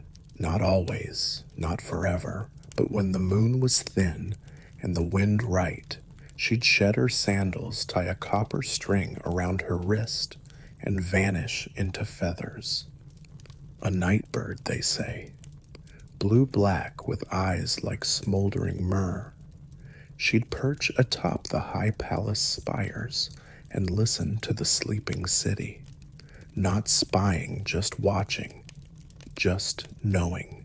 A fringe version of this tale claims she once flew to a rival's fortress, perched on the windowsill, and listened to his entire plan to betray her. The next day, she greeted him with warmth and figs and salt. He never knew how she knew. He just left and didn't return. Another story paints her as a shadow walker, someone who could vanish into the folds of a curtain, pass through cracks in stone, and emerge where she pleased. Not a ghost, not a goddess, just prepared. A woman who studied silence like others study maps. A quiet joke among storytellers goes, she didn't need spies, she had wings. You lean back against the fig tree, staring up through the leaves. The breeze shifts again. Somewhere in the branches, something flits a bird, a leaf hard to tell, but it moves with purpose. Another tale speaks of a hollow stone near the northern cliffs. If you sit beside it and hum a lullaby from Yodit's court, anyone will do, it will echo back in a different voice. Her voice, they say, not young, not old, just steady. A fringe group of mystics once tried to locate the stone. They came back claiming they heard not a voice, but a heartbeat. The cadence, they said, matched the rhythm of the old pebble games. There's even a version of her tale told by spice merchants in the lowlands. In their story, she didn't vanish, she changed form, became a fig tree, this one in fact. And now, when the fruit ripens, the wind carries her opinions, especially when the merchants argue over price. You smile, leaning closer to the bark, as if listening for a royal sigh of exasperation. A mainstream detail sits quietly in all of this Queen Yodit's reign, inspired not just laws and reforms, but mythologies. Her presence filled more than scrolls. It saturated imagination. You don't get that just by ruling. You get that by becoming a mirror, a metaphor, a mystery people need to explain the unexplainable. You rise from the stone circle and brush the dust from your palms. On the trunk of the fig tree, someone has carved a small spiral. Inside it, a bird shape. It's not a recent carving. The lines are softened, filled with time. Maybe a child did it. Maybe a scribe. Or maybe just someone who wanted to believe. The bird myths didn't begin in her time, but they found a home in her name. The Nabataeans believed the soul could travel in bird form. The Axumites honored birds as messengers between worlds. And Queen Yodit, she bridged those beliefs not with speeches, but with action, decisive, strategic, often silent. You begin to walk back the path, curling like a feather falling slowly. The garden seems quieter now, as if satisfied you've heard what it needed to say. And just before you leave, a bird darts from the fig tree, quick, small, with dark wings and a high, echoing call. You watch it go cutting across the sky like a question. Not proof, not even a hint, just possibility. You leave the fig tree behind the stone circle, quiet in your wake, and make your way down a sloping passage that hugs the outer edge of the palace compound. The earth beneath your feet changes texture, less stone, more gravel now mixed with faint impressions of cartwheels and goats' hooves long gone. At the bottom of the slope, nestled between two rocky outcrops, you come upon something unexpected, a well. Not a grand one, just a narrow circular shaft lined with stone and shaded by a canopy of woven reeds. A rusted pulley creaks in the breeze, its rope coiled neatly beside a clay bucket. It doesn't look like much, but it's old, possibly older than the palace itself. This was the Whisper Well. A fringe belief once held that Queen Yodit would visit this well when decisions weighed heavy on her before a campaign after a betrayal, or when silence in court was no longer golden but sharp. They say she'd sit by the water alone and speak just one word aloud, nevermore. The wind would catch it, the well would echo it back, and the answer, whatever it was, would become her next step. You crouch beside the rim and peer down. The water is still there, faintly reflecting the sky, dark and faintly blue. You say nothing but listen. No echo comes. Just the hush of wind brushing against reed canopy and the gentle creak of rope. A mainstream fact was in Axumite settlements were often communal gathering spots, both practical and symbolic. They weren't just for water, they were for witnessing, for record keeping, for remembering who said what and who didn't. The Queen's association with this well might not be literal, but its reputation very real. You rest on the edge, letting your hand trail through the fine dust gathered around the stones. A few carved marks catch your attention, faint lines etched just under the lip. One resembles a feather, another a wave, a third a circle with a diagonal slash. Interpretations vary, patience, balance, end of cycle. Or maybe just someone passing time with a sharp stone. A fringe story claims that once, just before dawn on the longest night of the year, Yodit came here barefoot, holding a scroll in one hand and a flower in the other. She read the scroll aloud, burned it, and dropped the petals into the well. That year the rains came early. You stand and walk a slow circle around the clearing. Nearby, a stone slab juts from the ground like a forgotten altar. On its surface are melted traces of candle wax and the faint remains of charcoal ink. Someone recently or not held vigil here, perhaps not for her, perhaps not even knowingly. But presence lingers. There's a narrow path beyond the clearing, mostly overgrown. You follow it. It leads to a natural outcrop overlooking the valley, lowland fields, spread out in tiers dotted with white-walled huts and smoke from cooking fires curling lazily upward. The land is soft here, rolling rather than sharp, the kind that invites wandering and reflection. This is where the road begins to fade. It's said that after she vanished or passed, depending on the teller, her most loyal aide came here every new moon for a full year, not to grieve, but to wait, for a bird, for a whisper, for something more than absence. You sit on a sun-warmed rock and let your breath slow. From here, the horizon folds gently over itself like cloth, and in the hush of this moment, you can almost imagine her beside you. No crown, no armor, just a figure, wrapped in linen, watching the same golden haze settle over the hills. A quiet joke clings to this part of her myth. Even the mountains asked her permission to crumble. You chuckle softly. Mountains don't crumble, but memory does if not tended. A small pile of stones lies near your foot, flat palm-sized, carefully stacked. A cairn.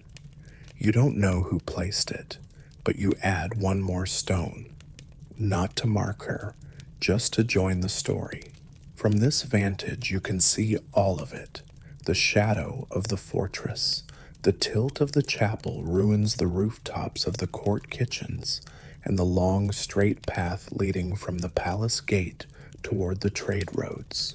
She ruled all of this, not with fear, not with fire, but with patience, with angles, with choices that often looked at first like silence. You let your eyes drift closed for a moment. The wind hums low through the brush. Somewhere nearby, a goat bleats. Someone laughs in the distance. And the well behind you waits as always for the next whisper. When you open your eyes again, nothing has changed, but everything feels a little more steady. You stand and turn back toward the path. The cairn rests quietly at your side. The horizon stretches wide like a question she's already answered. You take the winding trail back toward the heart of the palace, though palace no longer feels like the right word. It's more than that. Less than that, maybe. It's not a fortress, not a monument. It's a place shaped by a person, layered, deliberate, and always a little bit out of reach. As you step beneath an archway, flanked by faded carvings of lions and birds, your eyes adjust to the dim light of what was once the royal weaving hall. It smells faintly of flax dust and dried lavender. The air is warmer here, thick with the quiet memory of cloth pulled thread by thread across looms that no longer hum. The hall is long and narrow, with a high ceiling of interwoven reeds and wood. The walls are marked with deep-set hooks and iron nails where rolls of fabric once hung like banners. On one side, a long bench holds two weaving tools, a heddle bar carved from polished bone, and a spindle still wound with coarse brown thread. This is where Queen Yodit's court produced not just robes and curtains, but identity. Fabric was statement. Fabric was signal.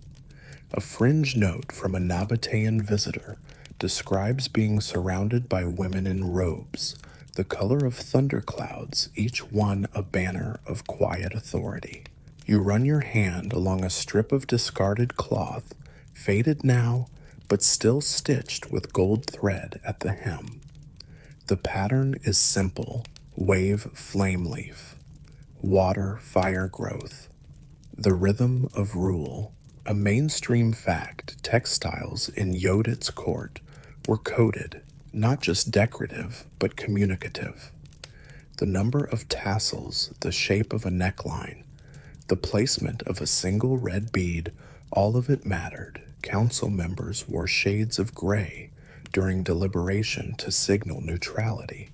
Negotiators wore green for patience, a white sash with two knots.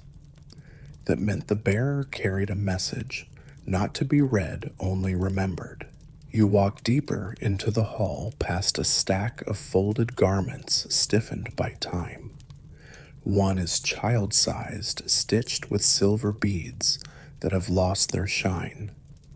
Another is wide-shouldered, made of thick wool, and patched with Nabataean silk along the collar trade and tradition stitched together. Near the back, you find a large frame loom still upright. The threads on it are broken, scattered, tangled, but the pattern is still visible, alternating spirals and diamonds. A popular motif in her later years representing balance and scrutiny. You sit on a low stool beside it, picking up a smooth shuttle stick. It fits neatly in your hand. You picture her here, not often, but sometimes, watching, asking questions, perhaps weaving a few rows just to understand the labor behind the robe that would drape across her shoulders at court. A fringe Suri claims she once unraveled her ceremonial cloak the night before a battle. Better bare shoulders than blind pride, she reportedly said. The next day she wore only a simple tunic, and her generals followed suit. In a side room, you find a collection of dye jars. Most are dry now, just crumbs of color at the bottom, but a few still smell faintly turmeric, indigo ash. There's a scrap of red cloth pinned to the wall. Beside it, someone has scrawled in faded ink, "Too much heat, too much pride." No one knows who wrote it. A warning, a memory, a die note. One corner of the hall holds a narrow table stacked with unfinished sashes, each marked with a date and a name. You read them slowly. Some are court scribes, some are traders. One bears only the name, the Stone Whisperer. No title, no explanation. Historians still argue about the identity of figures like that anonymous yet essential people who shaped policy in quiet, unrecorded ways. Yodit, it seems, kept their memory threaded through cloth, if nowhere else. You step back toward the main hall, and something catches your eye, a length of golden cord looped around a nail. It's tied in a specific way, 2 loops, one tucked. A pattern used only for mourning, but not for death, for absence, the kind that might return. You gently touch the cord. It shifts slightly, the loop swaying in the still air, like a breath not yet taken. Clothing here was never vanity. It was vocabulary, and Queen Yodit spoke it fluently. She used fabric to soften arguments, to declare intent to mourn publicly, without speaking. A wrinkle here, a stitch there, power worn with precision. A quiet joke in her court went, "If you forget your robe's meaning, better to wear nothing." You suspect that joke was half warning. You exit the weaving hall slowly, eyes adjusting to the gold-washed dusk outside. The wind carries the scent of dye and smoke. Someone is baking flatbread nearby. You hear voices, low, calm laughing now and then. The palace doesn't feel lonely. It feels lived in. Just quieter now, slower. At the far edge of the weaving hall, you notice a folded cloth draped over a broken pot. You lift it. It's a sash patterned in dusty blue and gold, the kind worn only by the crown's successor during their first month. Not flashy, not final, just a signal something has ended, and something else, quiet, cautious, is beginning. You fold it back carefully, set it in place, and walk on. You cross a narrow bridge that spans a shallow, dry moat, more symbolic than defensive, and enter a quieter quarter of the palace complex.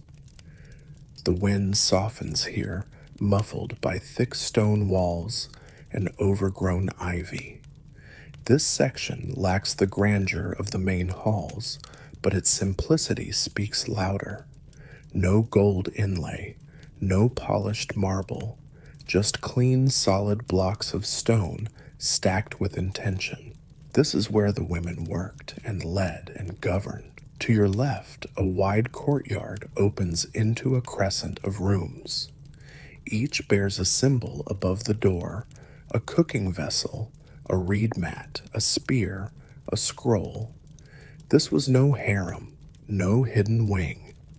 These were offices functional, collaborative, specific. The spaces where royal women handled trade routes, education plans, food storage, and even local disputes. A mainstream fact, unlike many contemporaneous empires, early medieval Ethiopia granted women in royal and noble classes defined political and legal authority. And under Queen Yodit's reign, that tradition flourished. Her court included female judges, military scouts, and scribes, many of whom held more influence than their male counterparts. You step into one of the larger rooms, a cool chamber with low benches and a thick stone table carved with grid lines. This was a planning room. At one end sits a clay bowl filled with smooth pebbles, placeholders for units, caravans, even water access. The walls are dotted with pins where cloth maps once hung, and on the floor you spot a series of marks scratched into the stone itself. Arrows, names, a cluster of dots labeled with a faint word, potential. A fringe theory claims Queen Yodit developed a shadow council composed entirely of women, each drawn from different parts of the region, traders, midwives, herbalists, and even former rivals. Not titled, not robed, just trusted. One scroll fragment describes a council day where each woman entered wearing a cloth of her birthplace, signaling origin, allegiance, and expectation. The queen that day wore no cloth at all, just a braid with a single copper ring. It was enough. You exit the planning room and step into a smaller one beside it.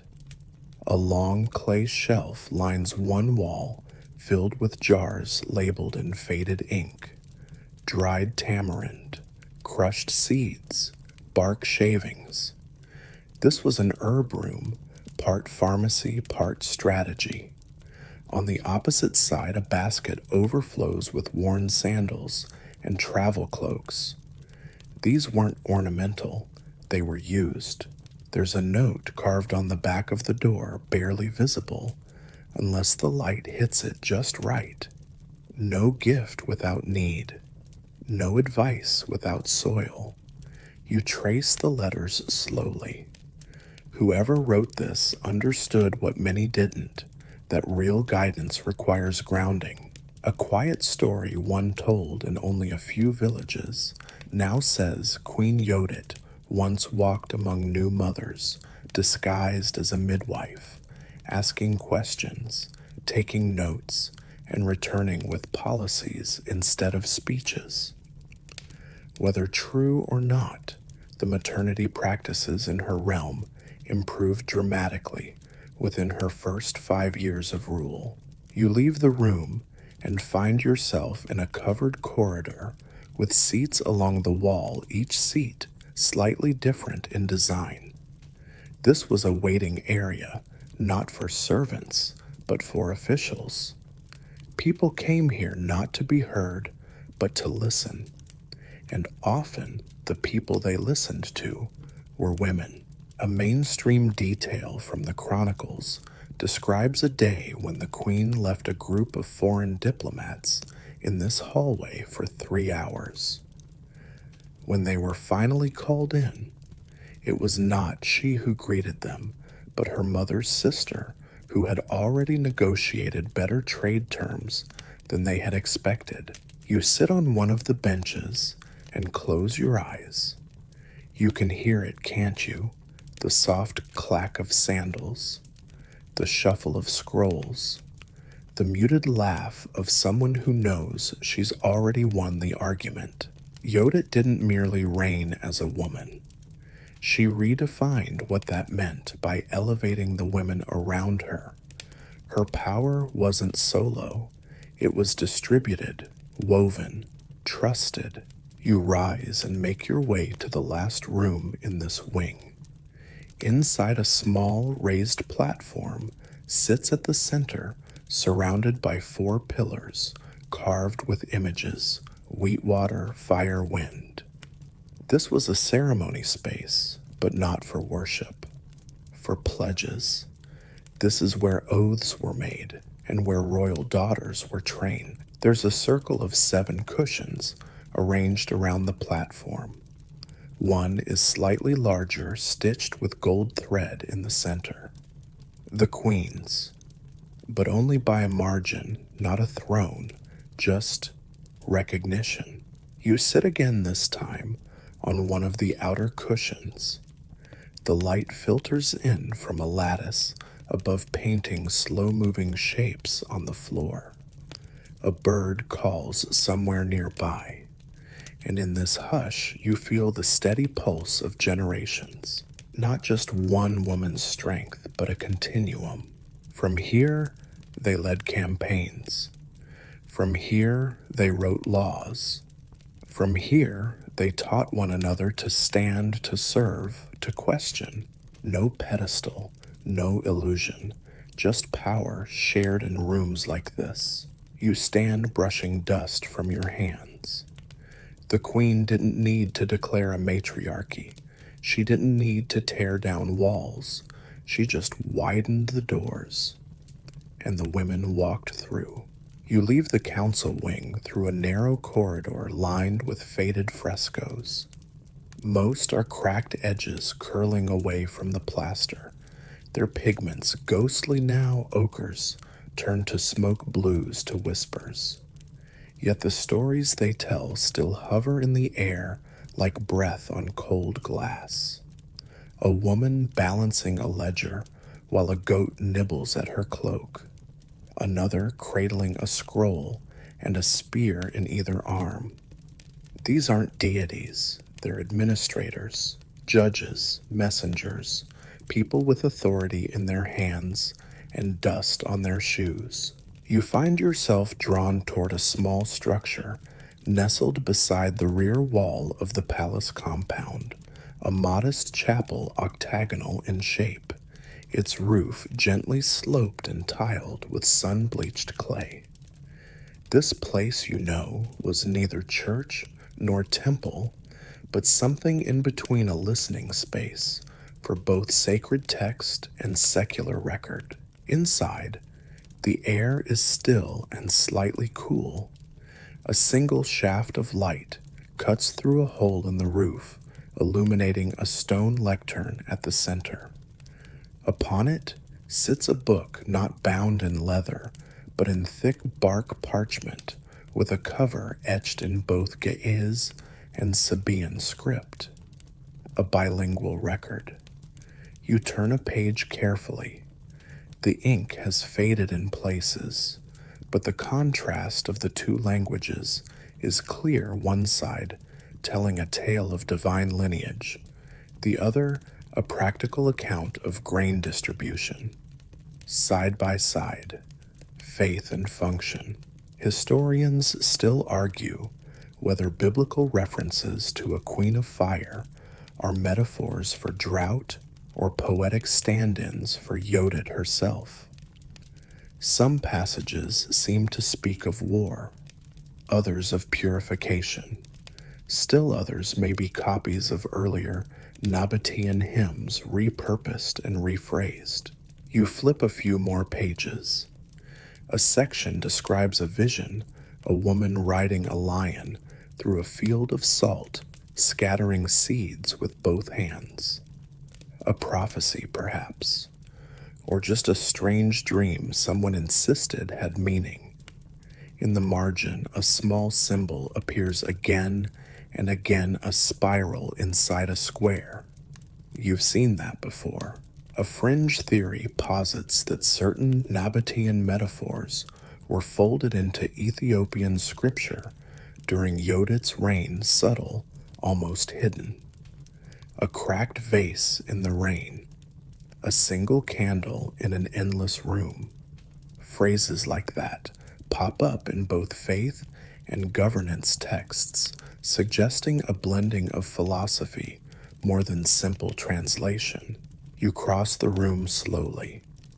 On the far wall, set low to the floor, is a series of tiles, each marked with a single word in alternating scripts: justice, memory, salt, wind. One tile reads simply wife, another king, then not. You sit beneath them, letting your back rest against the cool stone. The silence here isn't empty. It hums, not loudly, but insistently, as though the room remembers every voice that's ever passed through every debate, every soft-voiced confession that never made it into the records. Above your head, a carved beam bears the names of various scribes. Most are male, a few are female. One is just a symbol, a bird beside a scroll. Some believe this marked Yodit herself quietly contributing. Others think it was a pseudonym used by her inner circle. Another mainstream detail, both religious and secular chronicles from the time reflect different tones depending on who wrote them. Some portray her as righteous, some as ruthless, some not at all. Omission, after all, is its own kind of power.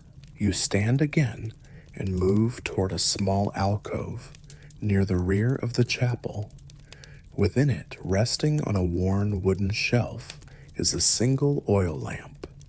Its basin is shaped like a bird, its wick long since burned away. The inscription around the rim is barely visible, but the pattern is familiar, a Nabataean prayer spiral etched beside a Ge'ez proverb. Together they read roughly, light makes no sound, but still it moves you. A quiet joke among her scribes went, Yodit didn't read the scriptures, she annotated them. That joke earned more than one person a quiet demotion, but the line survived. You leave the chapel and follow a path that loops along the outer edge of the palace, where weeds have overtaken the stones and the grass grows in purposeful silence. Here and there, you spot the remains of small shrines, platforms for offerings now empty, save for a few smooth stones or bits of broken pottery. One tucked beneath a cypress tree bears the faded image of a flame overlaid with a crown. Some believe it was meant to honor Yodit after her death. Others say it was built in secret during her lifetime by those who feared what she might become. You pause beneath the cypress hand resting on the stone. She didn't write a gospel, she didn't carve commandments, but she left behind a kind of scripture, all the same, woven into law, stitched into robe hems, and whispered in courtrooms and kitchens alike. And as for the scrolls and the chronicles, they contradict each other. They argue across centuries. But that's the point. The story isn't fixed. It's fluid, sacred in some parts, practical in others, and always waiting to be read again. You pass beyond the shadow of the cypress tree into a quieter quadrant of the compound where time seems even slower. This part of the palace has no official name on any map, but those who lived here long ago called it the listening court. No loud councils, no torchlit ceremonies, just stone air and occasionally discovery. You step through a low doorway framed in carved basalt into a room dim and cool. Its only window is a thin vertical slit angled precisely to catch a single beam of sunlight around noon. In that beam, resting on a stone pedestal, sits an object both ordinary and haunting, an obsidian mirror, not perfectly round, not polished to modern clarity, but unmistakably crafted to reflect. The edges are bound in bronze, etched with a repeating motif wave flame feather. You've seen that combination before. It marked the queen's personal items, her quiet tools, as one court scribe once described them. The mirror's surface is not smooth. It warps your reflection just slightly enough to make your features shimmer like heat over stone. And in that shifting image, something else becomes visible, a set of faint engravings, not on the mirror, but on the pedestal below it. You kneel, peering closely. The symbols are shallow, but deliberate. Ge'ez mostly. Some Nabataean. A few untranslatable. One phrase repeats. The eye does not always look outward. A mainstream fact, obsidian, was prized throughout the Horn of Africa, not only for blades and tools, but for ritual objects, mirrors, spheres, even pendants. Queen Yodit was said to favor obsidian for its ability to both reflect and obscure. Truth, she once told a caravan diplomat, is what remains after the shine fades. You gently touch the edge of the mirror. It's cold and heavy, and it hums slightly, not sound, but presence. This was not decoration. This was used, perhaps in ceremony, perhaps in solitude, perhaps in those moments when a ruler stares not at her people, but at herself. A fringe tale insists this mirror once sat beside her bed, that she'd gaze into it every morning before speaking to her advisors to remember the parts of herself no one sees. Another version says it was used during peace negotiations, placed on the table between diplomats so each could see their own face as they bargained. You move around the pedestal, letting your fingers trace the edges. There are 7 notches cut into the base, not decorative, not accidental, a code maybe, or just tracking time. In the corner of the room lies a small cracked box no larger than a satchel. You open it carefully. Inside are fragments, slivers of black glass, some still bound with silver wire.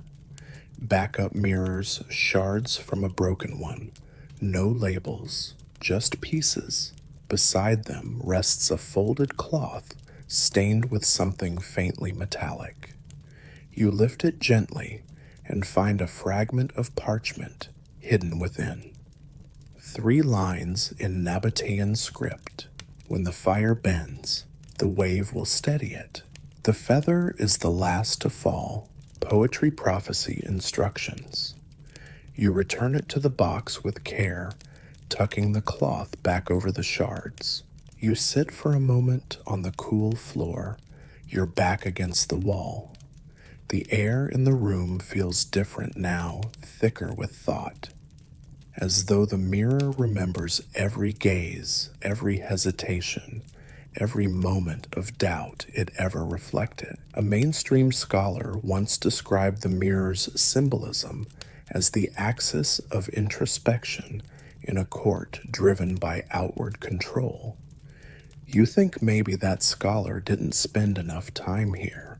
It's not just symbolism, it's instruction.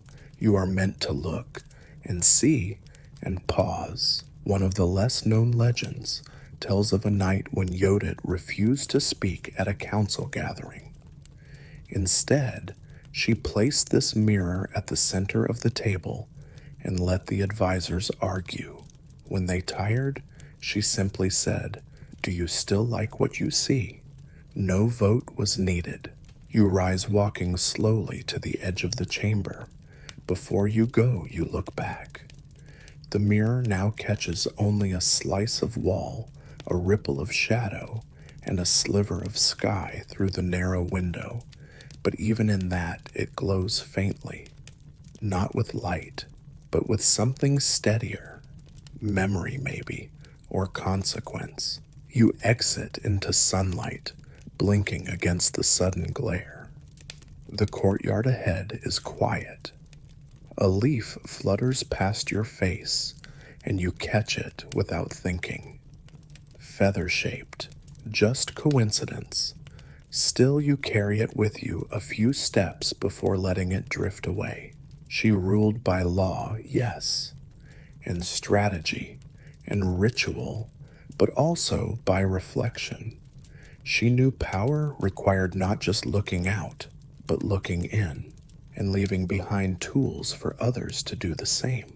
You follow the curved stone path leading there out of the listening court, the obsidian mirror still echoing somewhere behind your thoughts. Ahead, the path widens into what was once the queen's private garden, not large, not grand, but carefully designed to feel like more than it was.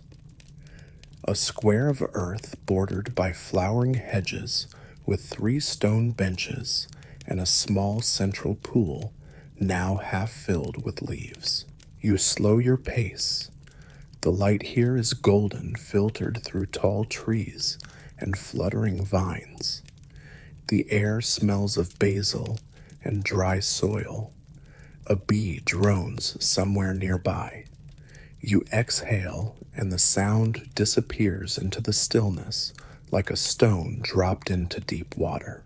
This garden wasn't just for beauty.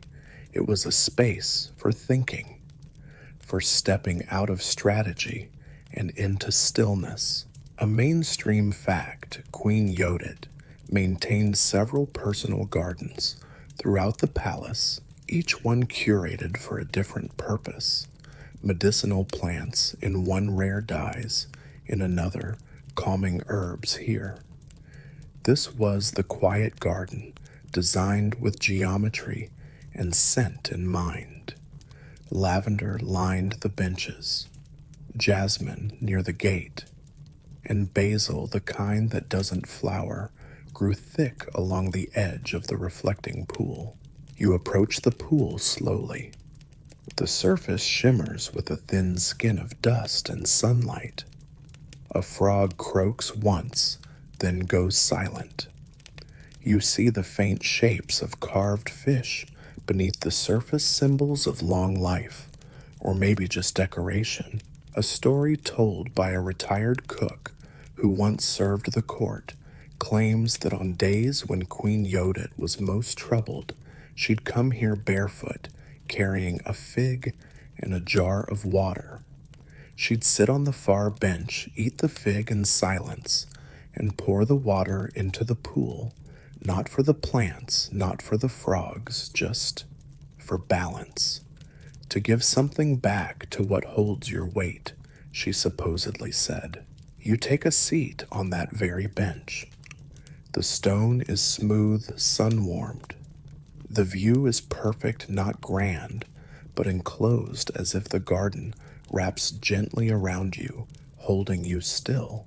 A fringe legend tells of a night when the queen met here with a rival ruler, not in war paint or silk, but in common robes. They each brought a dish from their homeland, sat beneath the moon, spoke not of borders, but of water shortages, livestock diseases, and harvest schedules. By the time they rose, a treaty had been drawn, nothing written, just a handshake in basil-scented air. You look down and see faint scratchings on the edge of the bench. Not deep, not careful, just a mark made with a thumbnail or a knife tip. A spiral. And a number 18, 18, what visits years, people no one knows. But someone needed to leave it, so they did. To your right, a patch of earth has been disturbed. Not recently, just enough to notice. In the center is a flat stone, smooth as a loaf of bread. You brush it gently. Carved into the surface is a phrase in gay as silence is not absence. You sit with that for a while. A quiet joke in her time went "Don't trust the general" with the loudest sandals. The queen wore soft shoes, or none at all. She walked this path often, they say, with no one following. Just her own thoughts and the crunch of basil beneath her heel. A mainstream record notes that many of her most decisive shifts in policy were preceded by unplanned silences. Weeks without public announcements. Canceled meetings. Couriers held at the gate. Then one morning a new law. Always clear, always irreversible. You rise slowly and walk the edge of the garden, letting your fingers trail the tops of the herb beds. Bees lift and hover unbothered. You find a small wooden marker at the far corner nearly buried in leaves. You kneel to uncover it. One word, faint but legible, pause. No name, no date, just an instruction. You stay there for a long moment. In a world of loudness, she built spaces like this, where a pause wasn't a void, but a tool, a way to collect what rushed too fast, a way to listen without needing to answer. When you stand again, the garden feels like it's exhaling. The sun is beginning to dip the sky, shifting toward that slow amber wash that makes every leaf glow from within. You step through the low gate and glance back once, just to be sure. The pool glistens. The frogs are quiet. The spiral on the bench catches the light. And somewhere within the stone and soil, the memory of quiet leadership still lingers, rooted deeper than words, deeper than law. A queen who knew when to act and when to pause. You step away from the garden's hush, following a winding corridor that feels more like a boundary than a hallway, one side lined with archways open to the breeze, the other closed off in solid stone. This passage leads you toward the outermost edge of the palace grounds, where the architecture becomes less refined, more personal, less concerned with grandeur, more with memory. At the far end, tucked beneath a cypress beam and framed in crumbling brick, is a wooden door slightly ajar. You push it gently. The hinges don't creak. The air inside is dry and faintly sweet, like dust mixed with crushed cedar. You've entered what was once the queen's private study, not the throne room, not the council chamber, just a quiet, lived-in space. Books, baskets, a half-finished mural on one wall. There's a desk low to the ground, with a scroll still pinned beneath a smooth obsidian stone. A single reed pen rests beside it. The last word written, if. You smile, the most dangerous word in any leader's vocabulary. To your right, a row of wooden shelves bears signs of careful use. Neat stacks of reed paper, a jar of dried ink, a wrapped bundle of colored thread, and a miniature carving of a lion no larger than your thumb. These were not ceremonial objects. These were things she touched. A mainstream fact, Queen Yodit was one of the few rulers of her time documented as personally maintaining written correspondence, her own hand, not that of a scribe. Foreign envoys often remarked on the unique voice of her letters, short, precise, occasionally humorous. Like being nudged by a warm dagger, one Greek diplomat wrote. On the far wall, a faded mural shows a winding river splitting into three paths. One leads to a mountain, one to a grove, one to what appears to be a fire. Tiny figures walk each path. In the lower corner, a phrase in Nabataean script. All three are true. You sit at the desk, resting your hands on its surface. The wood is cool, worn smooth by decades of thought. There's no throne here, no cushion, no guards. Just this table, these walls, and the echo of a woman who ruled with more precision than any blade. A fringe story claims she once received a gift from a foreign king, a mirror framed in gold, encrusted with emeralds. She re-gifted it to her cook and requested a plain piece of polished tin instead. Too many reflections, she said. I only need one. You rise and walk toward a narrow shelf near the window. On it sits a sealed clay pot.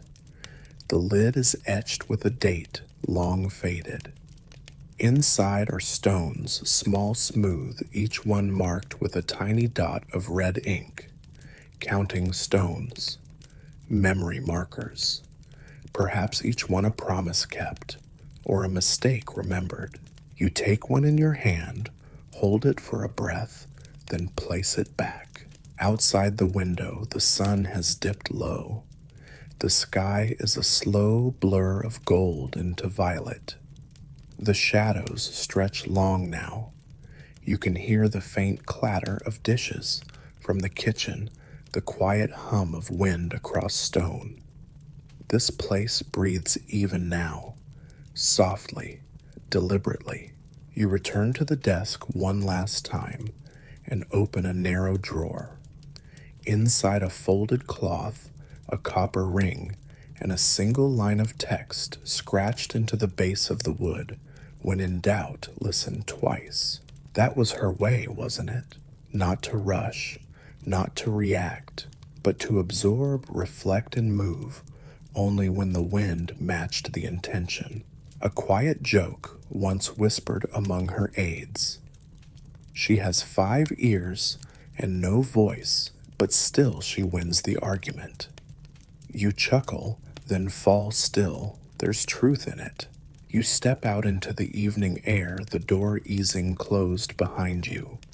No lock, no guard, just silence and time. And as the stars begin to emerge, one by one, you find yourself walking the outer ring of the palace once more, past rooms where women debated policy, where scribes argued over grammar, where spices once hung from the rafters, where footsteps echoed long before laws were made. Everything she built still holds a shape, even if the walls crumble, even if the scrolls fade, even if her name is argued over again and again by people who never sat where you just sat. She didn't build for legacy. She built for continuity. And you've walked the shape of her silence. You've touched the echo of her gaze. You've listened to the garden and the mirror and the ink. And you understand something now. She didn't disappear. She became the space between decisions, the soft pause before a wise reply, the quiet hum of a place still waiting for its next question.